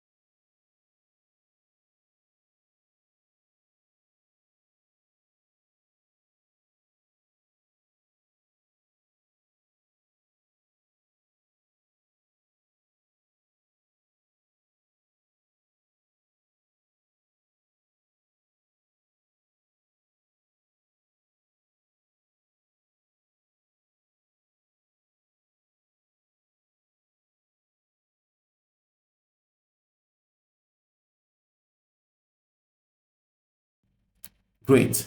We'll start with the product controller. And first thing is to set API tags for this controller. Then, as always, we'll inject the product's service into the controller class.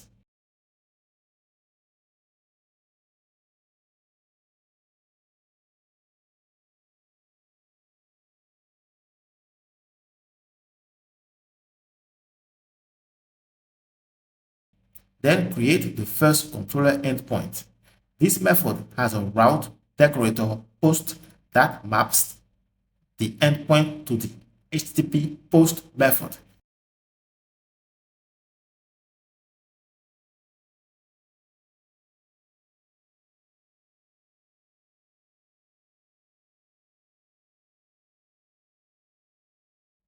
This API endpoint is allowed for authenticated admin users only, enforced using guards, JWT auth guard for authentication, and roles guard for role-based authorization, and the roles role.admin decorator.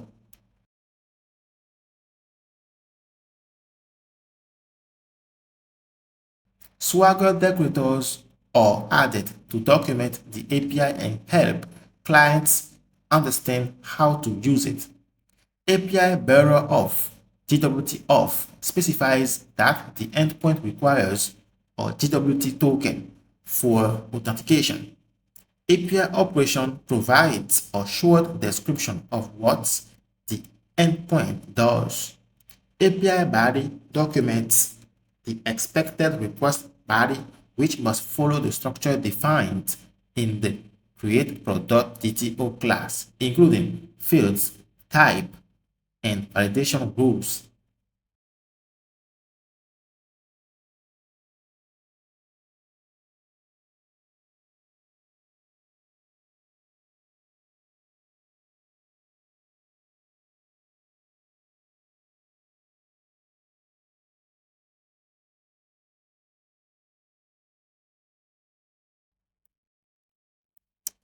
This createProduct.dto is a data transfer object that defines the shape and validation rules for creating a new product. Each property is decorated with class validator decorators for validation and API property for Swagger documentation. Name is a string, required string with a maximum length of 200 characters representing the product name.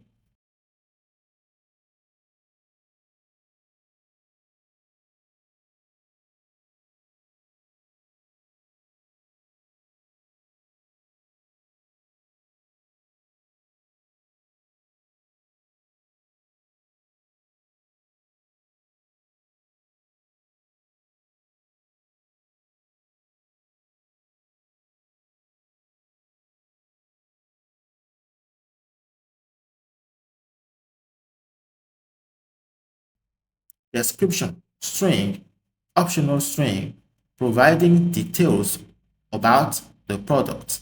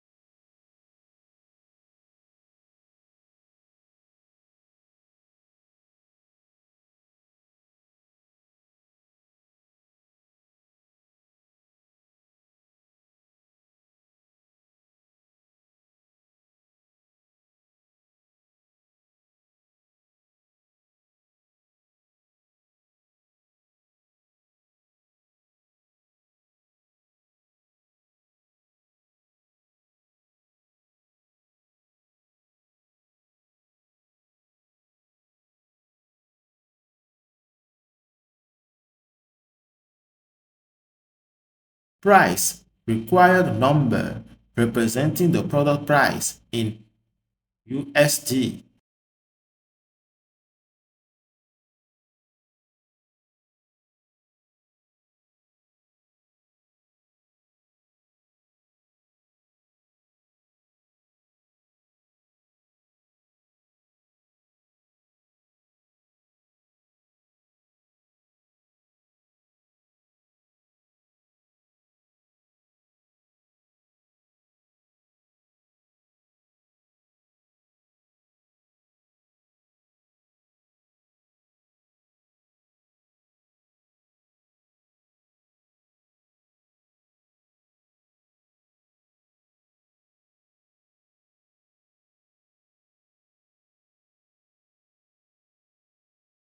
Must be greater than 0 and can have up to 2 decimal places.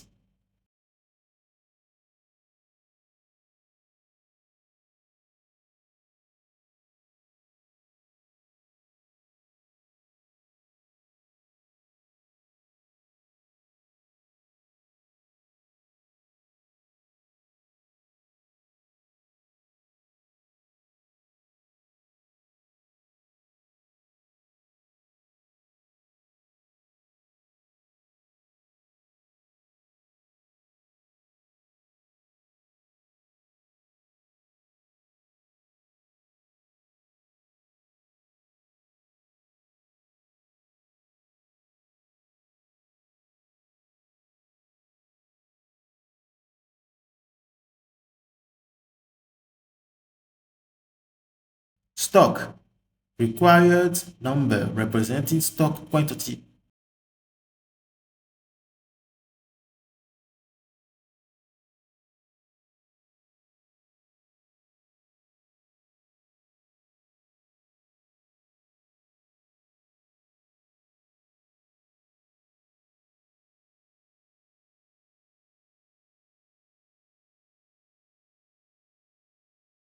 Must be greater than 0.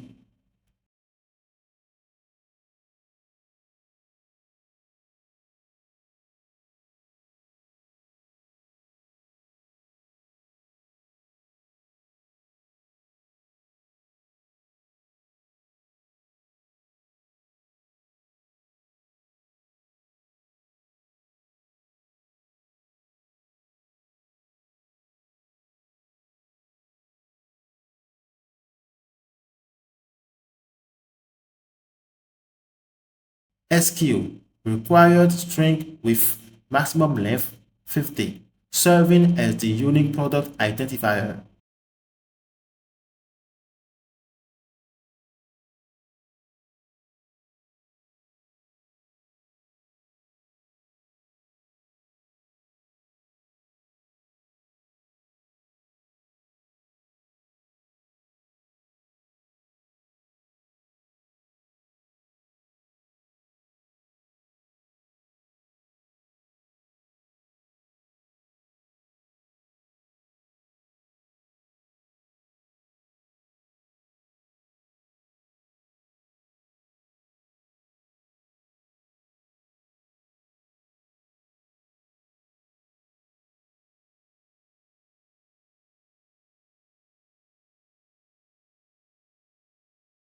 Image URL, optional string URL pointing to the product's image.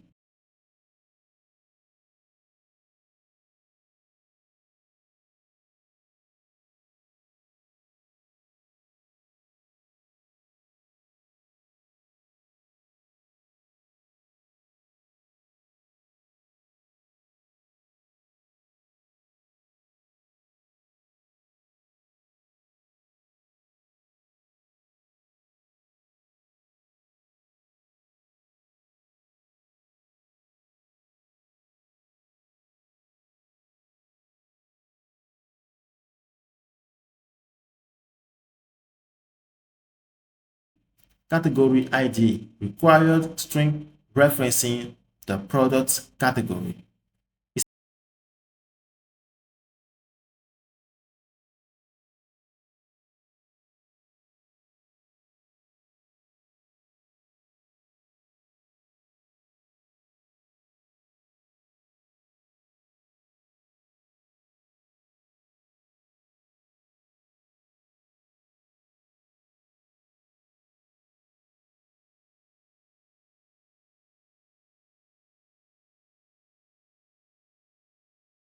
is active, optional, boolean, indicating if the product is active, available for purchase, defaulting to true.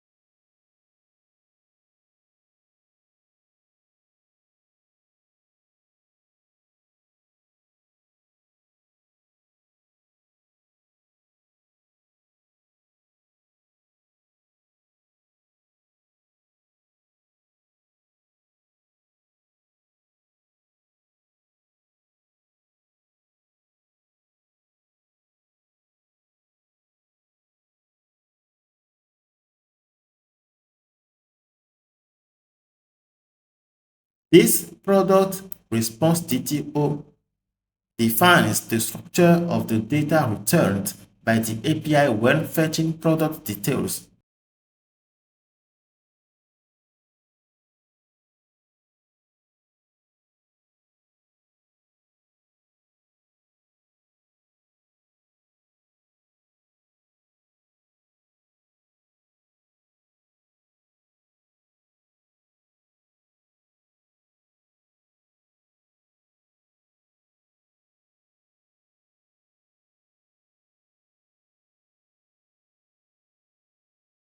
Each property is decorated with API property to provide descriptions, examples, ID, unique identifier for the product. Name is a string and represents the product name.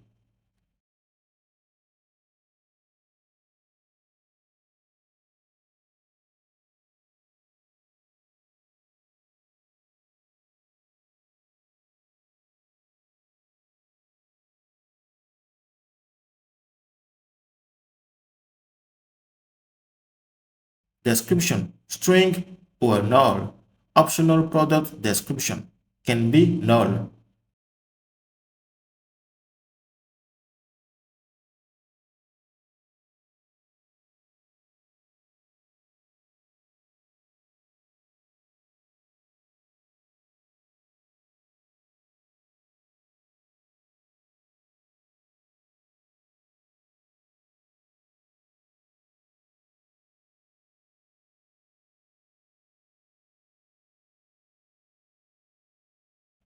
Price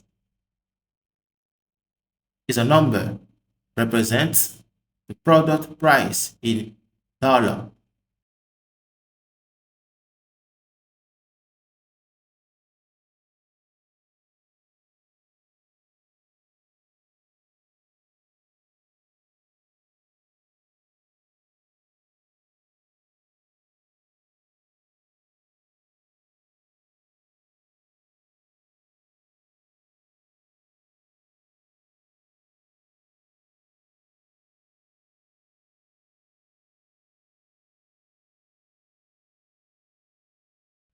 Stock, quantity of the product in stock. SQ is a string, unique identifier for the product. Image URL is a string, can be optional. String, optional URL of the product's image.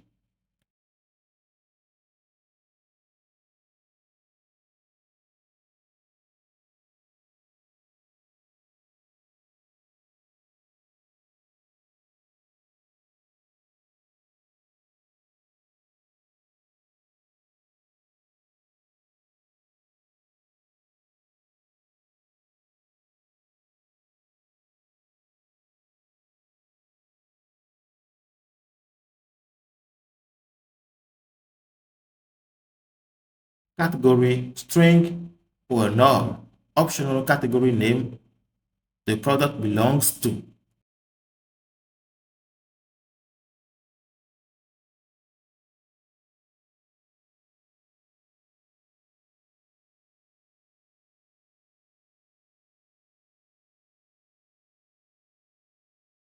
is active boolean indicates whether the product is active and available for purchase.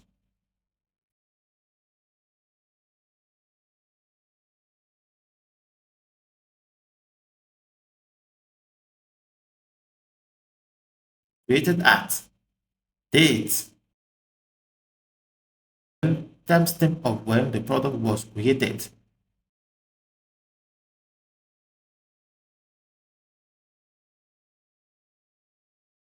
Updated at date, timestamp of the last product update.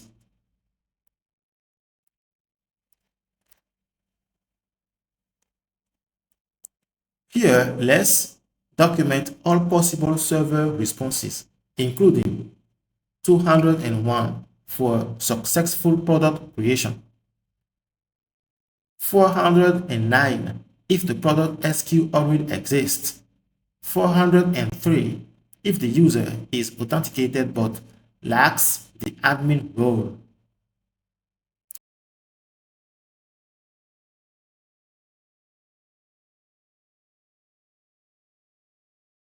This create method is an asynchronous controller function that creates a new product. It takes create product DTO, the request body containing the product data, validated against the DTO, and returns a promise of product response DTO. It delegates the actual creation logic to this.productService.create. Inside product service, first thing to do is to inject the Prisma service into this class. Then create our first function create.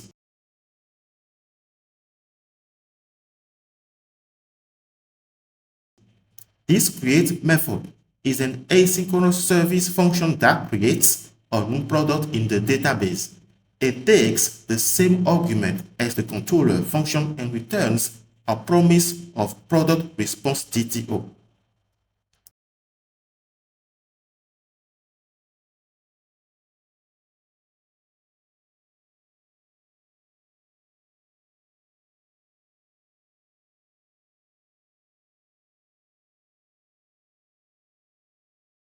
It first checks if a product with the same SQ already exists using prisma.product.findUnique function.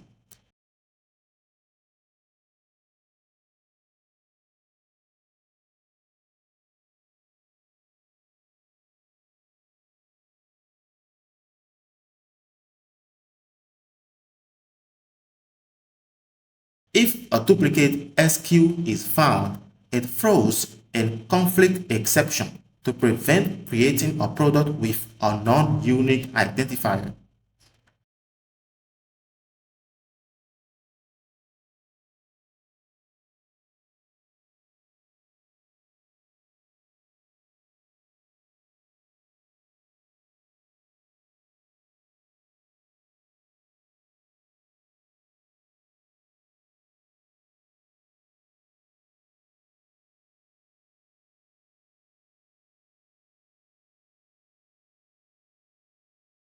It then creates the new product using prisma.product.create function, converting the price to a prisma.decimal to ensure proper database storage.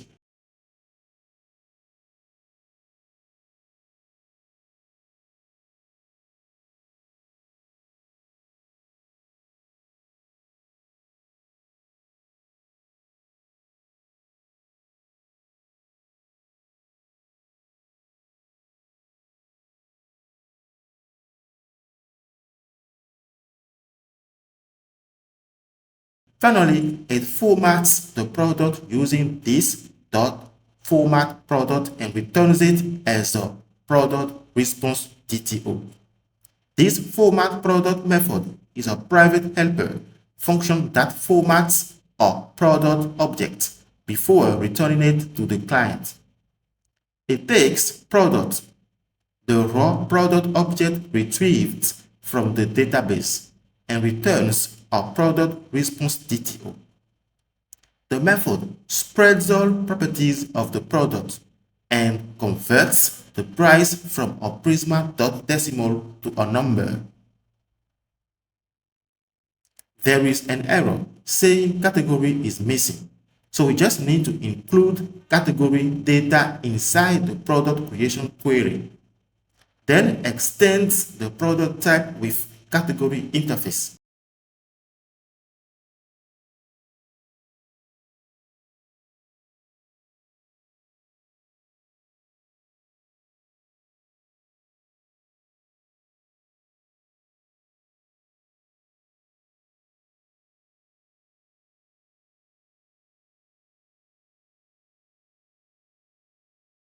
After that, set new key category that has value product.category.name.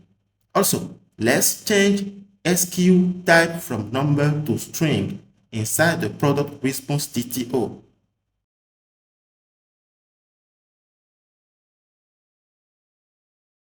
Great. Product create API endpoint is done. Let's go ahead and with get all product requests. This endpoint defines a controller method that retrieves all products, optionally with filters. Get maps the route to HTTP GET requests, typically used to fetch resources. API operation provides a short description for Swagger documentation.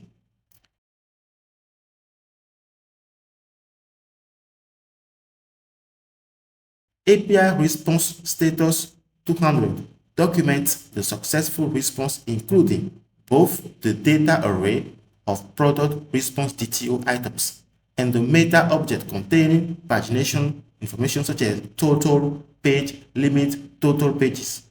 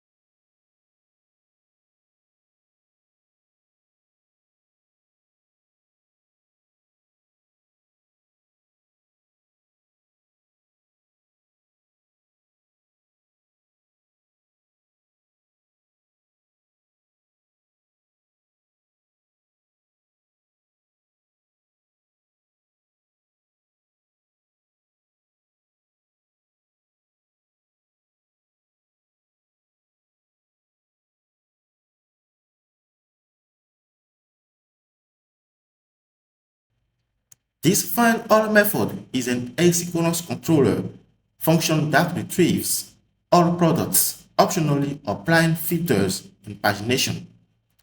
It takes query DTO, the query parameters from the request URL, validated and typed via the query product DTO.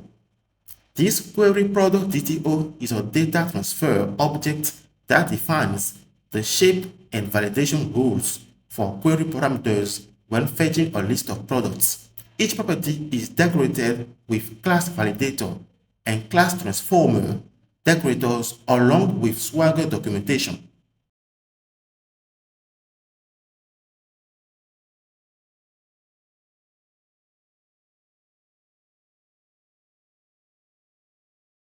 Category is optional. String and filter products by category.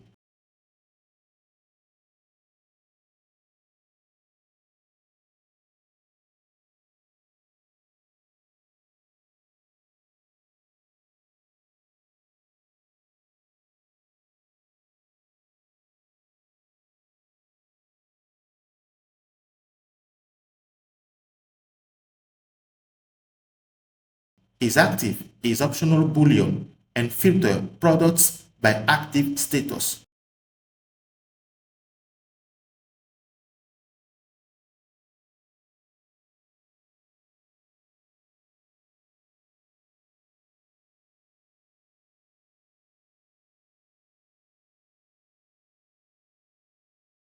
Transform converts true and false strings to Boolean values.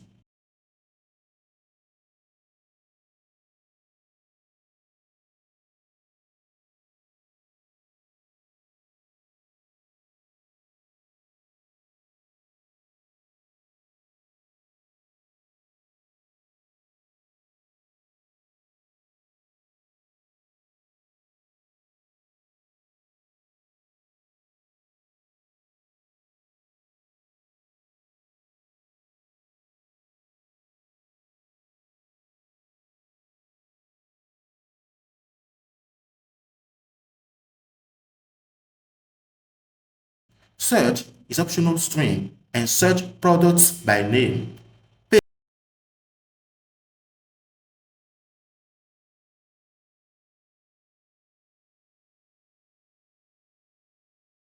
Page is optional number for pagination page must be greater than 1 and defaults to 1.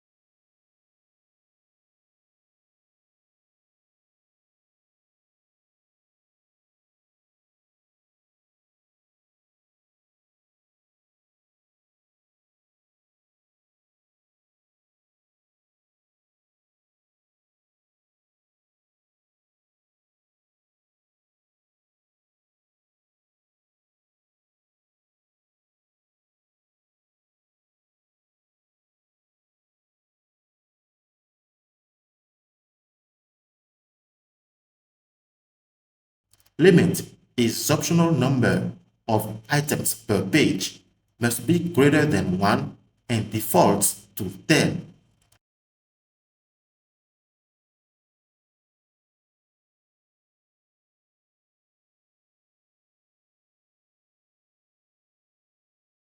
The function returns the result from the service. The method delegates the actual data fetching logic to this .productService.findAll function.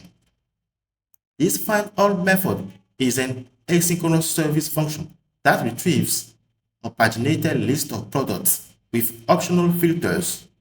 It takes query DTO, which contains the query parameters used for filtering, searching, and pagination, returns then a promise of an object containing a data array of product response DTO and a meta object with pagination details.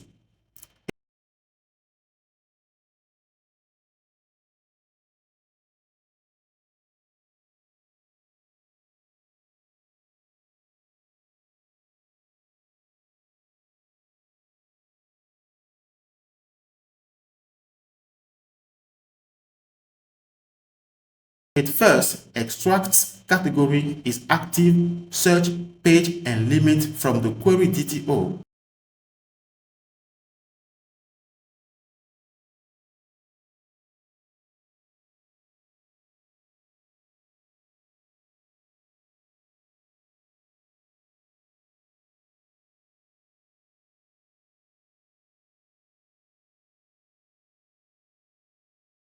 And builds a dynamic where clause based on the provided filters.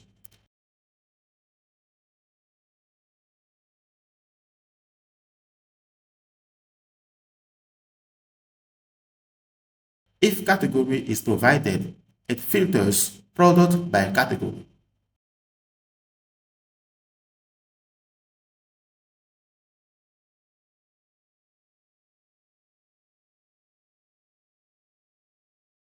If is active is defined, it filters products by their active status.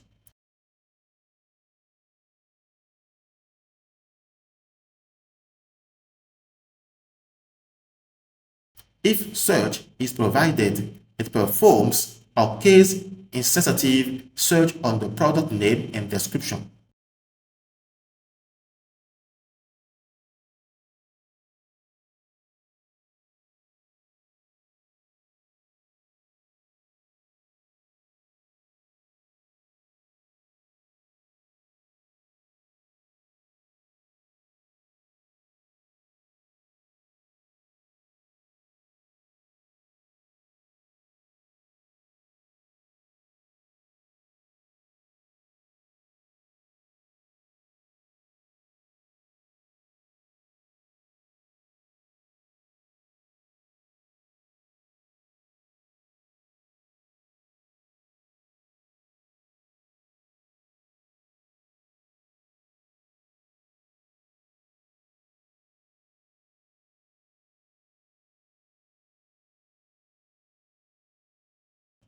It then counts the total number of matching products to support pagination and retrieves the paginated result.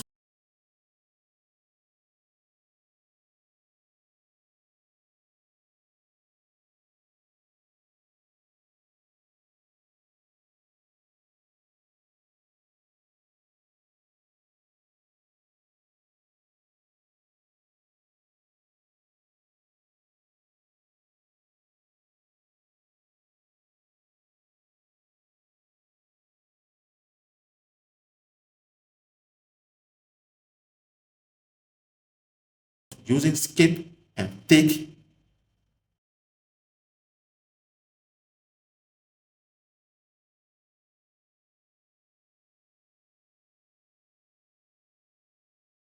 ordering products by creation date in descending order. Finally, it formats each product using format product and returns the result along with pagination metadata like total, page, limit, and total pages.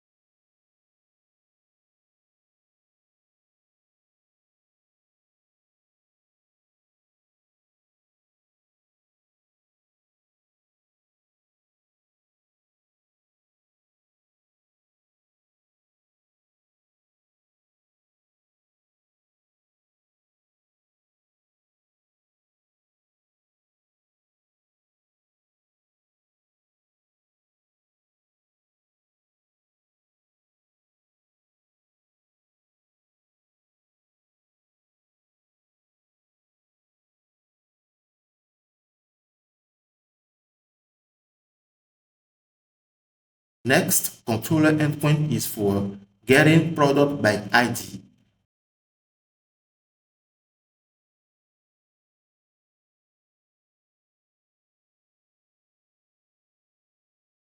It defines a controller endpoint by for retrieving a single product by its ID.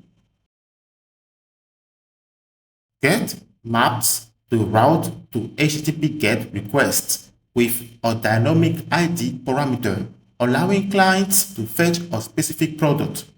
API operation adds a clear description of the endpoint to the Swagger documentation.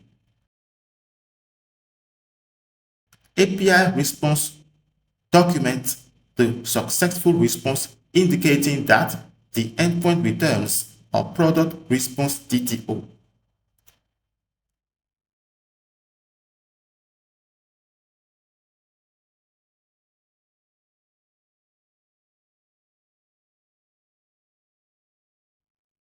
API response with status 404 documents the error response when a product with the given ID does not exist. This find one method is an asynchronous controller function that retrieves a single product by its ID. It takes ID string the dynamic root parameter extracts from the program decorator and returns a promise of product response DTO. The method delegates the actual data retrieval logic to this.productService.find1. This find1 method is an asynchronous service function responsible for retrieving a single product by its unique ID. It takes ID string as an argument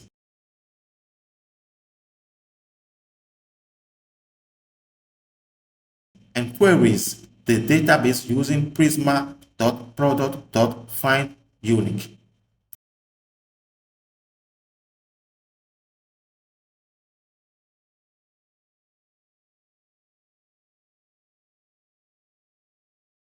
If no product is found, it throws a not found exception, which results in a 404 HTTP response.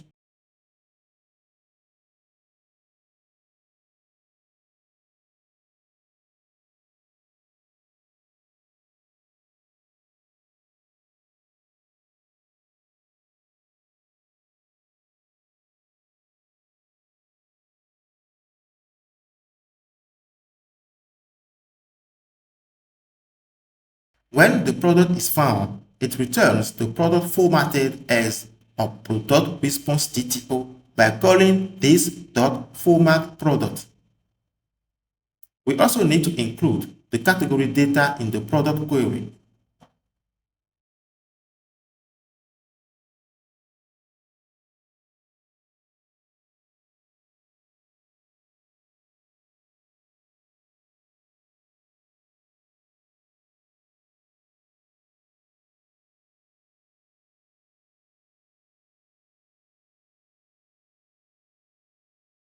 Next controller endpoint is for update a product. Patch endpoint defines an admin-only API route for updating an existing product by its ID. It is protected by JWT Auth and roles guard, ensuring that only authenticated users with the admin role can access it.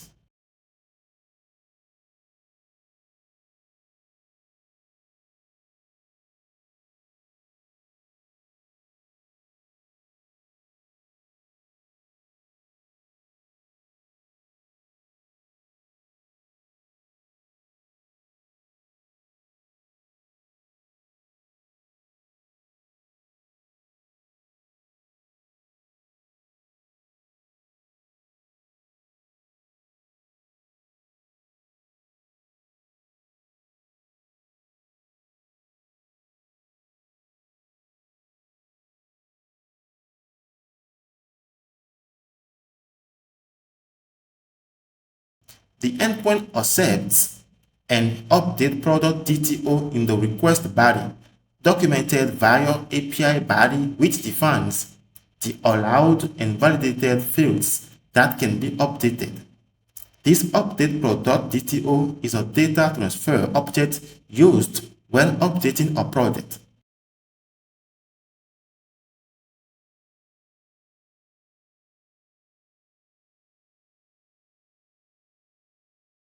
A product. It extends create product DTO using push-word type, which automatically makes all properties optional. 200 status code means the product was successfully updated and returned as a product response DTO.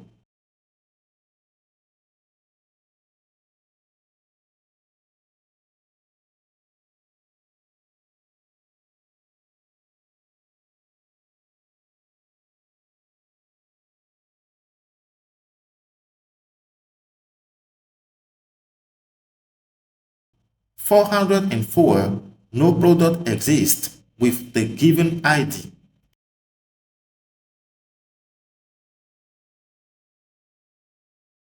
(409) The provided SQ already exists and violates the uniqueness constraint. This update method is an asynchronous controller function responsible for updating an existing product by its ID. It takes ID string for the route parameters using the ORM decorator, which identifies the product to update. It takes update product DTO from the request body, validated and typed using the update product DTO. It returns a promise of product response DTO. The method delegates the update logic to this.productService.update function.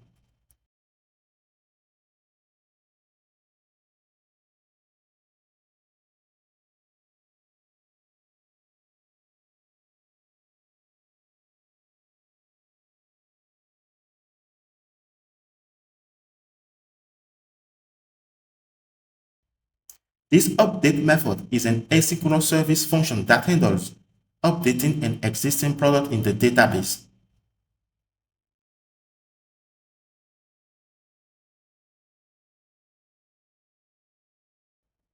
It takes ID string, which identifies the product to update. It takes updates product DTO, which contains the fields to update. It returns a promise product response DTO representing the updated product. Inside this function, we check if the product exists. The method first queries the database using find unique with the provided ID.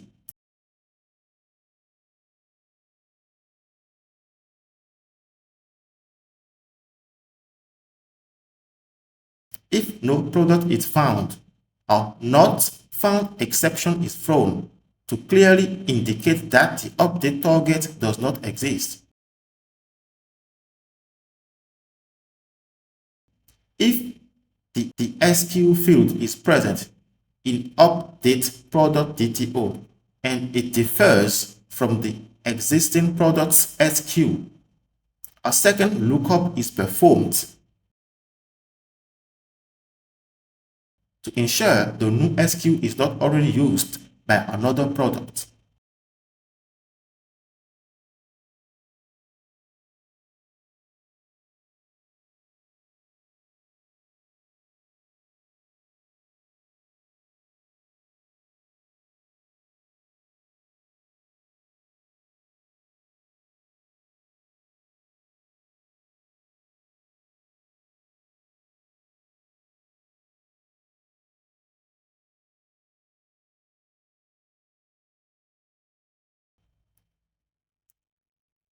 If the SQ is taken, a conflict exception is thrown to prevent duplicate unique values.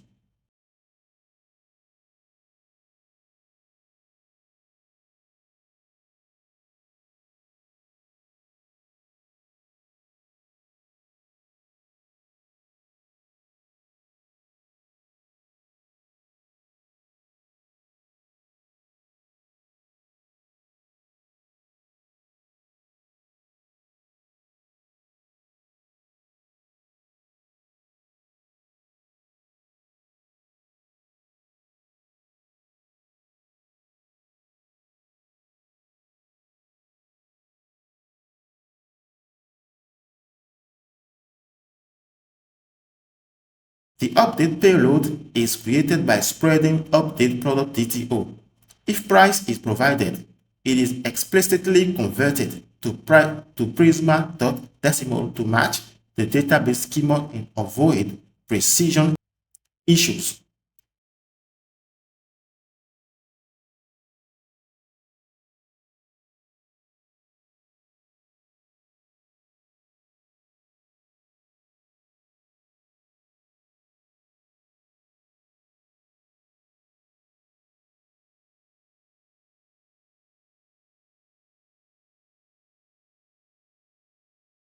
The product is updated using Prisma.product.update function, applying only the prepared fields.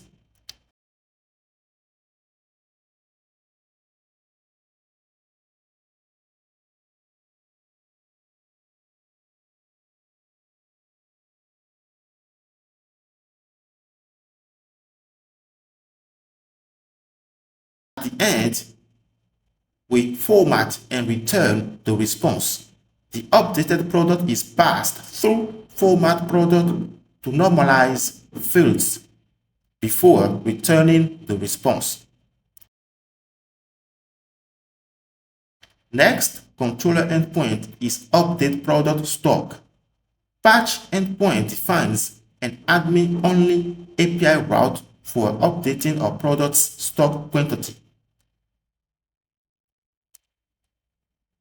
It maps the route to HTTP patch request with a dynamic ID parameter allowing stock updates for a specific product. Use guards, JWT auth guard, and roles guard ensures only authenticated users with proper roles can access the endpoint. Roles restricts access to users with the admin role. API bearer off with scheme JWT off documents that a JWT token is required for authentication.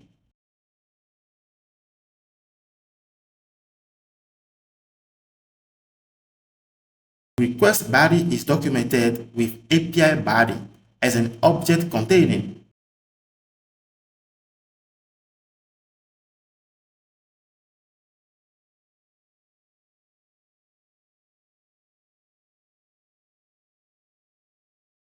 quantity, number, the stock adjustment, positive values add stock, negative values subtract stock.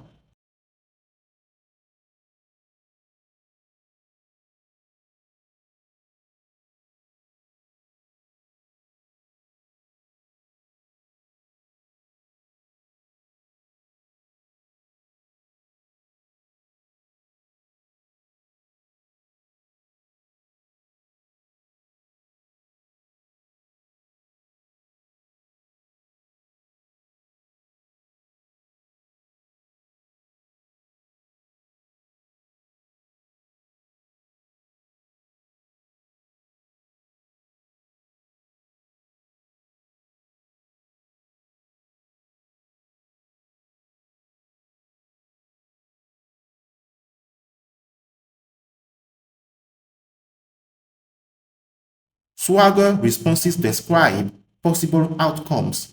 200 means stock updated successfully, returns the updated product as a product response DTO.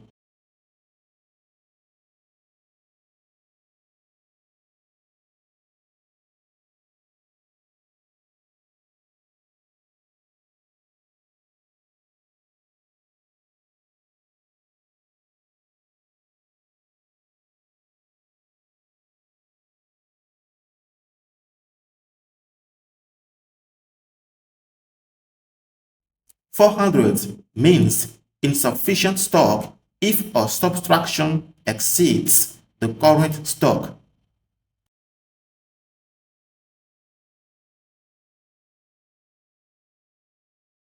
$404 product not found with the given ID.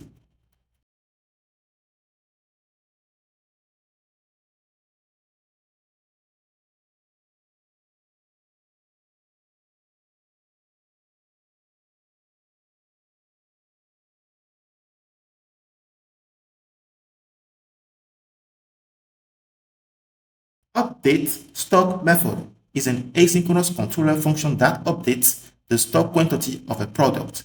It takes ID string from the route parameters var or ram to identify which product to update. It takes quantity number for the request body var body quantity representing the amount to adjust the stock. It returns a promise product response DTO representing the updated product after stock adjustment. The method delegates the actual business logic to this.productService.updateStock method. Update stock method is an asynchronous service function that handles adjusting the stock quantity of a product. It takes ID string identifying the product to update and quantity number representing the stock adjustment. It returns a promise or product response DTO. It queries the database using prisma.product.findUnique with the given ID.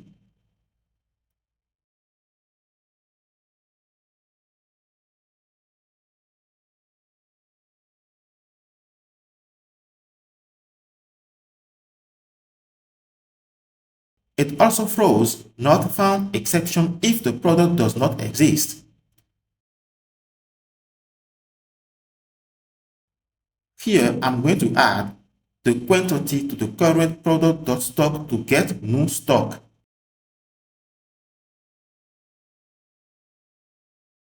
If new stock is less than 0, it throws a bad request exception to prevent negative stock.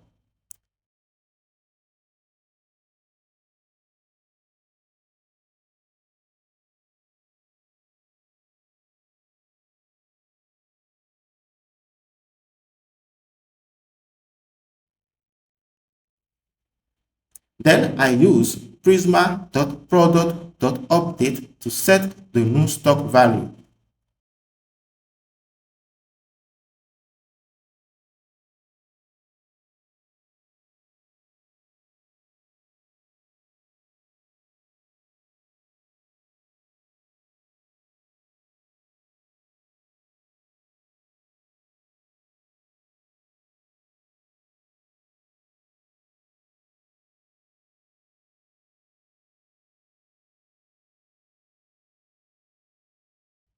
The updated product is passed through format product to match the product response TTO structure, ensuring consistency in API responses.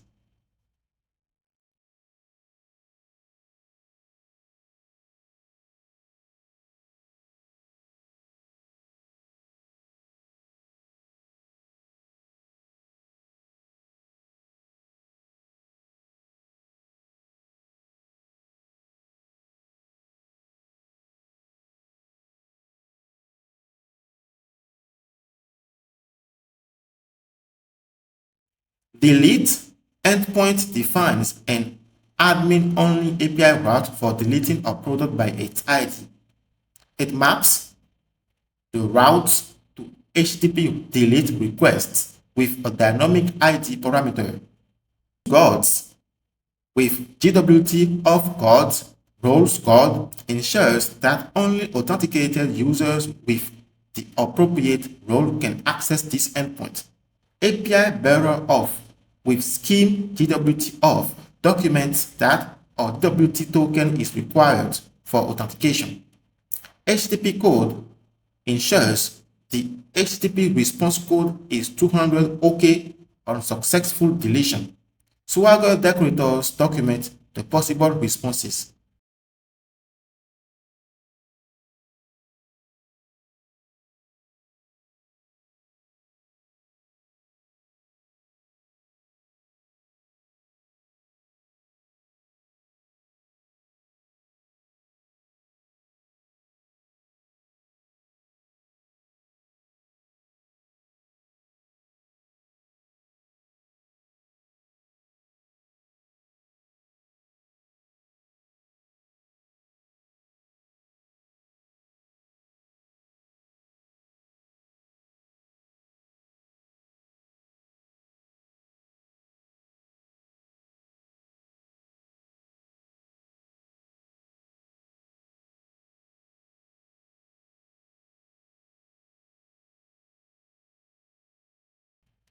Remove method is an asynchronous controller function that deletes a product by its ID. It takes ID string from the route parameters via program, identifying which product to delete.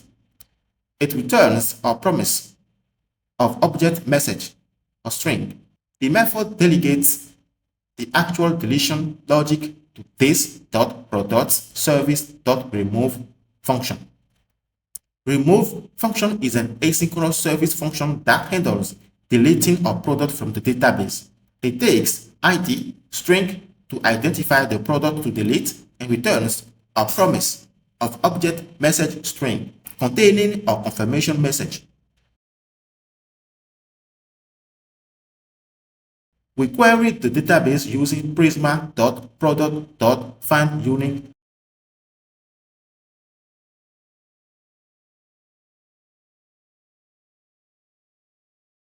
and includes related order items and cart items as well.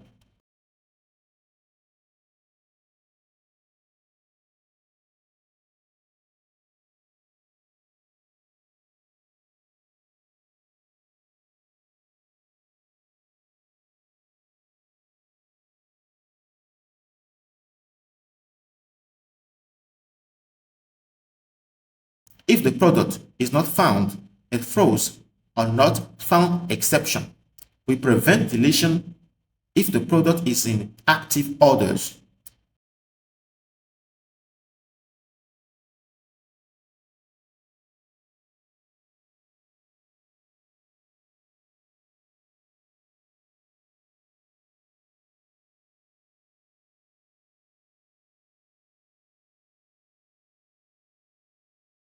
If the product is part of any other items, it throws a bad request exception to prevent deletion, suggesting marking the product as inactive instead.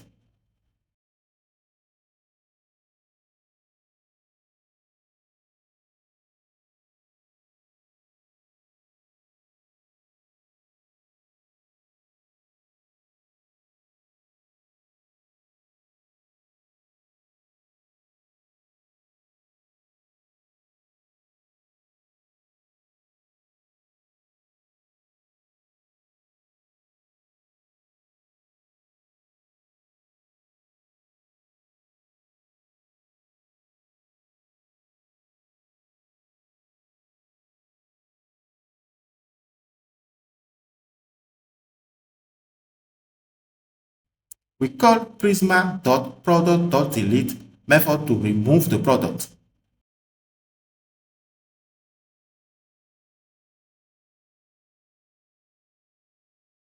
Related cart items are handled via cascade deletion according to the database schema. We will return a simple message, product deleted successfully. Great, now let's run the dev server and try this out.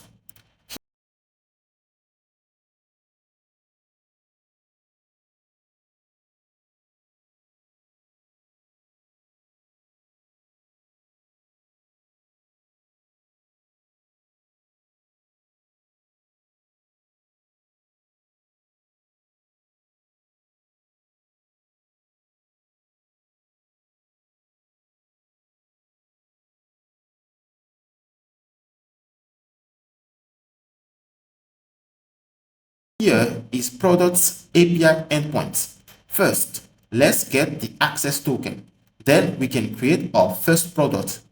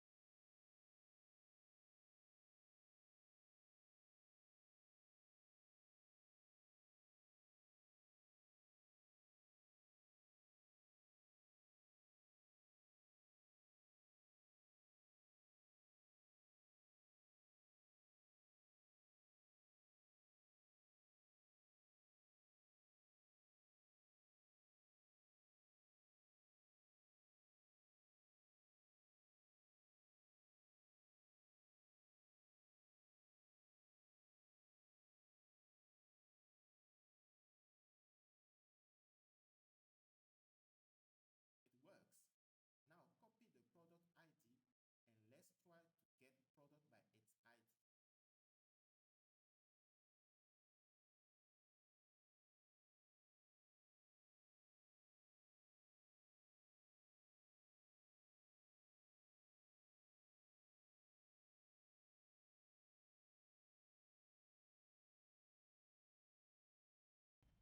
We have error property description should not exist.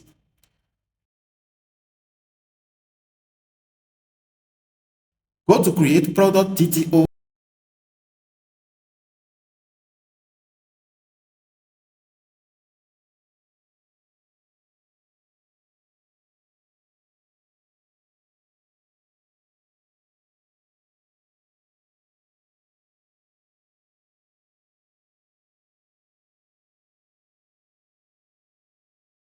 add some validation to description field as well as is active.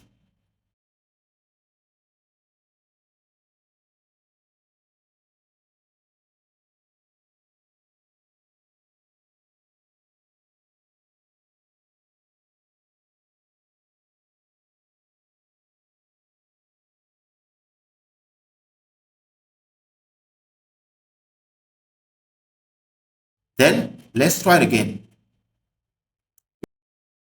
We have error unauthorized access. It means our token has expired. So let's log in again.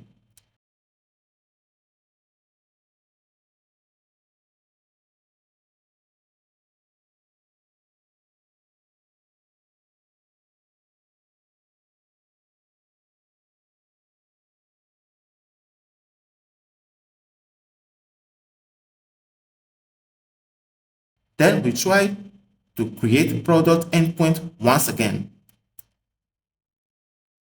Another error, product with SQ already exists.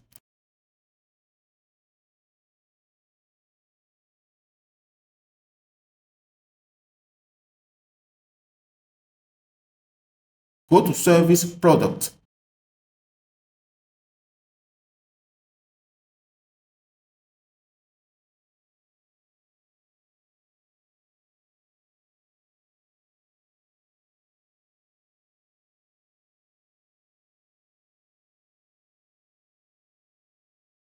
Here, remove this symbol from existing variable.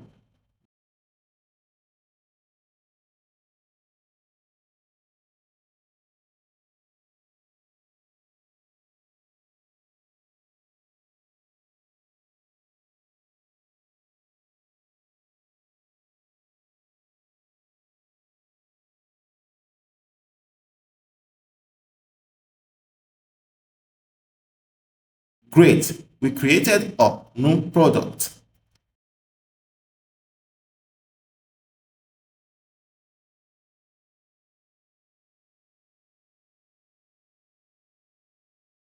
Next API get all product.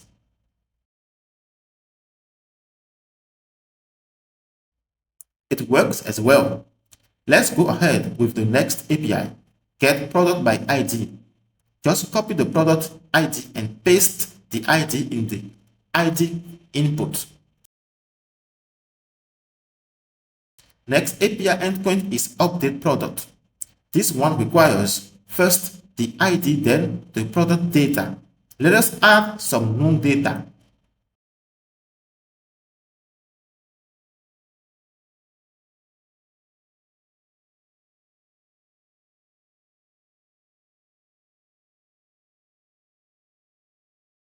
There is an error. Let us check the console log here. We have error can not read undefined SQ.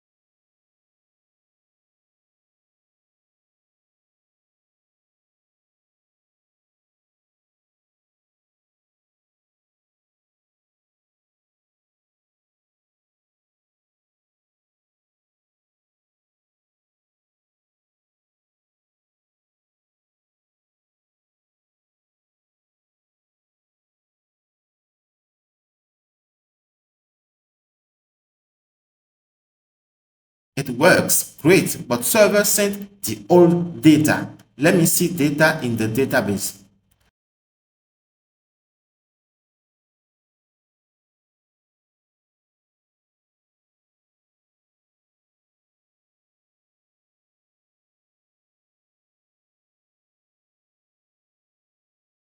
Let's go to update controller.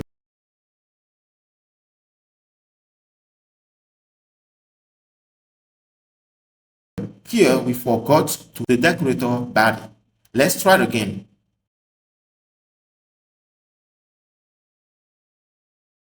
It works. Let's move on to the next endpoint update product stock.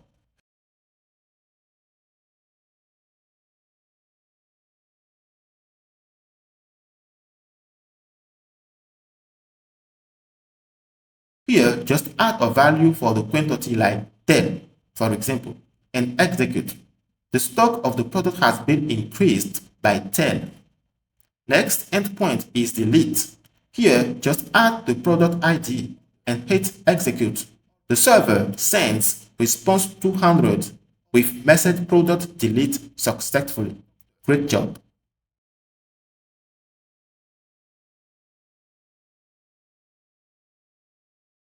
Next module is orders. So let's create all resources for orders module.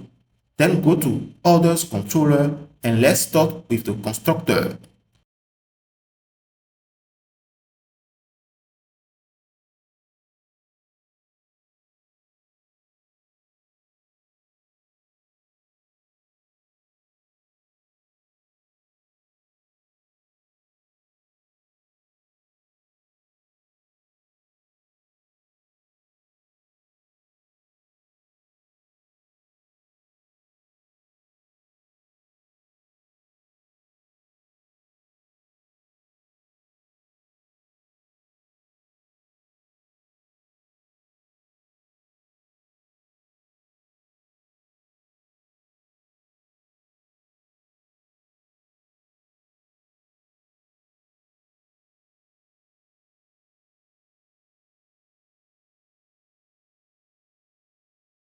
Here, we are going to add Swagger decorators. API tags group all endpoints in this controller under the orders tag in Swagger, making it easier to navigate the API documentation. API bearer of documents that all endpoints in this controller require a JWT token for authentication. Use CRUDs applies authentication and role-based CRUDs to all routes in the controller, ensuring that only authenticated users with proper roles can access the endpoints. Then inject the order service into the controller class using the constructor method. After that, we can start implementing our first controller endpoint. It will be the create function.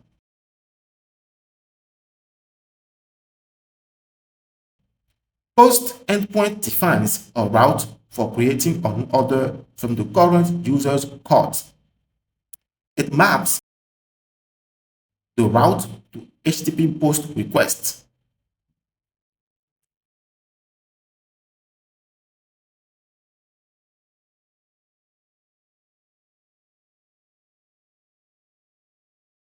Moderate throttle applies rate limiting to prevent abuse, controlling how frequently a user can create orders. First of all, we need to configure rate limiting using the throttler module in our Nest.js application. So go to the root module and import throttler module as a dependency. Make sure to install the NestJS package first.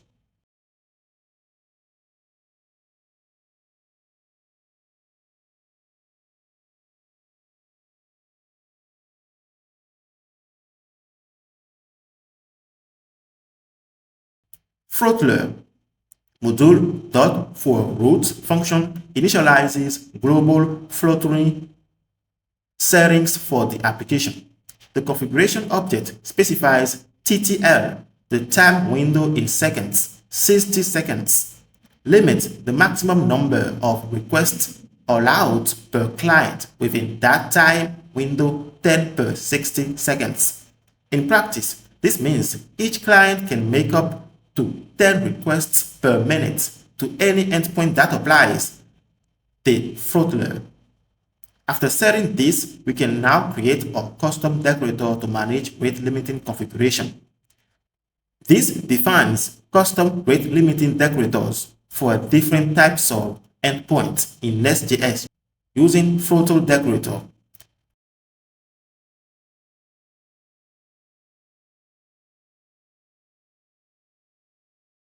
Strict throttle is designed for highly sensitive endpoints like authentication and payments. It allows 3 requests per 1000 seconds per client, enforcing strict limits to prevent abuse or brute force attacks.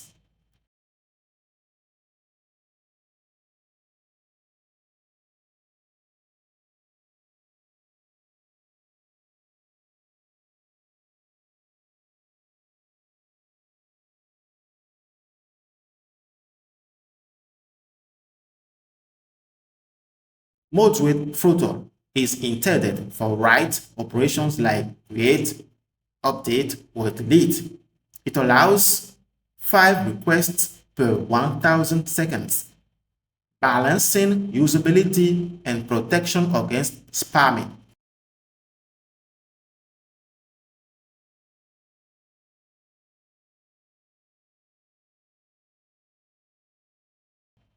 Relaxed throttle is meant for read-heavy endpoints, for example, fetching data or listing resources.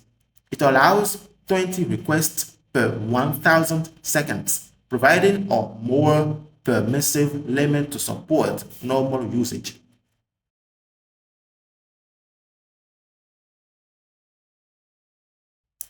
API operation provides a descriptive summary for Swagger documentation.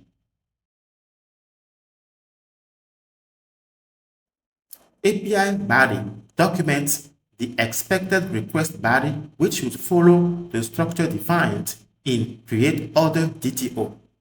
Create order DTO defines data transfer objects for creating an order in NestJS, including validation and Swagger documentation. It represents the structure of the order creation request.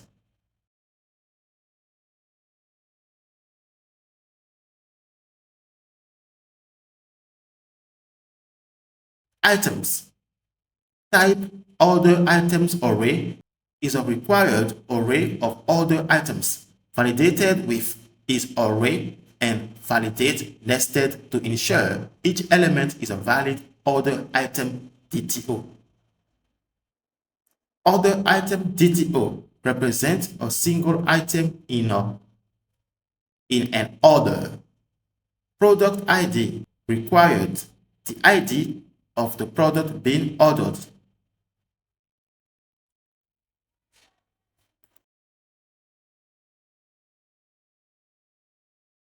Quantity required the quantity of this product.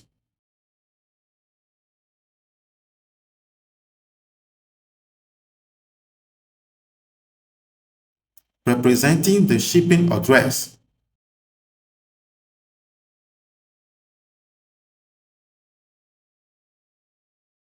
Price number required the price per unit validated to have up to 2 decimal places and transformed to a number variable type decorator validation. All fields are decorated with class validator decorators for runtime validation and API property for Swagger documentation.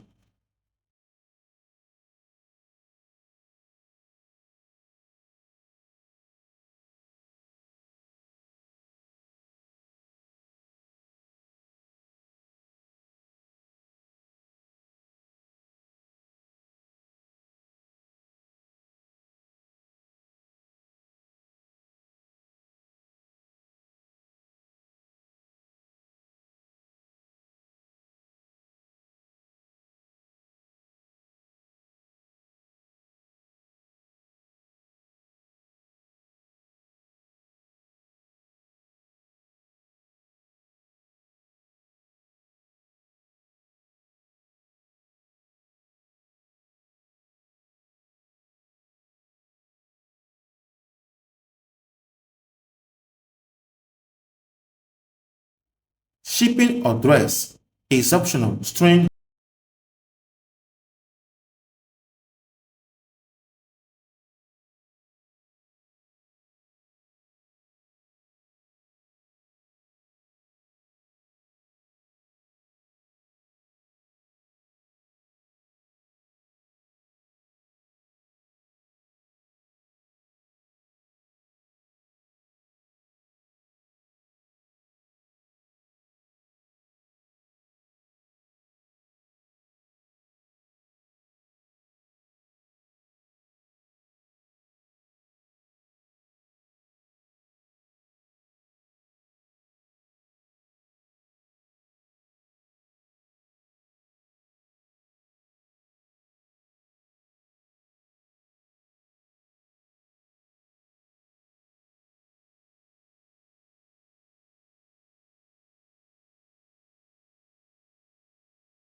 Swagger response decorators describe possible outcomes. 201 created means order was successfully created and returns an order API response DTO. Order API response DTO is a generic data transfer object that standardizes the structure of API responses for order.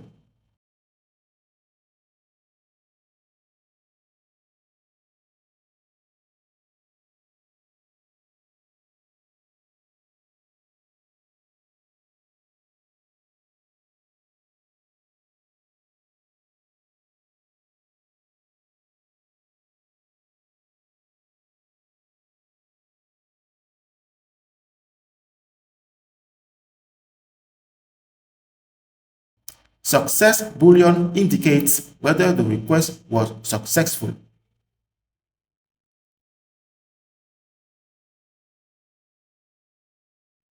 Data contains the actual response payload. The generic type T allows this TTO to be reused for different kinds of data.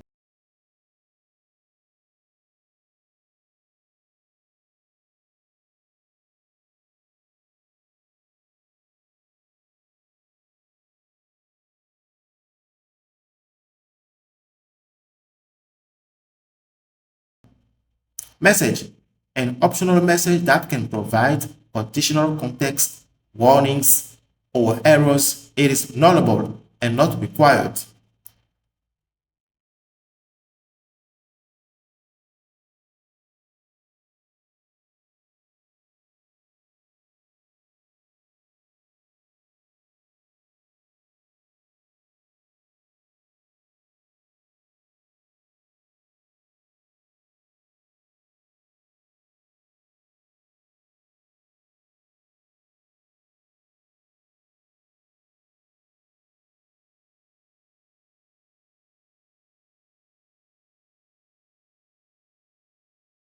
"400 bad requests" means input data is invalid or is insufficient. 404 not found means CRUD is missing or empty.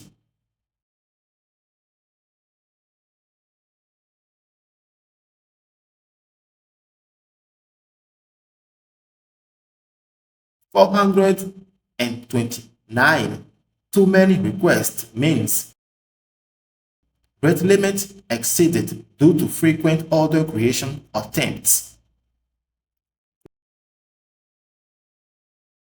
Create method is an asynchronous controller function that handles creating an order from the current user's code. It takes create order DTO from the request body via body decorator, which is validated against the create order DTO class. This contains the items to order and an optional shipping address. It takes user ID from the currently authenticated user via the custom get user decorator. It returns the result of this .order service.create function. Great.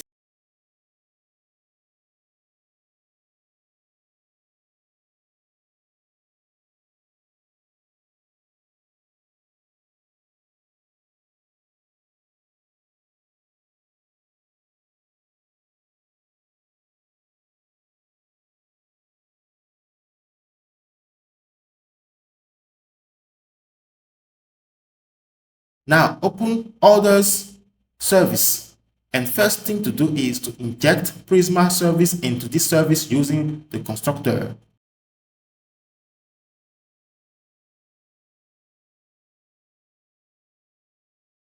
Then create the create function.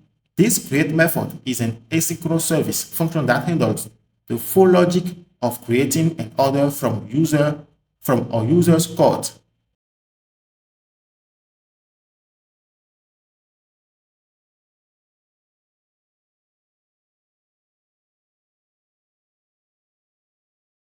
It returns a promise of order API response DTO.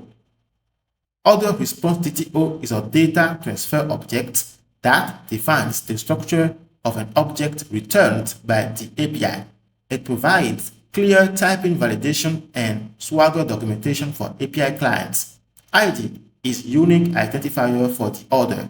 User ID is the ID of the user who placed the order. Status string is the current status of the order. It can be pending and so on. Total is a number. Shipping address string is shipping address associated with the order.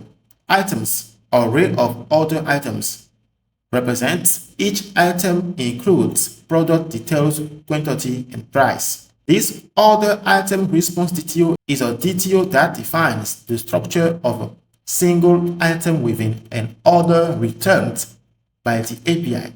ID string is unique identifier for the order item. Product ID string is the ID of the associated product. Product name string is the name of the product for easy reference in the order. Quantity number is the number of units of this product in the order. Price number is the price per unit of the product at the time of order. Subtotal number is total price for this item. Created at date represents timestamp when the order item was created. Updated at date represents timestamp when the order item was last updated. Let's now add timestamp for order response DTO. Created at date represents timestamp when the order was created.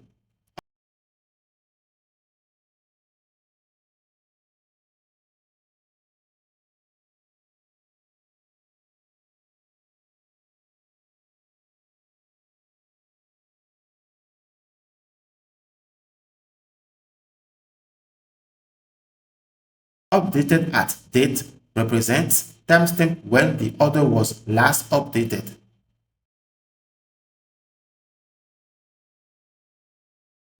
Back to create function in order service.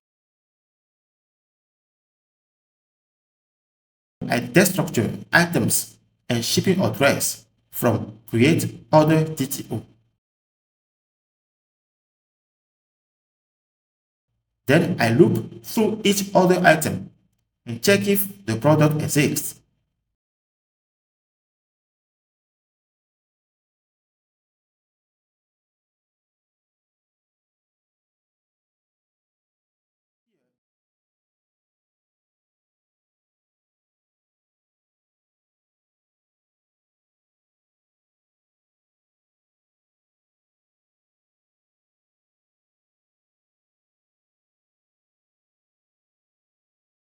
If not, and throws not found exception if missing.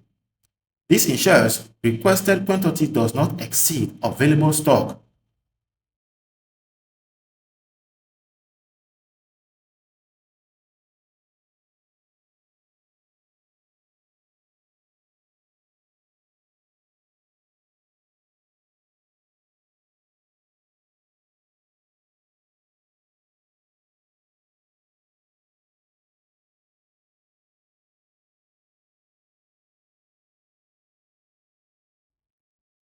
If this is the case, throws bad request exception if insufficient.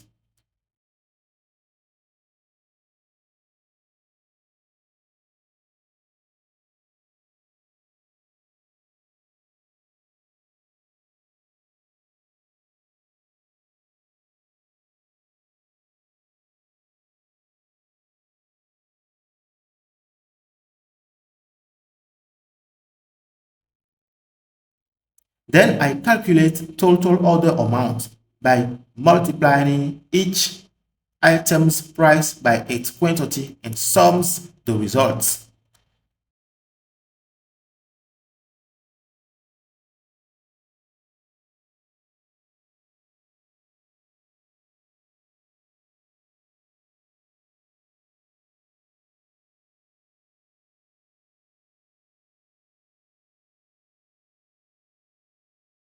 After that, I retrieve the latest active code by finding the most recent code for the user that has not been checked out to associate it with the order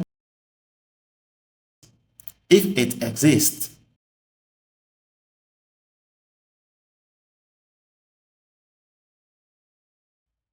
After that, I create order within a transaction using Prisma.transaction.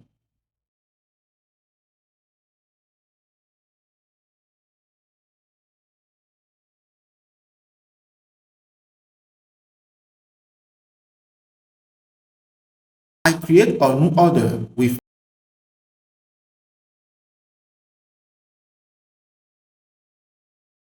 pending status, total amount, shipping address, code association, and other items.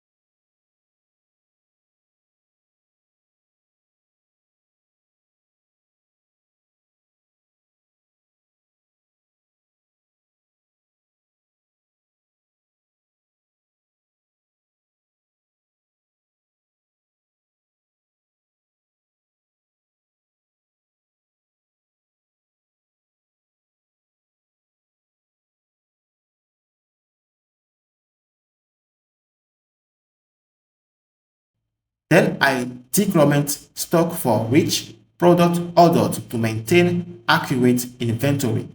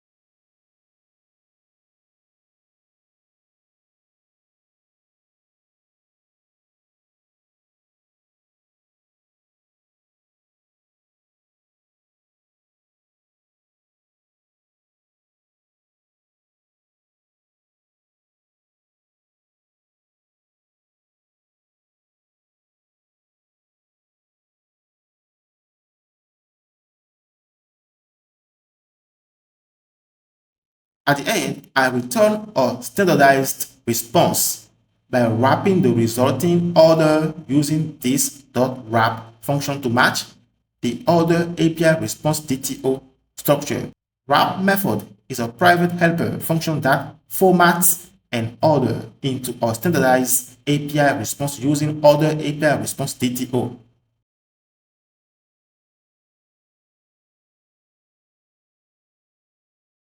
Success is always set to true, indicating that the operation was successful.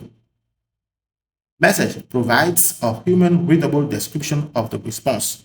Order retrieved successfully. Data contains the order details mapped to the order response DTO format via this.map helper. Map method is also a private helper function in the service that converts a raw order object from the database into a well-structured order response DTO. First, we map basic order fields, ID, user ID, status, or copy it directly. Total is converted from decimal to number.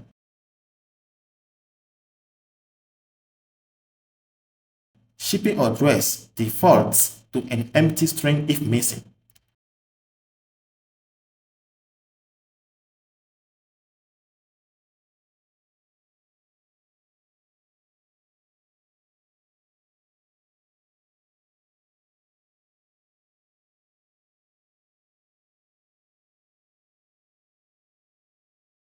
Then we map order items and loop through order.order items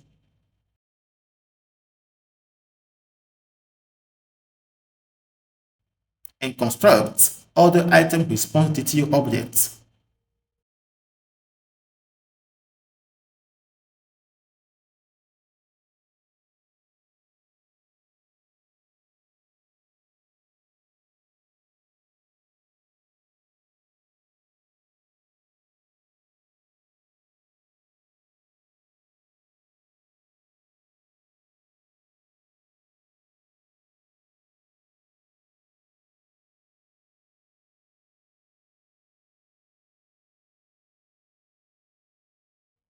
After that, we can convert price to a number, calculate subtotal as price times quantity, include ID, product name, quantity, price, subtotal, created at, and updated at.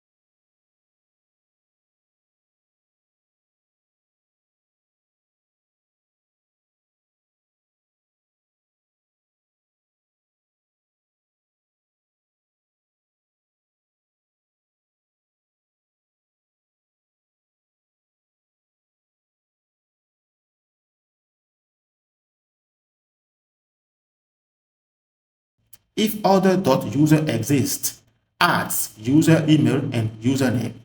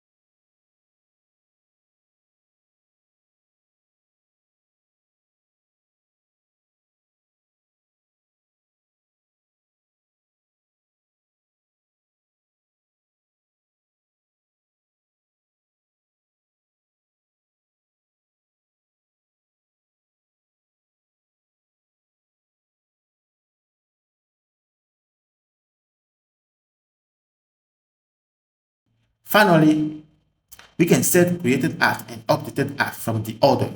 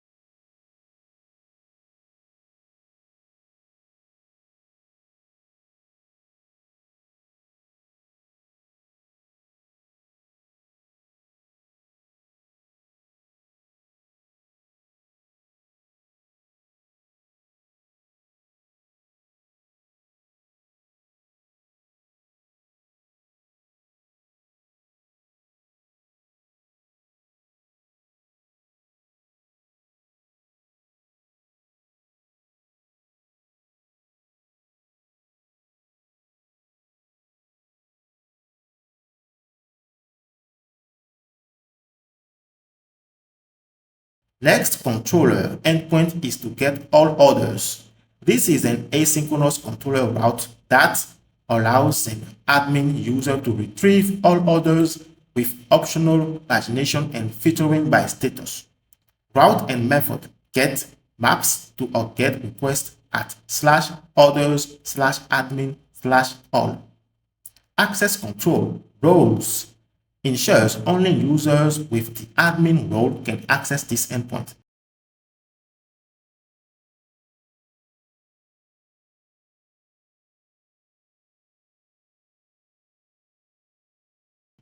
Relast throttle applies a relast rate limit suitable for rate-heavy endpoints.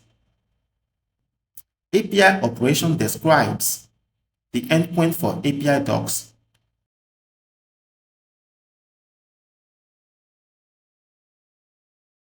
API query documents the optional query parameters.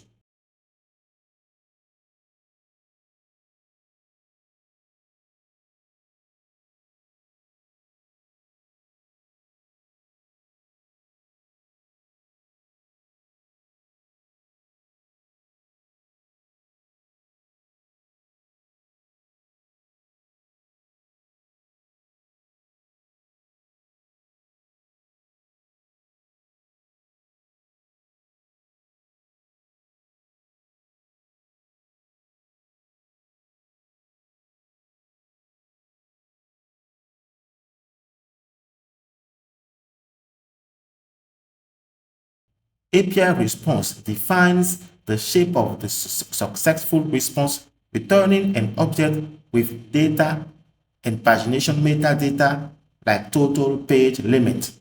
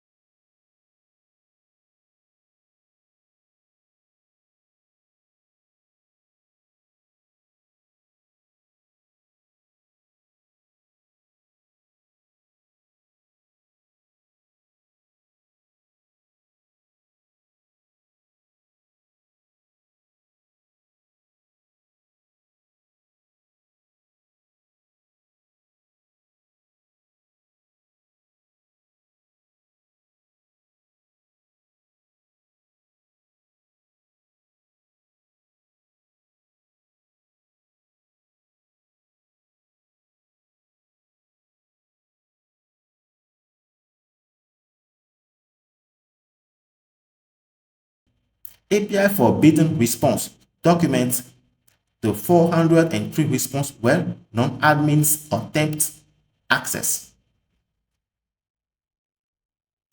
Find all for admin method is an asynchronous controller function that handles requests to retrieve all orders for admin users. It takes query order DTO type, which contains optional filters like status, page, and limit for pagination. Query order DTO is a data transfer object that defines the structure and validation for query parameters when fetching a list of orders, typically for admin endpoints.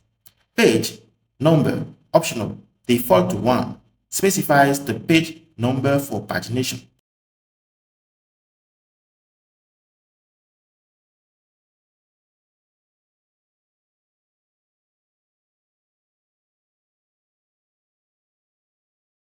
Limit, number, optional, default 10, number of orders per page. Status, filter orders by their current status. It can be pending, processing, shipped, delivered, or cancelled.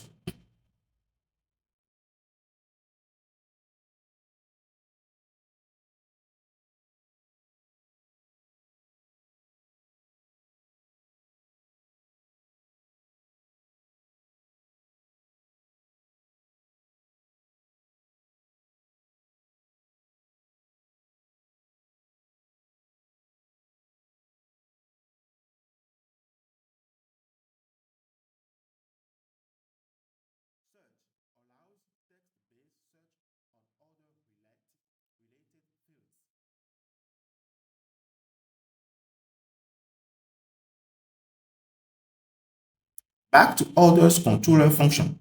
It returns the result from the service, typically a paginated list of orders formatted as order response DTO.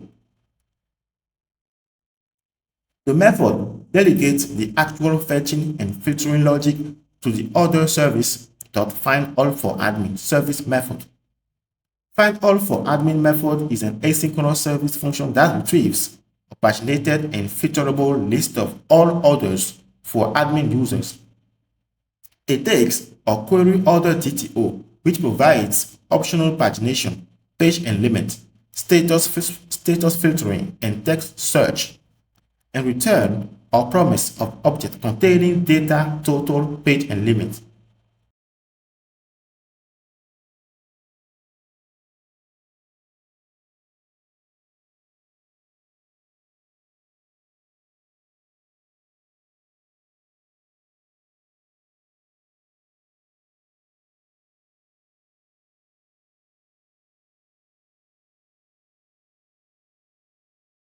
I extract pagination and filter values from the query object, providing defaults for page and limit.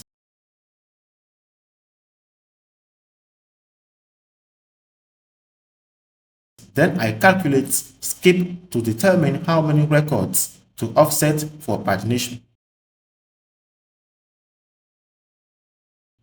I built a dynamic where close, add a status filter if provided.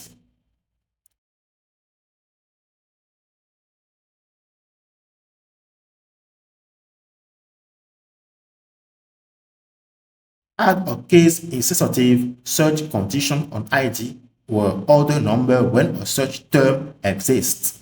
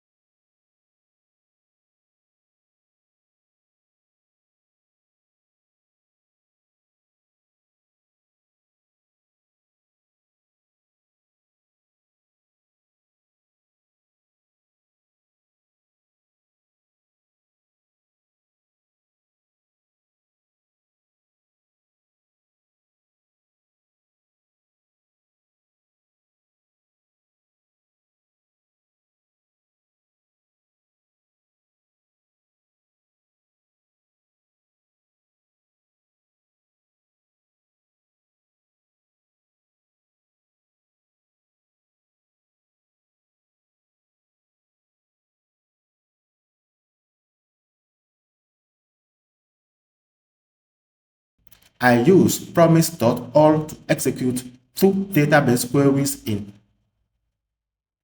parallel for better performance. Find many retrieves the paginated orders, including related order items, and the associated user.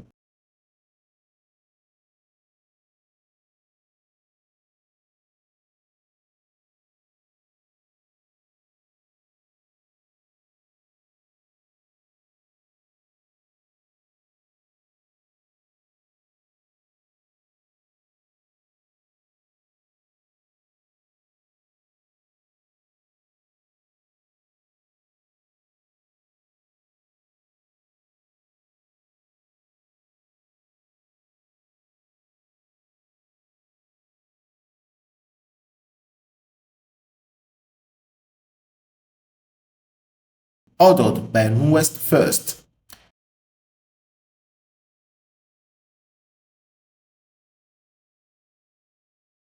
Count computes the total number of matching orders for pagination metadata. Finally, I map raw database results into orders response DTO using the map helper and returns a structured response containing the data, total count, current page, and limit.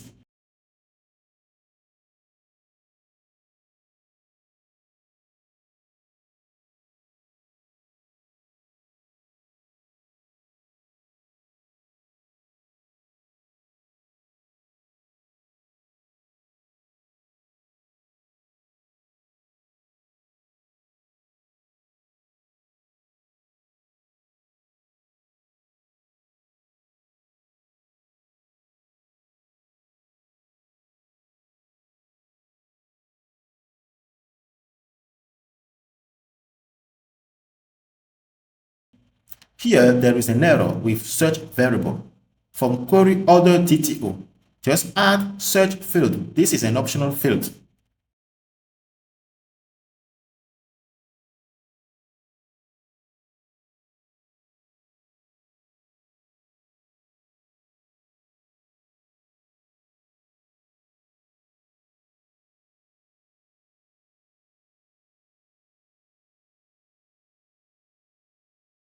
Great. Now let's move on to the next controller endpoint.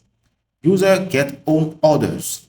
This endpoint defines a get controller route that allows an authenticated user to retrieve their own orders with optional filtering and pagination.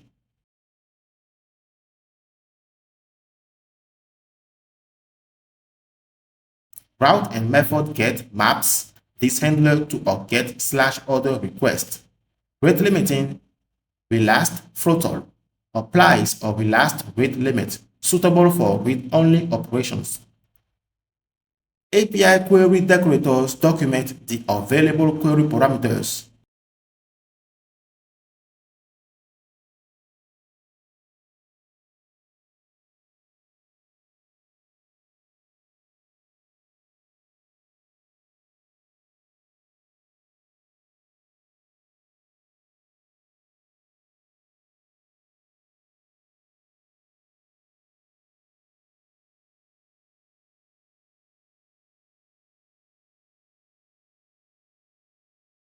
API OK response defines the successful response format, returning a paginated order response DTO, which typically contains the list of orders plus pagination metadata.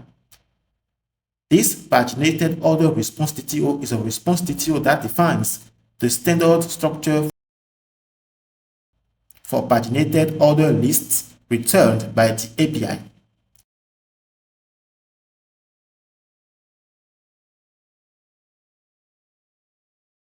Data, an array of orders where each order follows the order response DTO structure.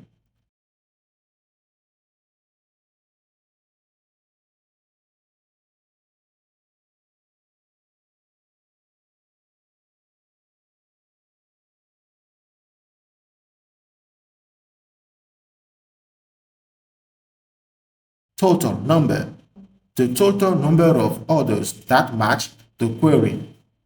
Page number, the current page number being returned. Limit number, the maximum number of orders returned per page. This findAll method is an asynchronous controller function that retrieves all orders for the currently authenticated user. It takes query, which contains optional pagination and filtering parameters such as status, page, and limit. It also takes user ID from the authenticated request using the custom getUser decorator. It delegates the actual data retrieval and business logic to this .others service.findAll function. FindAll method is an asynchronous service function that retrieves a paginated list of orders for a specific user.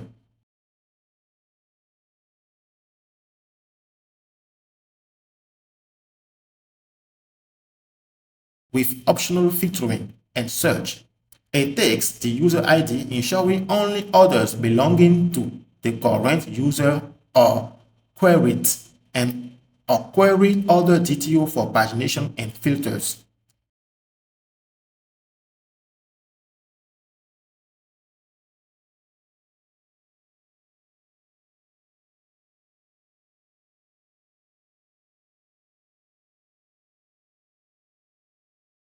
It extracts page, limit, status, and search from the query.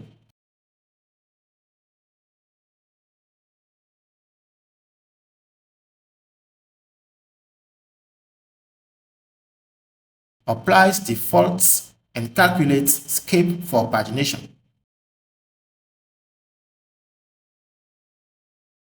It builds the where clause scooped to the user, then conditionally adds a status filter if provided,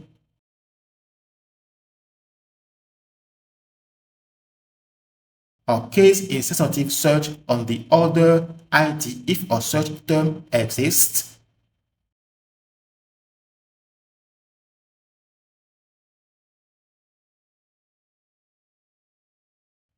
then runs two database queries in parallel using promise.all.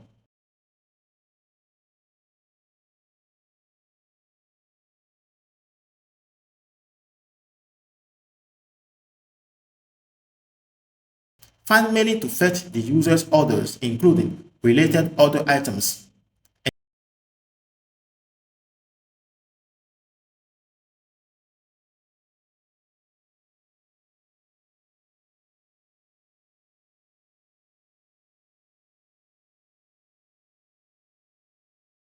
And the user ordered by newest first.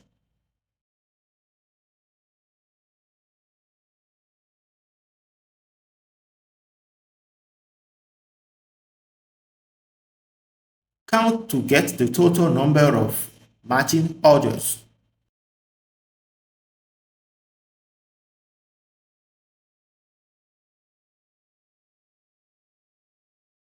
Finally, it maps each raw order to an order response DTO and returns the data along with pagination metadata like total, page, and limit.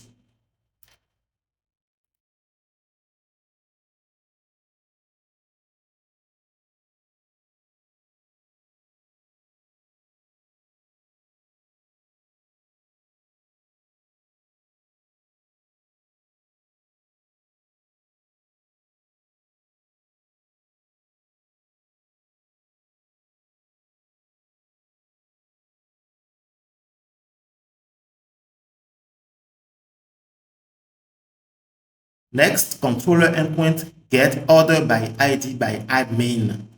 This endpoint defines an admin-only get controller route used to retrieve the details of a single order by its ID.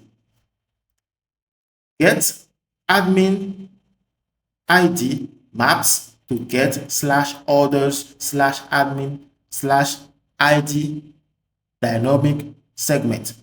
Roles restricts access to users with the admin role, and relast throttle applies a relast rate limit suitable for read operations.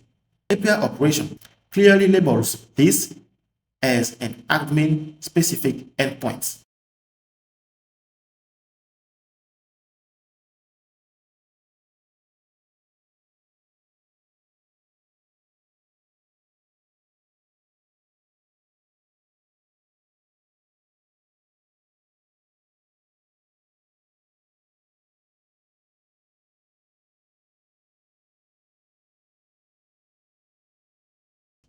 API OK response document a successful response returning an order API response DTO containing the order details.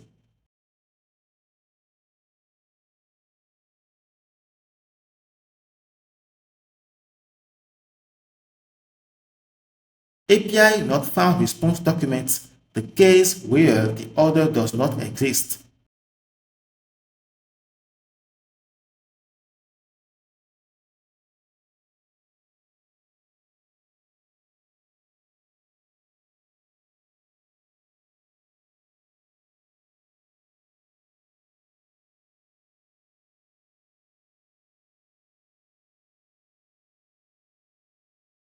Find one admin method is an asynchronous controller function that handles requests for retrieving a single order by its ID.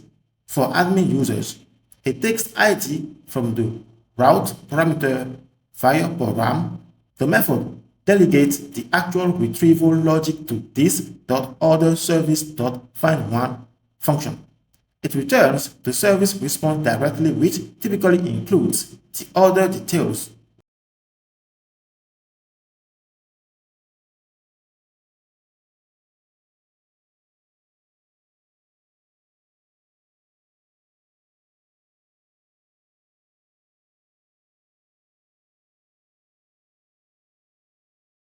Find1 method takes two arguments, ID, which is the unique identifier of the order to retrieve, and an optional user ID, which is used to restrict access so that a normal user can only fetch their own order.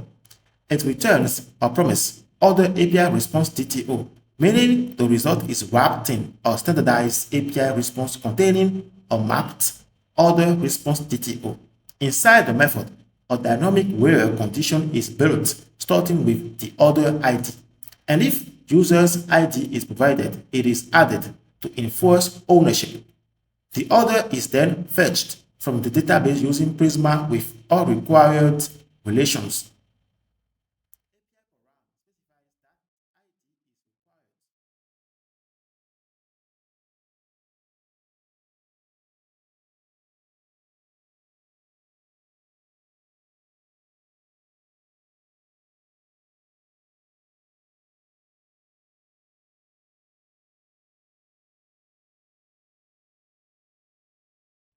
So the response can be fully constructed if no matching order is found. A not found exception is thrown to return a proper 404 response. When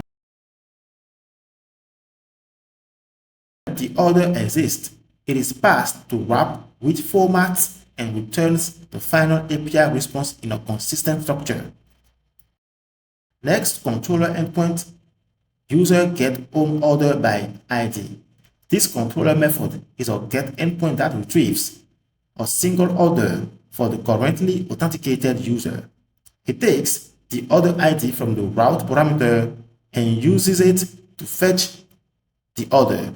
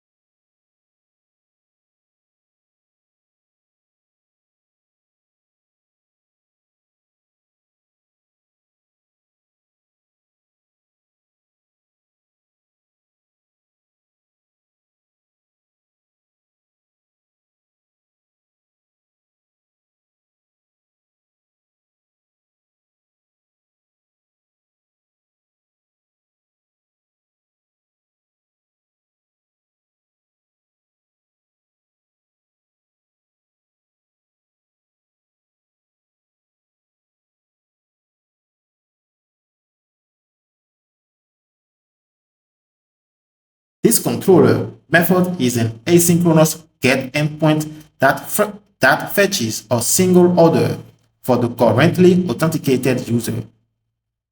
It takes two arguments, ID, the order ID, from the route parameter and user ID, the ID of the currently logged in user from the getUser decorator.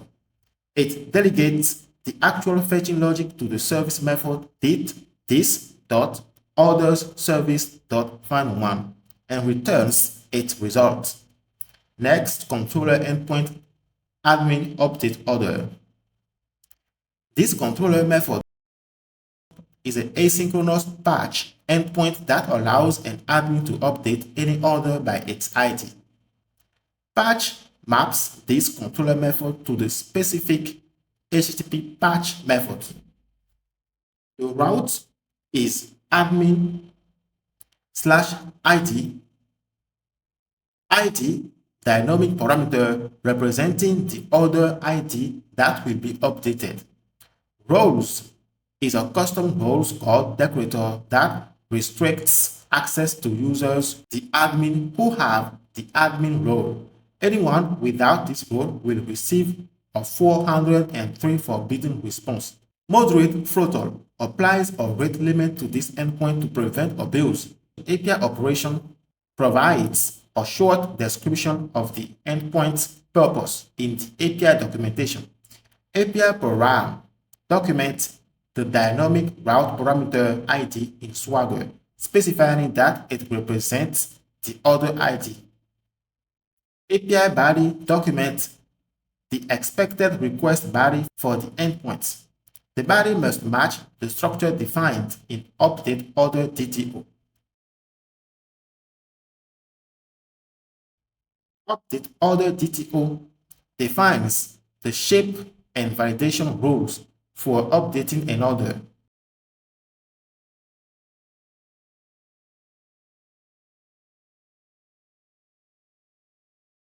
It has three optional fields: status, an optional field that must be one of the enum values defined in order status, allowing admins to update the order's status. Tracking number, an optional string field for adding or updating a shipment tracking number.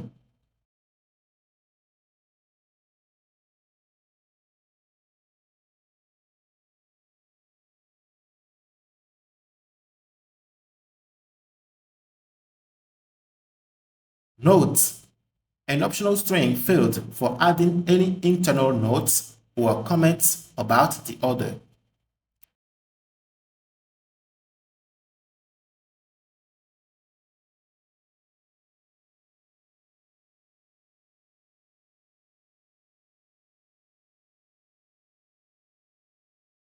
API OK response specifies that a successful response returns HTTP 200 OK.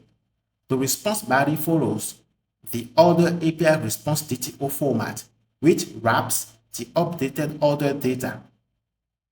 API not found response documents that if the order with the given ID does not exist, the server will return a 404 not found response. API forbidden response documents that if a user without the admin role tries to access this endpoint, a 403 forbidden response will be returned. Update admin method is an asynchronous controller function that allows an admin to update any order by its ID. It takes two arguments: ID string from the route parameter to identify the order, and DTO from the request body containing the fields to update like status, tracking number, or notes. The method delegates the actual update logic to this.ordersService.update. The update service method is an asynchronous service function that updates an order's details. It takes three arguments: ID, string for the order identifier, update order DTO containing the fields to update, and an optional user ID string to scoop the update to a specific user.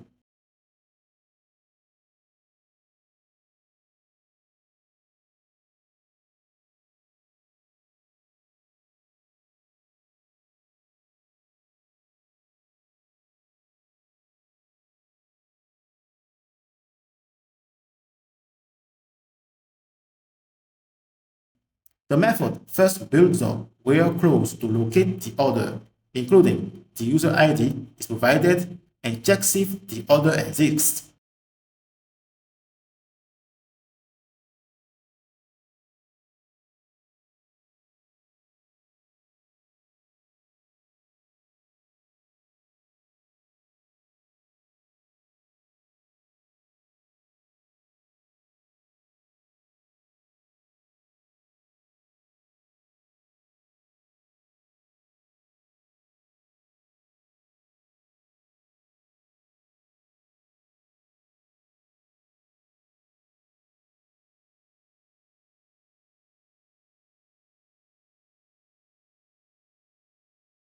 Throwing or not found exception if it does not.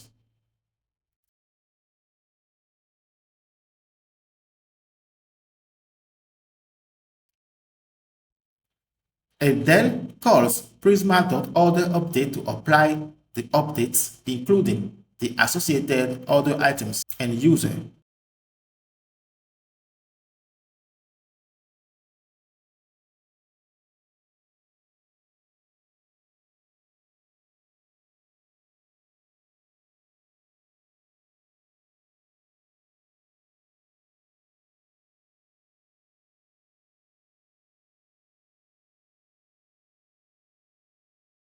Finally, it returns the updated order wrapped via this.wrap to match the order API response DTO format. Next, controller endpoint user update its own order. This set of decorator defines a controller route for updating a user's own order. Patch maps the route to the patch HTTP method with a dynamic ID parameter for the order. Moderate throttle applies rate limiting to prevent abuse. API operation provides a summary for Swagger documentation describing the endpoint's purpose. API param documents the ID route parameter.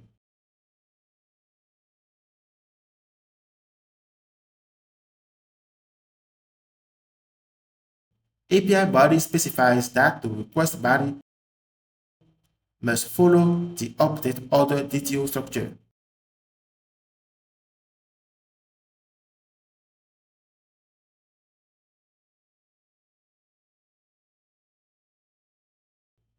API response documents a successful update response.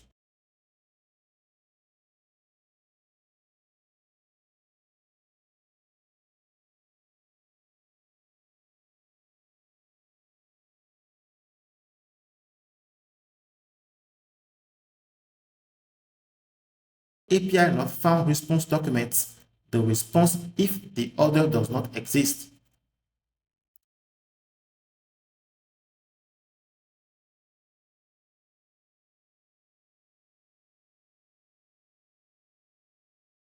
Update method is an asynchronous controller function that allows a user to update their own order. It takes three arguments: ID, DTO, and user ID.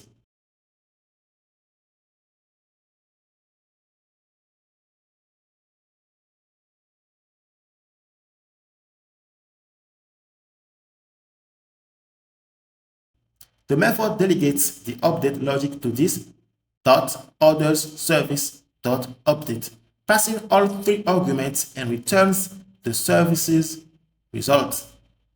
Next, controller endpoint, admin, cancel, and order.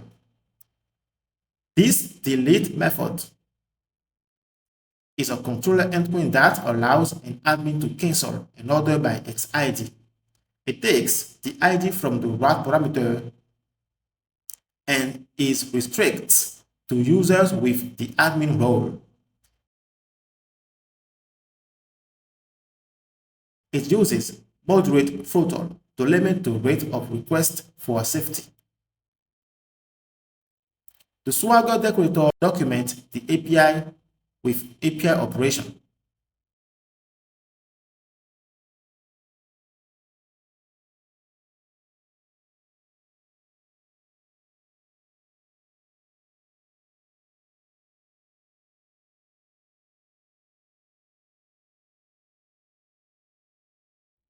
API OK response specifies a successful cancellation response, returning an order API response TTO.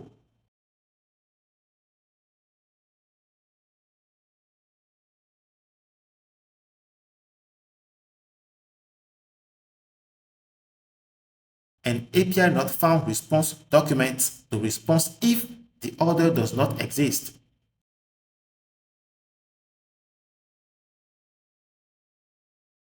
Cancel admin method is an asynchronous controller function that allows an admin to cancel an order by its ID. It takes ID string as a route parameter and delegates the actual cancellation logic to this.ordersService.cancel function.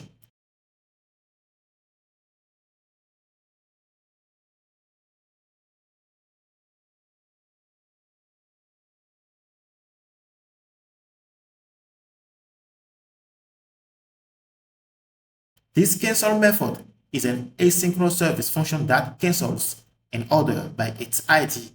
It takes ID string and an optional user ID string to restrict cancellation to the current user if provided.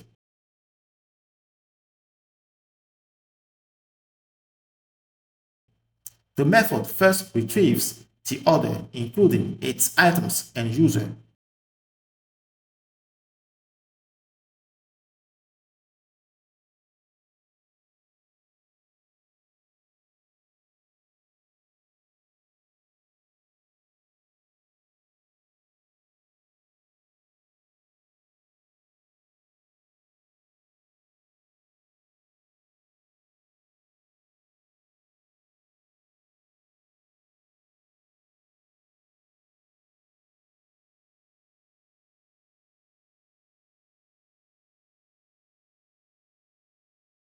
If the order does not exist, it throws a not found exception.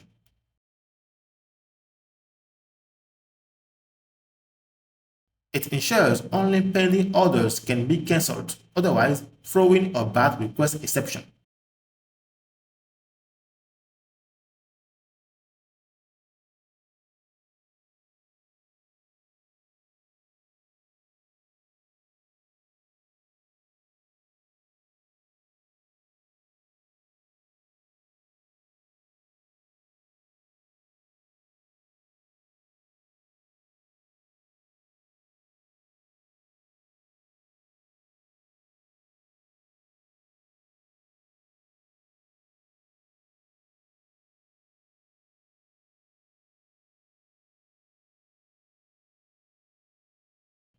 Using a database transaction, it restores the stock for which ordered product and updates the order status to cancelled.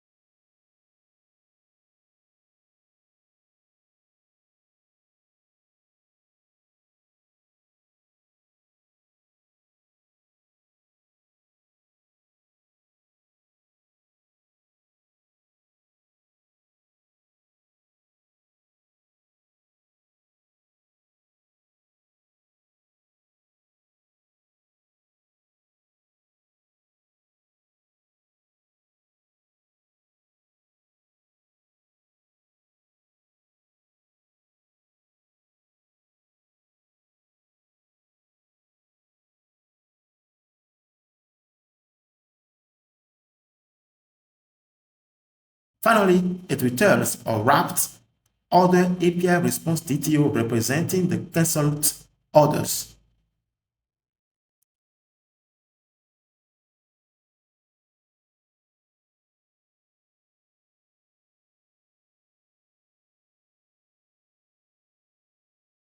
Now, last controller user cancel own order. This controller route handles canceling an order for the current user. It is decorated with delete, so it maps to the HTTP delete method with a dynamic ID parameter for the order.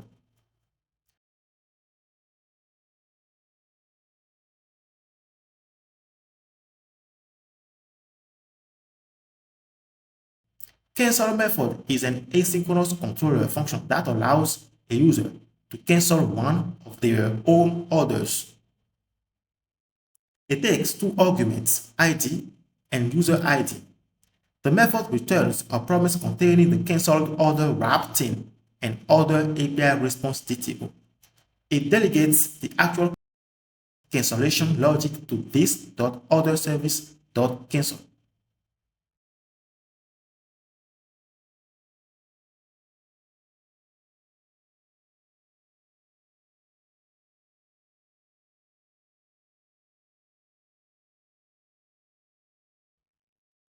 Great, we are done with order module. Let's try this out.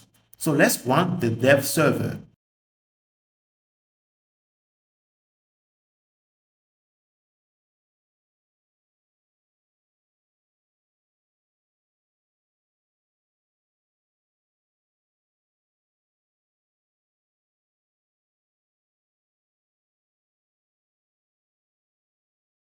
Then get the access token.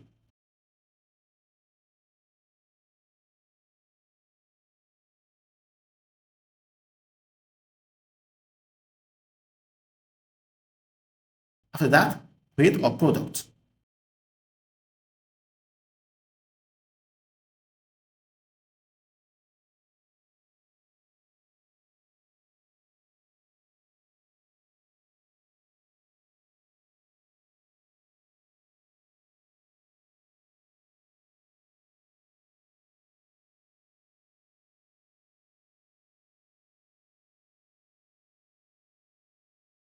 And use the product ID to create another with data like price, quantity, shipping address.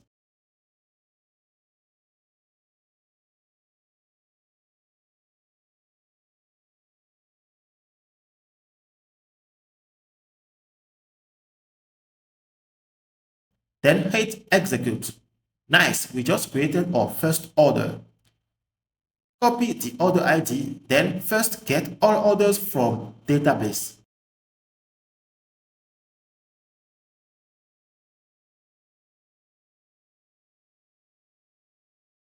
After that, get order by its ID.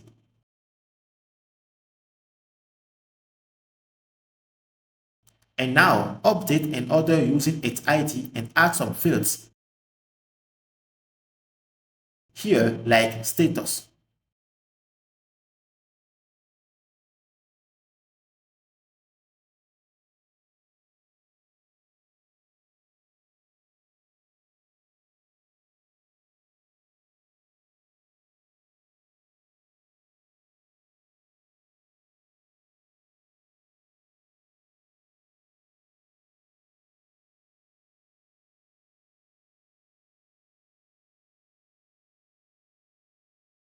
Great.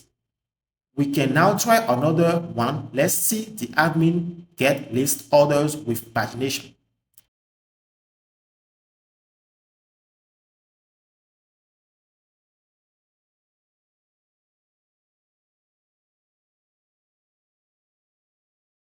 It works as well. Now let's try to update an order from admin side.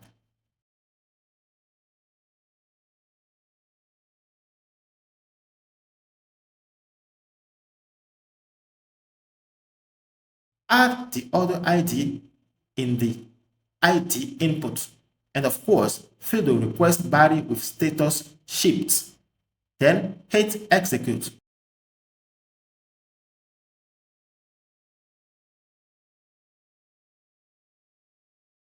It works as well. Now let's cancel an order by an admin. Add the order ID in the required field. And here the server sends error only pending orders can be cancelled. This means the order is on processing mode. So let's first update the status again and retry.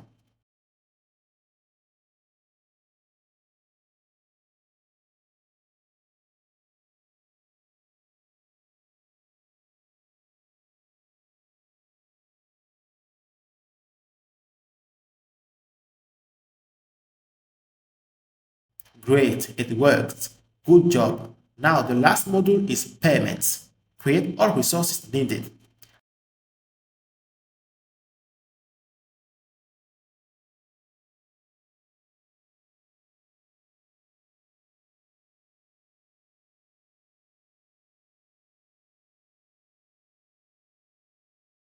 Now let's start with payment controller.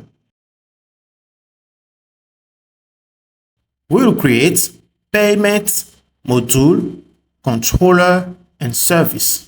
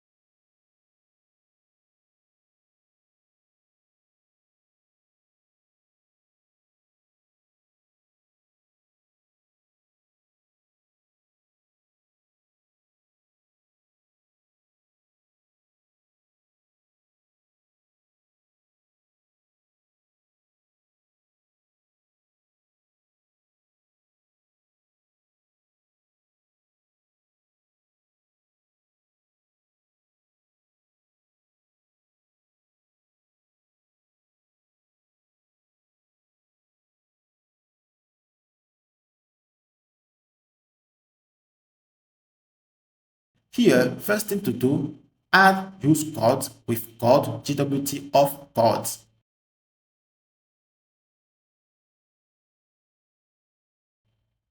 API tags group solve the endpoints of this controller under the payment section in Swagger.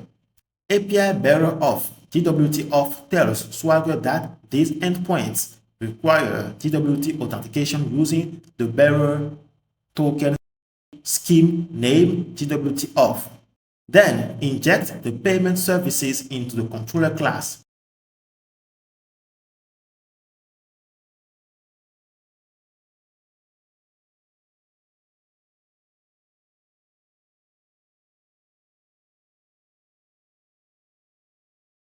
The first controller endpoint to create is create intent.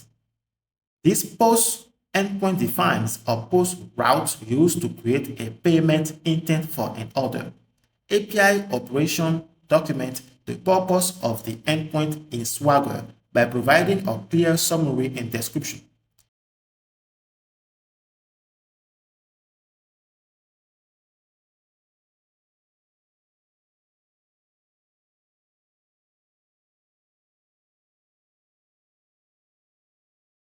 API created response specifies that a successful request returns a 201 created response with a body matching create payment intent API response DTO.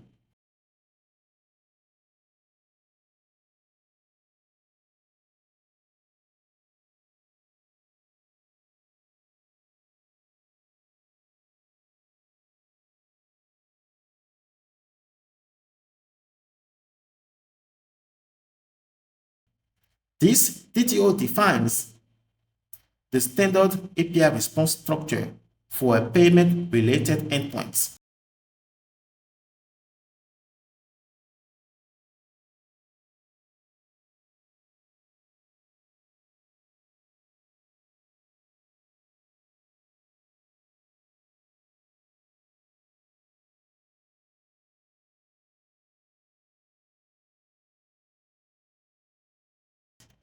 The success property is a Boolean flag was processed successfully.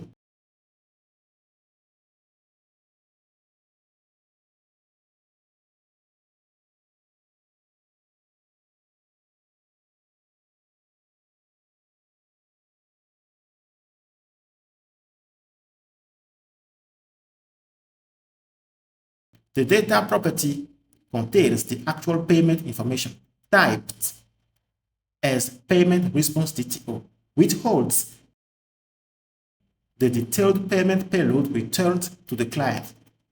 Payment response DTO is a response DTO transfer object that defines the shape of payment data returned by the API. It includes core identifiers such as ID, order ID, and user ID, along with the amount paid and the currency used for the transaction.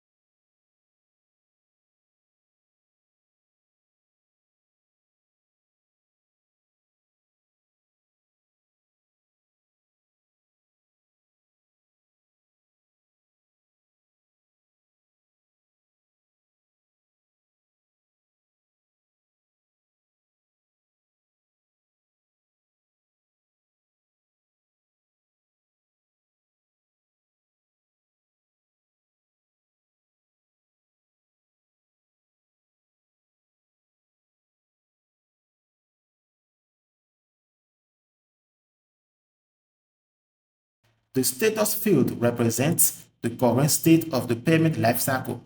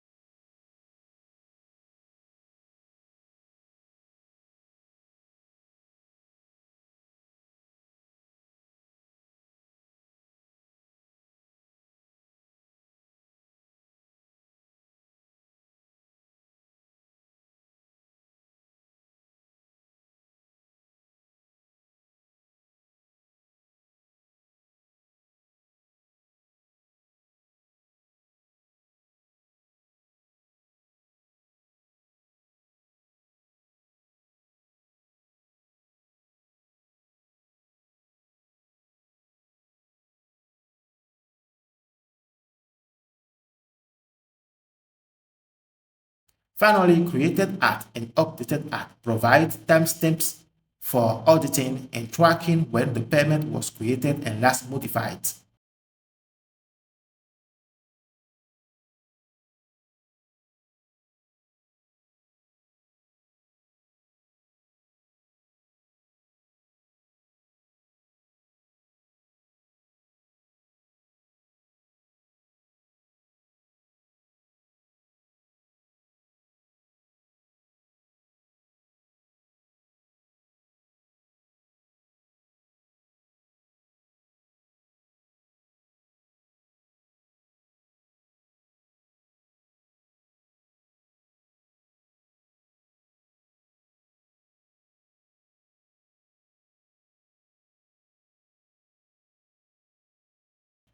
Create payment intent response DTO defines the response returned when a payment intent is successfully created. It contains the client secret, which is generated by Stripe and used on the frontend to securely confirm the payment.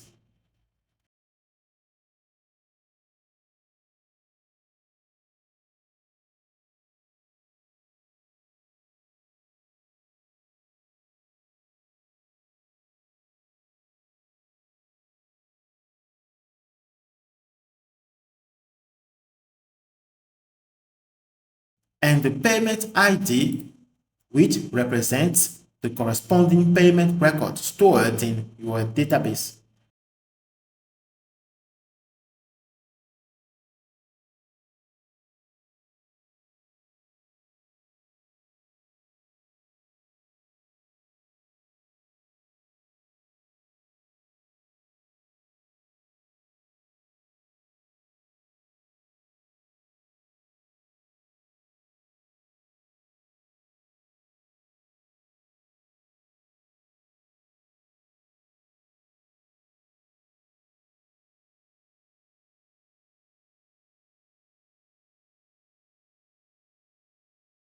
The optional message property provides an additional human-readable description of the result.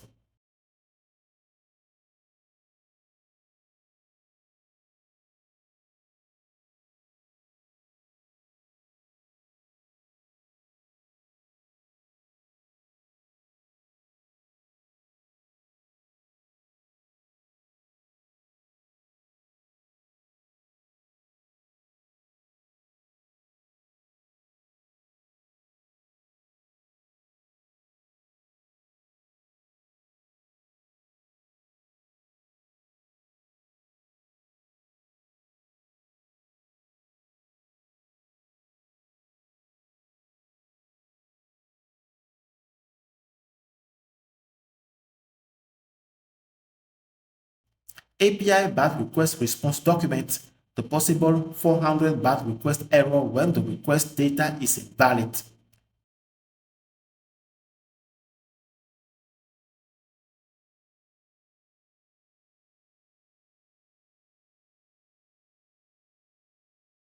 Create payment intent controller method handles HTTP request to create a known payment intent for the authenticated user.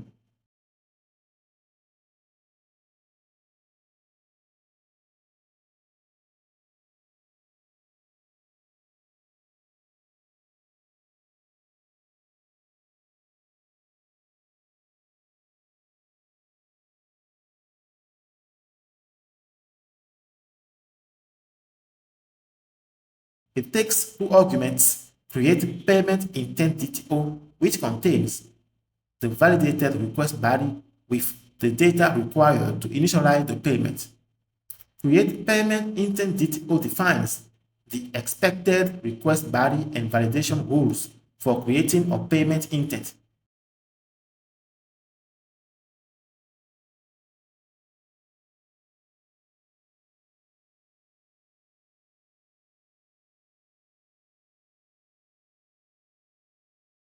It accepts order ID or required string that identifies the order being paid for and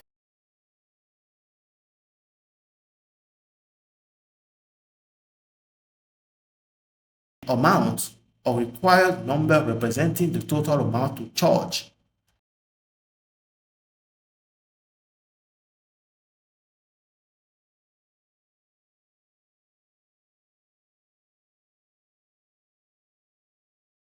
It also includes optional fields, currency which defaults to USD dollar if not provided.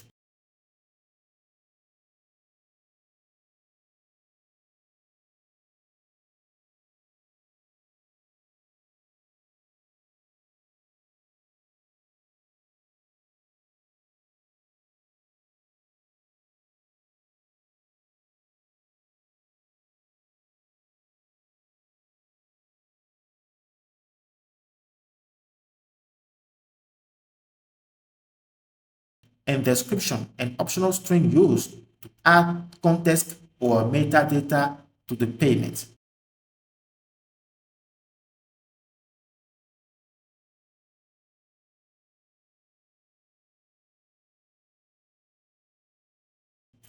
And user ID, which is extracts from the authenticated user using the getUser decorator. The method delegates all business logic to this .payments service .create payment intent, passing along the user ID and DTO, and returns whatever response the service produces.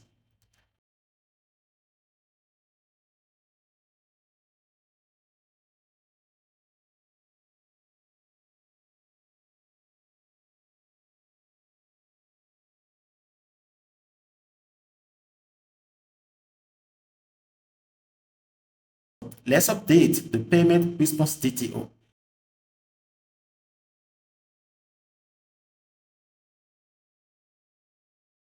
In payment API response DTO, add message field. This is an optional string.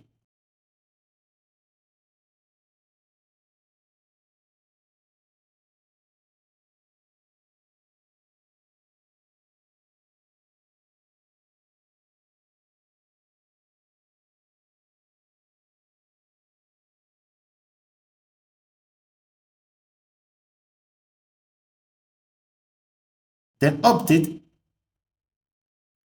payment API response DTO to create payment intent API response DTO. Also, change data type to create payment intent response. Then let's implement payment service function create payment intent.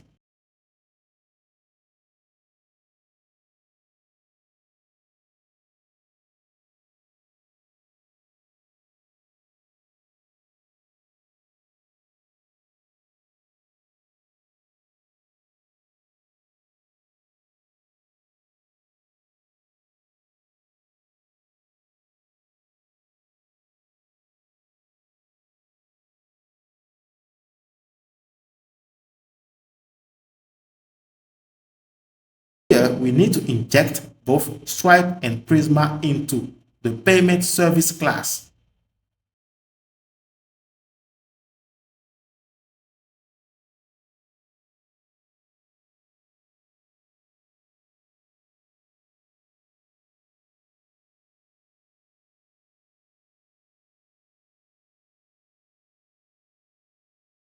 So install Stripe, then create a new property private called Stripe with type Stripe.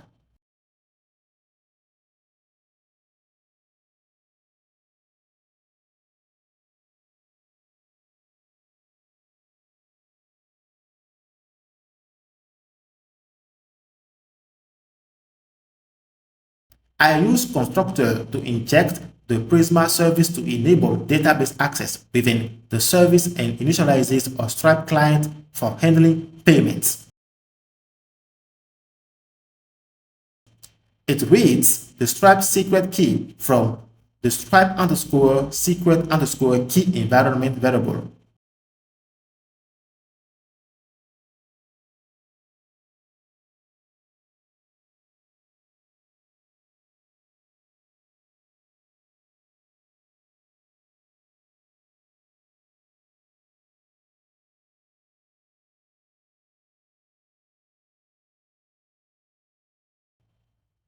And configures the Stripe SDK with a specific API version to ensure consistent behavior across updates.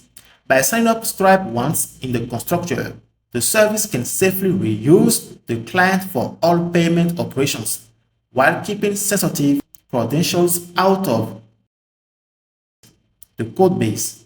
Create payment intent method is an asynchronous service function responsible for creating a Stripe payment intent for a specific order and user, and it returns a structured response containing a success flag, the Stripe client secret, the internal payment ID, and a message.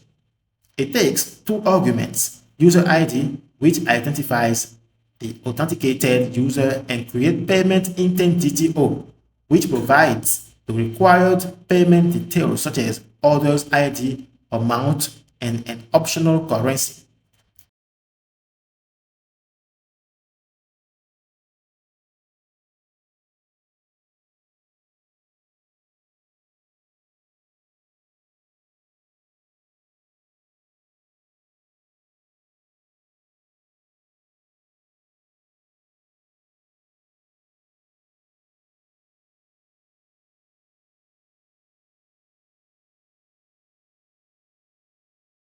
The method first verifies that the order exists and belongs to the given user.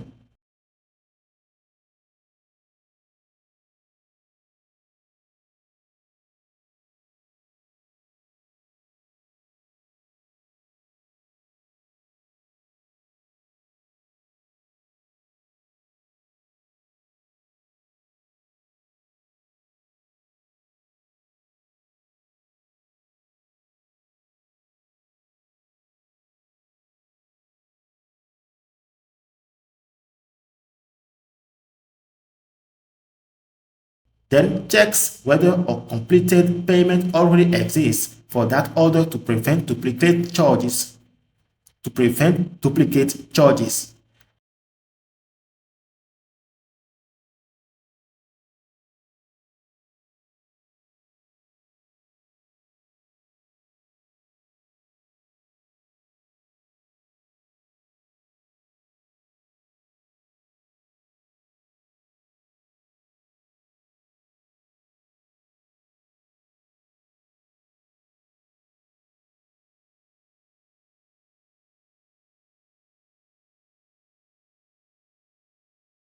If validation passes, it creates a Stripe payment intent converting the amount to the smallest currency unit, persists a corresponding payment record in the database with a pending status.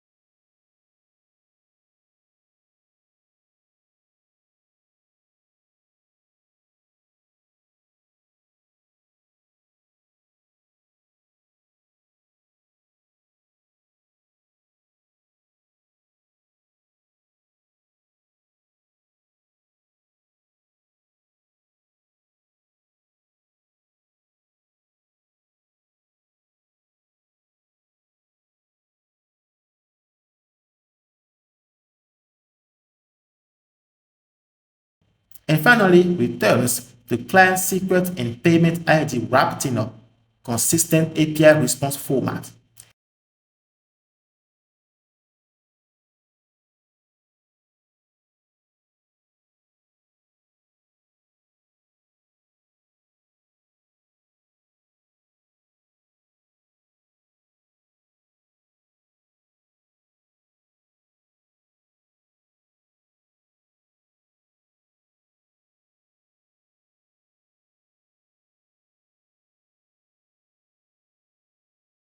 This endpoint decorator defines a post/confirm route for confirming a payment intent.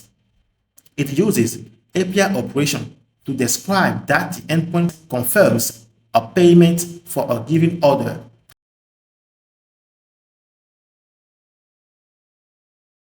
The API response documents a successful confirmation, returning a payment API response DTO, while API back request response indicates case where the payment either does not exist or has already been completed.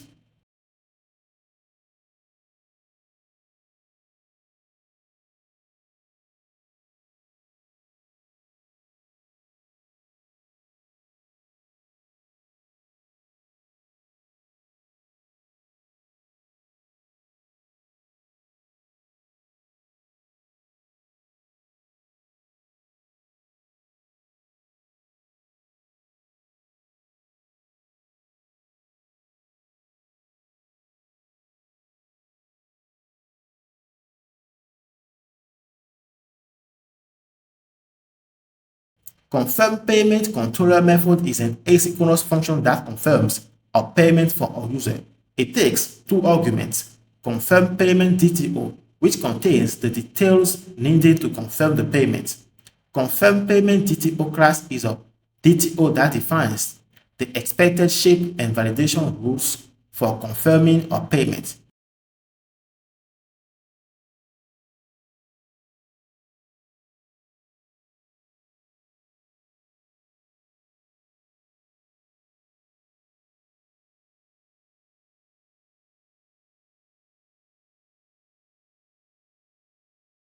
It has two required string properties: payment intent ID, which identifies the payment intent to confirm, and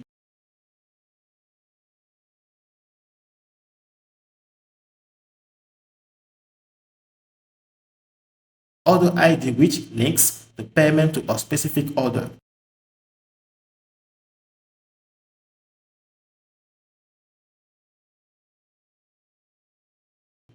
Back to the controller, here we have user ID extract from the authenticated user via the getUserDecorator.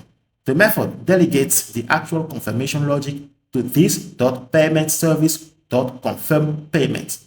Confirm payment method is an asynchronous service function that handles confirming a payment for a specific order.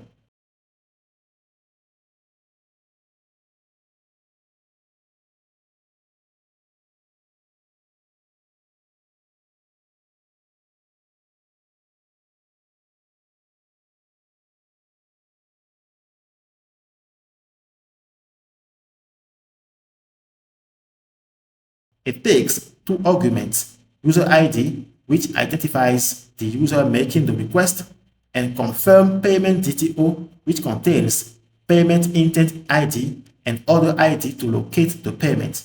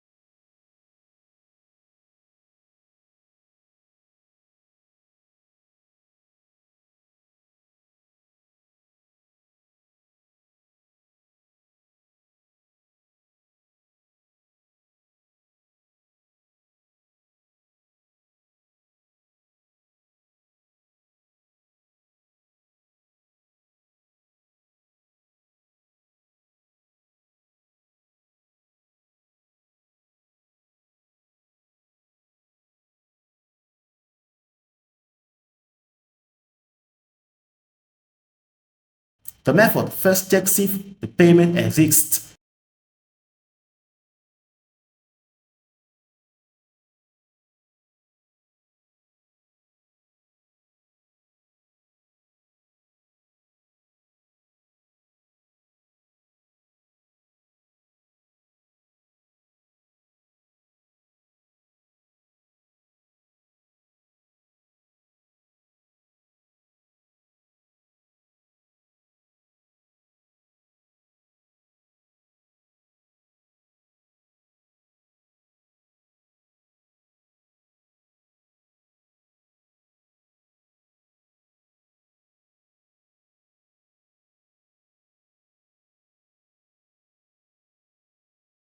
and ensures it has not already been completed.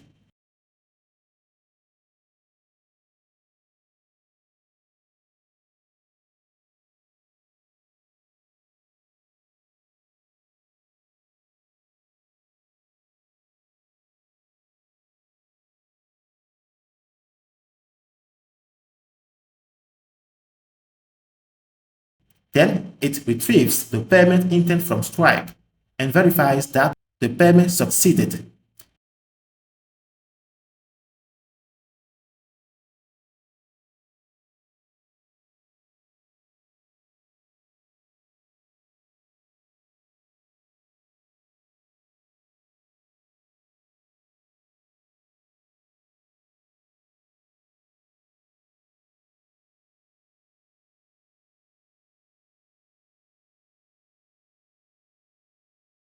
Using a database transaction, it updates the payment status to completed and marks the order as processing.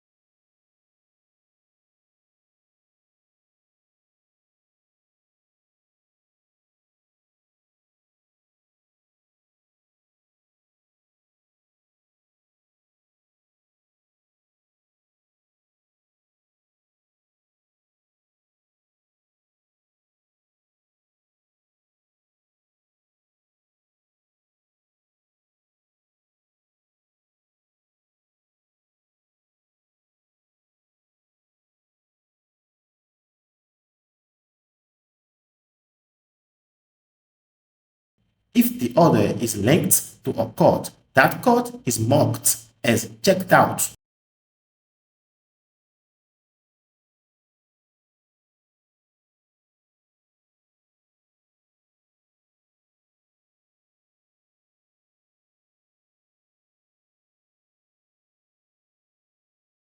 Finally, it returns a structured response with success through the updated payment details and a confirmation message.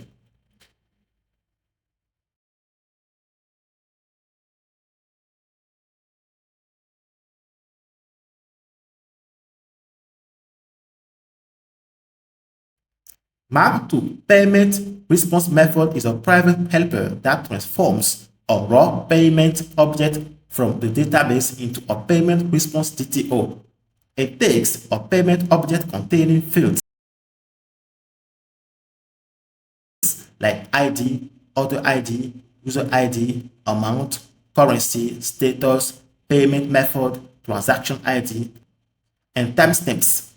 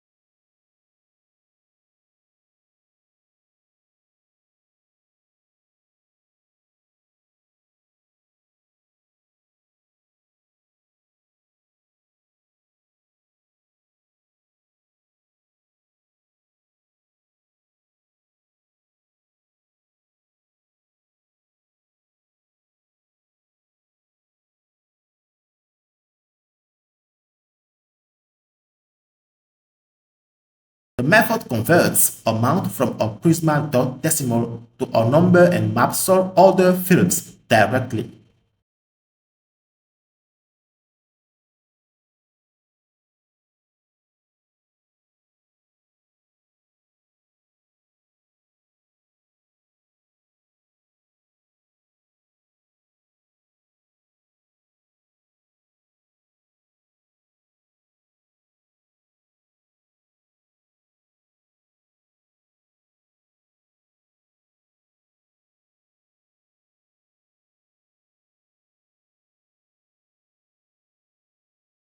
GetEndpoint is a controller method that retrieves all payments for the currently authenticated user.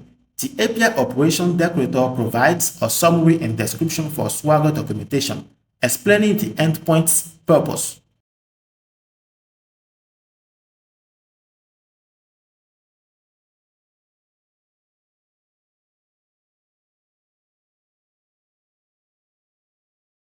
The API OK response decorator documents the expected successful response, specifying that the response will match the payment API response DTO type, which includes the success flag, the list of payment data, and an optional message. Find all method is an asynchronous controller function that retrieves all payments associated with the currently authenticated user. It takes the user ID from the getUser decorator, ensuring only the user's own payments are fetched, and delegates the actual data retrieval to this.paymentservice.findAll function.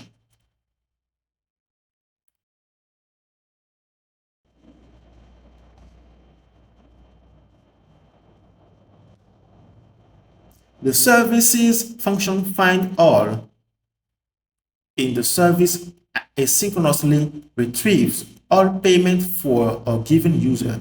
It accepts a single argument, user ID, which is used to filter payments in the database.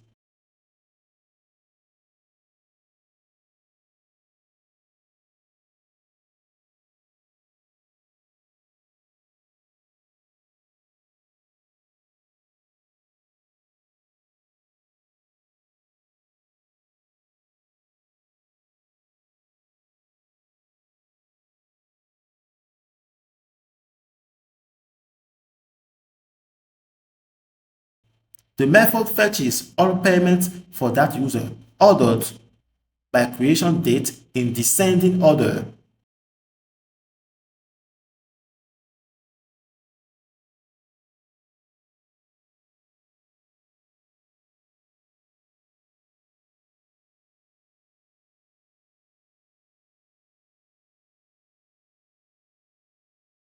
Maps each payment to a payment response DTO using the map to payment response helper, and returns an object indicating success, the mapped payment data, and a confirmation message.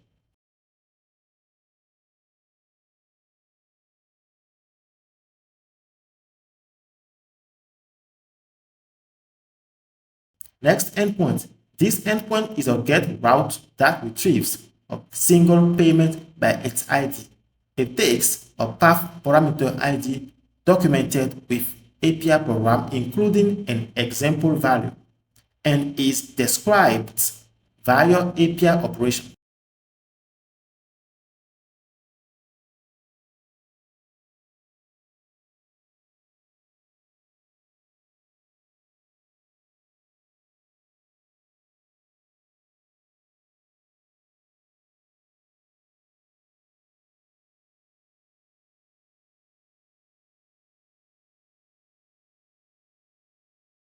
If a payment with the given ID exists, the response will return a payment API response TTO with a success flag, the payment data, and a confirmation message.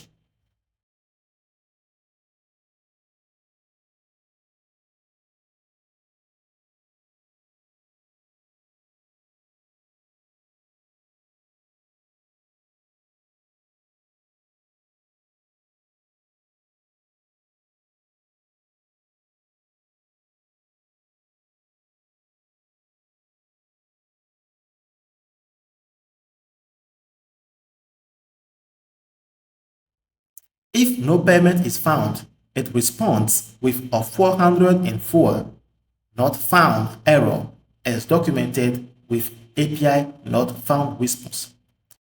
This controller method handles fetching a single payment by ID for the currently authenticated user.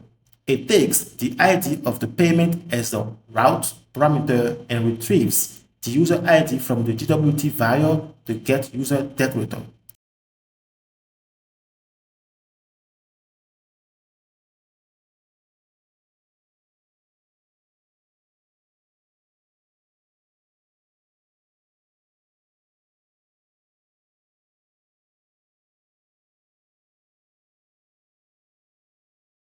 The method calls this.paymentService.findOne.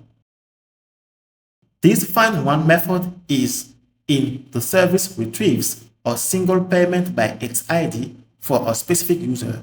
It takes two arguments, ID, the payment ID to look up, and user ID, the ID of the currently authenticated user.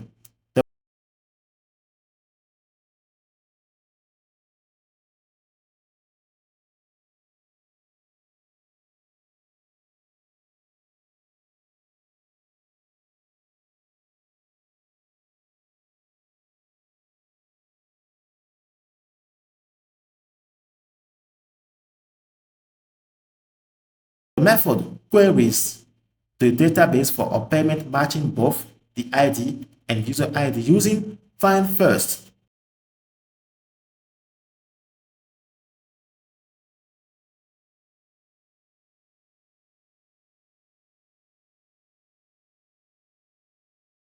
If no matching payment is found, a throws or not found exception.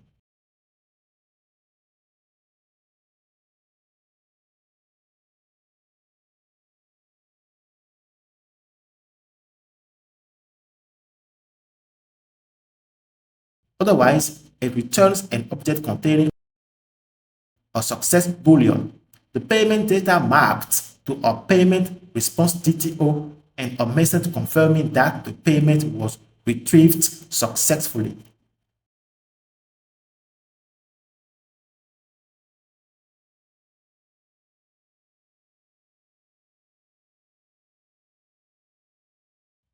This endpoint retrieves the payment associated with a specific order. It expects a single parameter, order ID, which identifies the order whose payment is being queried. The route is documented with API operation and API program.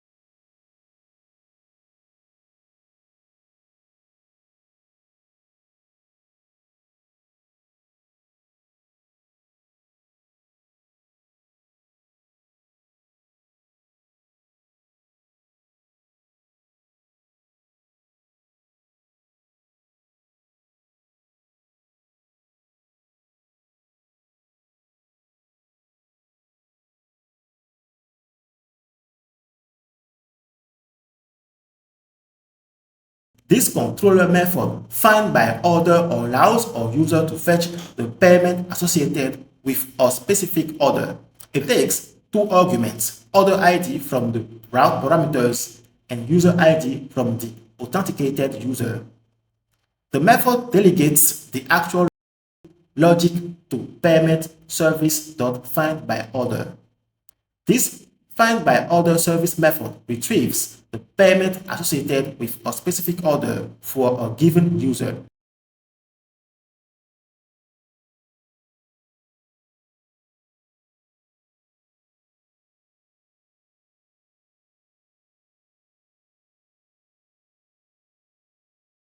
It takes two arguments, order ID to identify the order and user ID to ensure the payment belongs to the authenticated user.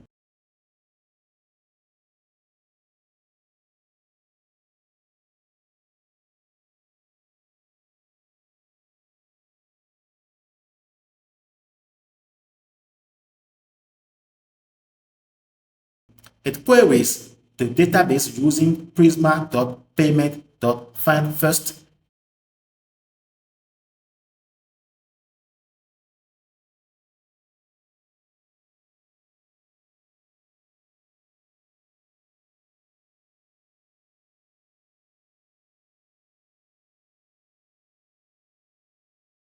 And if a payment is found, maps it to a payment response DTO, otherwise it returns null for the data. The method always returns a consistent response object containing success, data, and message. We just finished the payment API endpoint. Let's test this out. Run the dev server.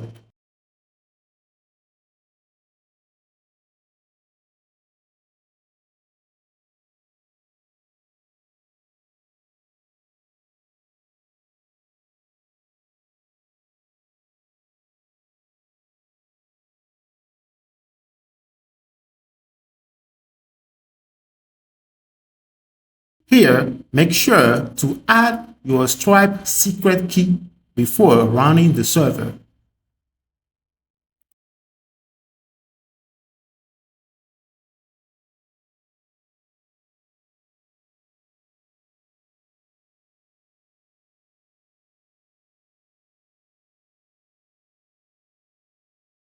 So first, get the access token, then list payment from database.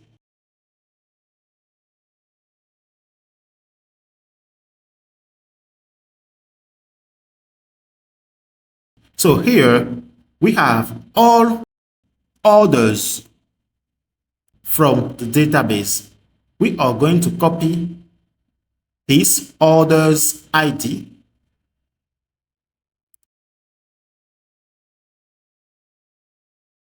then create a new payment using this order ID.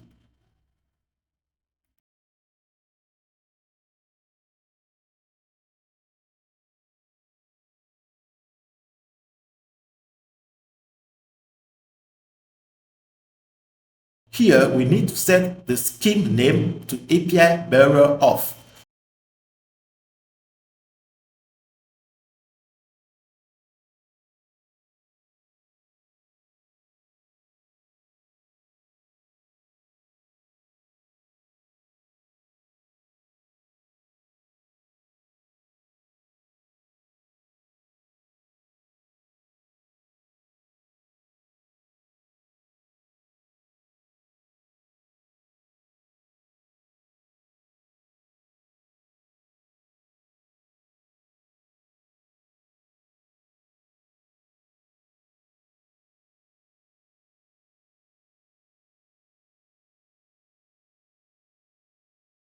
As you can see, there is no payments yet. So let's create a new intent.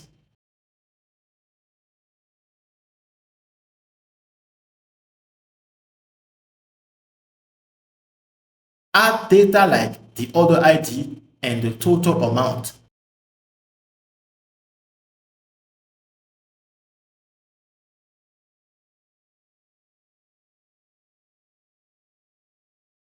Then the server sends a successful response with response data containing the client secret and the payment ID. The next step is to confirm this intent. So go to API endpoint payment/confirm and add both data, payment intent, and the order ID.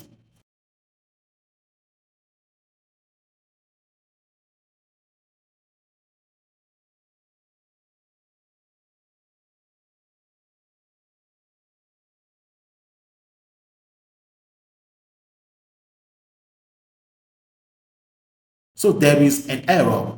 This is payment intent ID, not payment intent. So now we got payment not successful because Stripe payment intents require client-side confirmation. When you create a payment intent, Stripe expects you to confirm it on the frontend using a Stripe SDK. That's great. We'll test this once we start building the frontend application. For now, great job. There is one more module left, which is the CRUD module. I'll leave this one to you as a task. Please get the CRUD object from the database design, then create the CRUD module, service, and controller. If you face any issues, refer to the source code and try to find solutions on your own. That's the end of this first part. Stay tuned. See you in the second part, Frontend.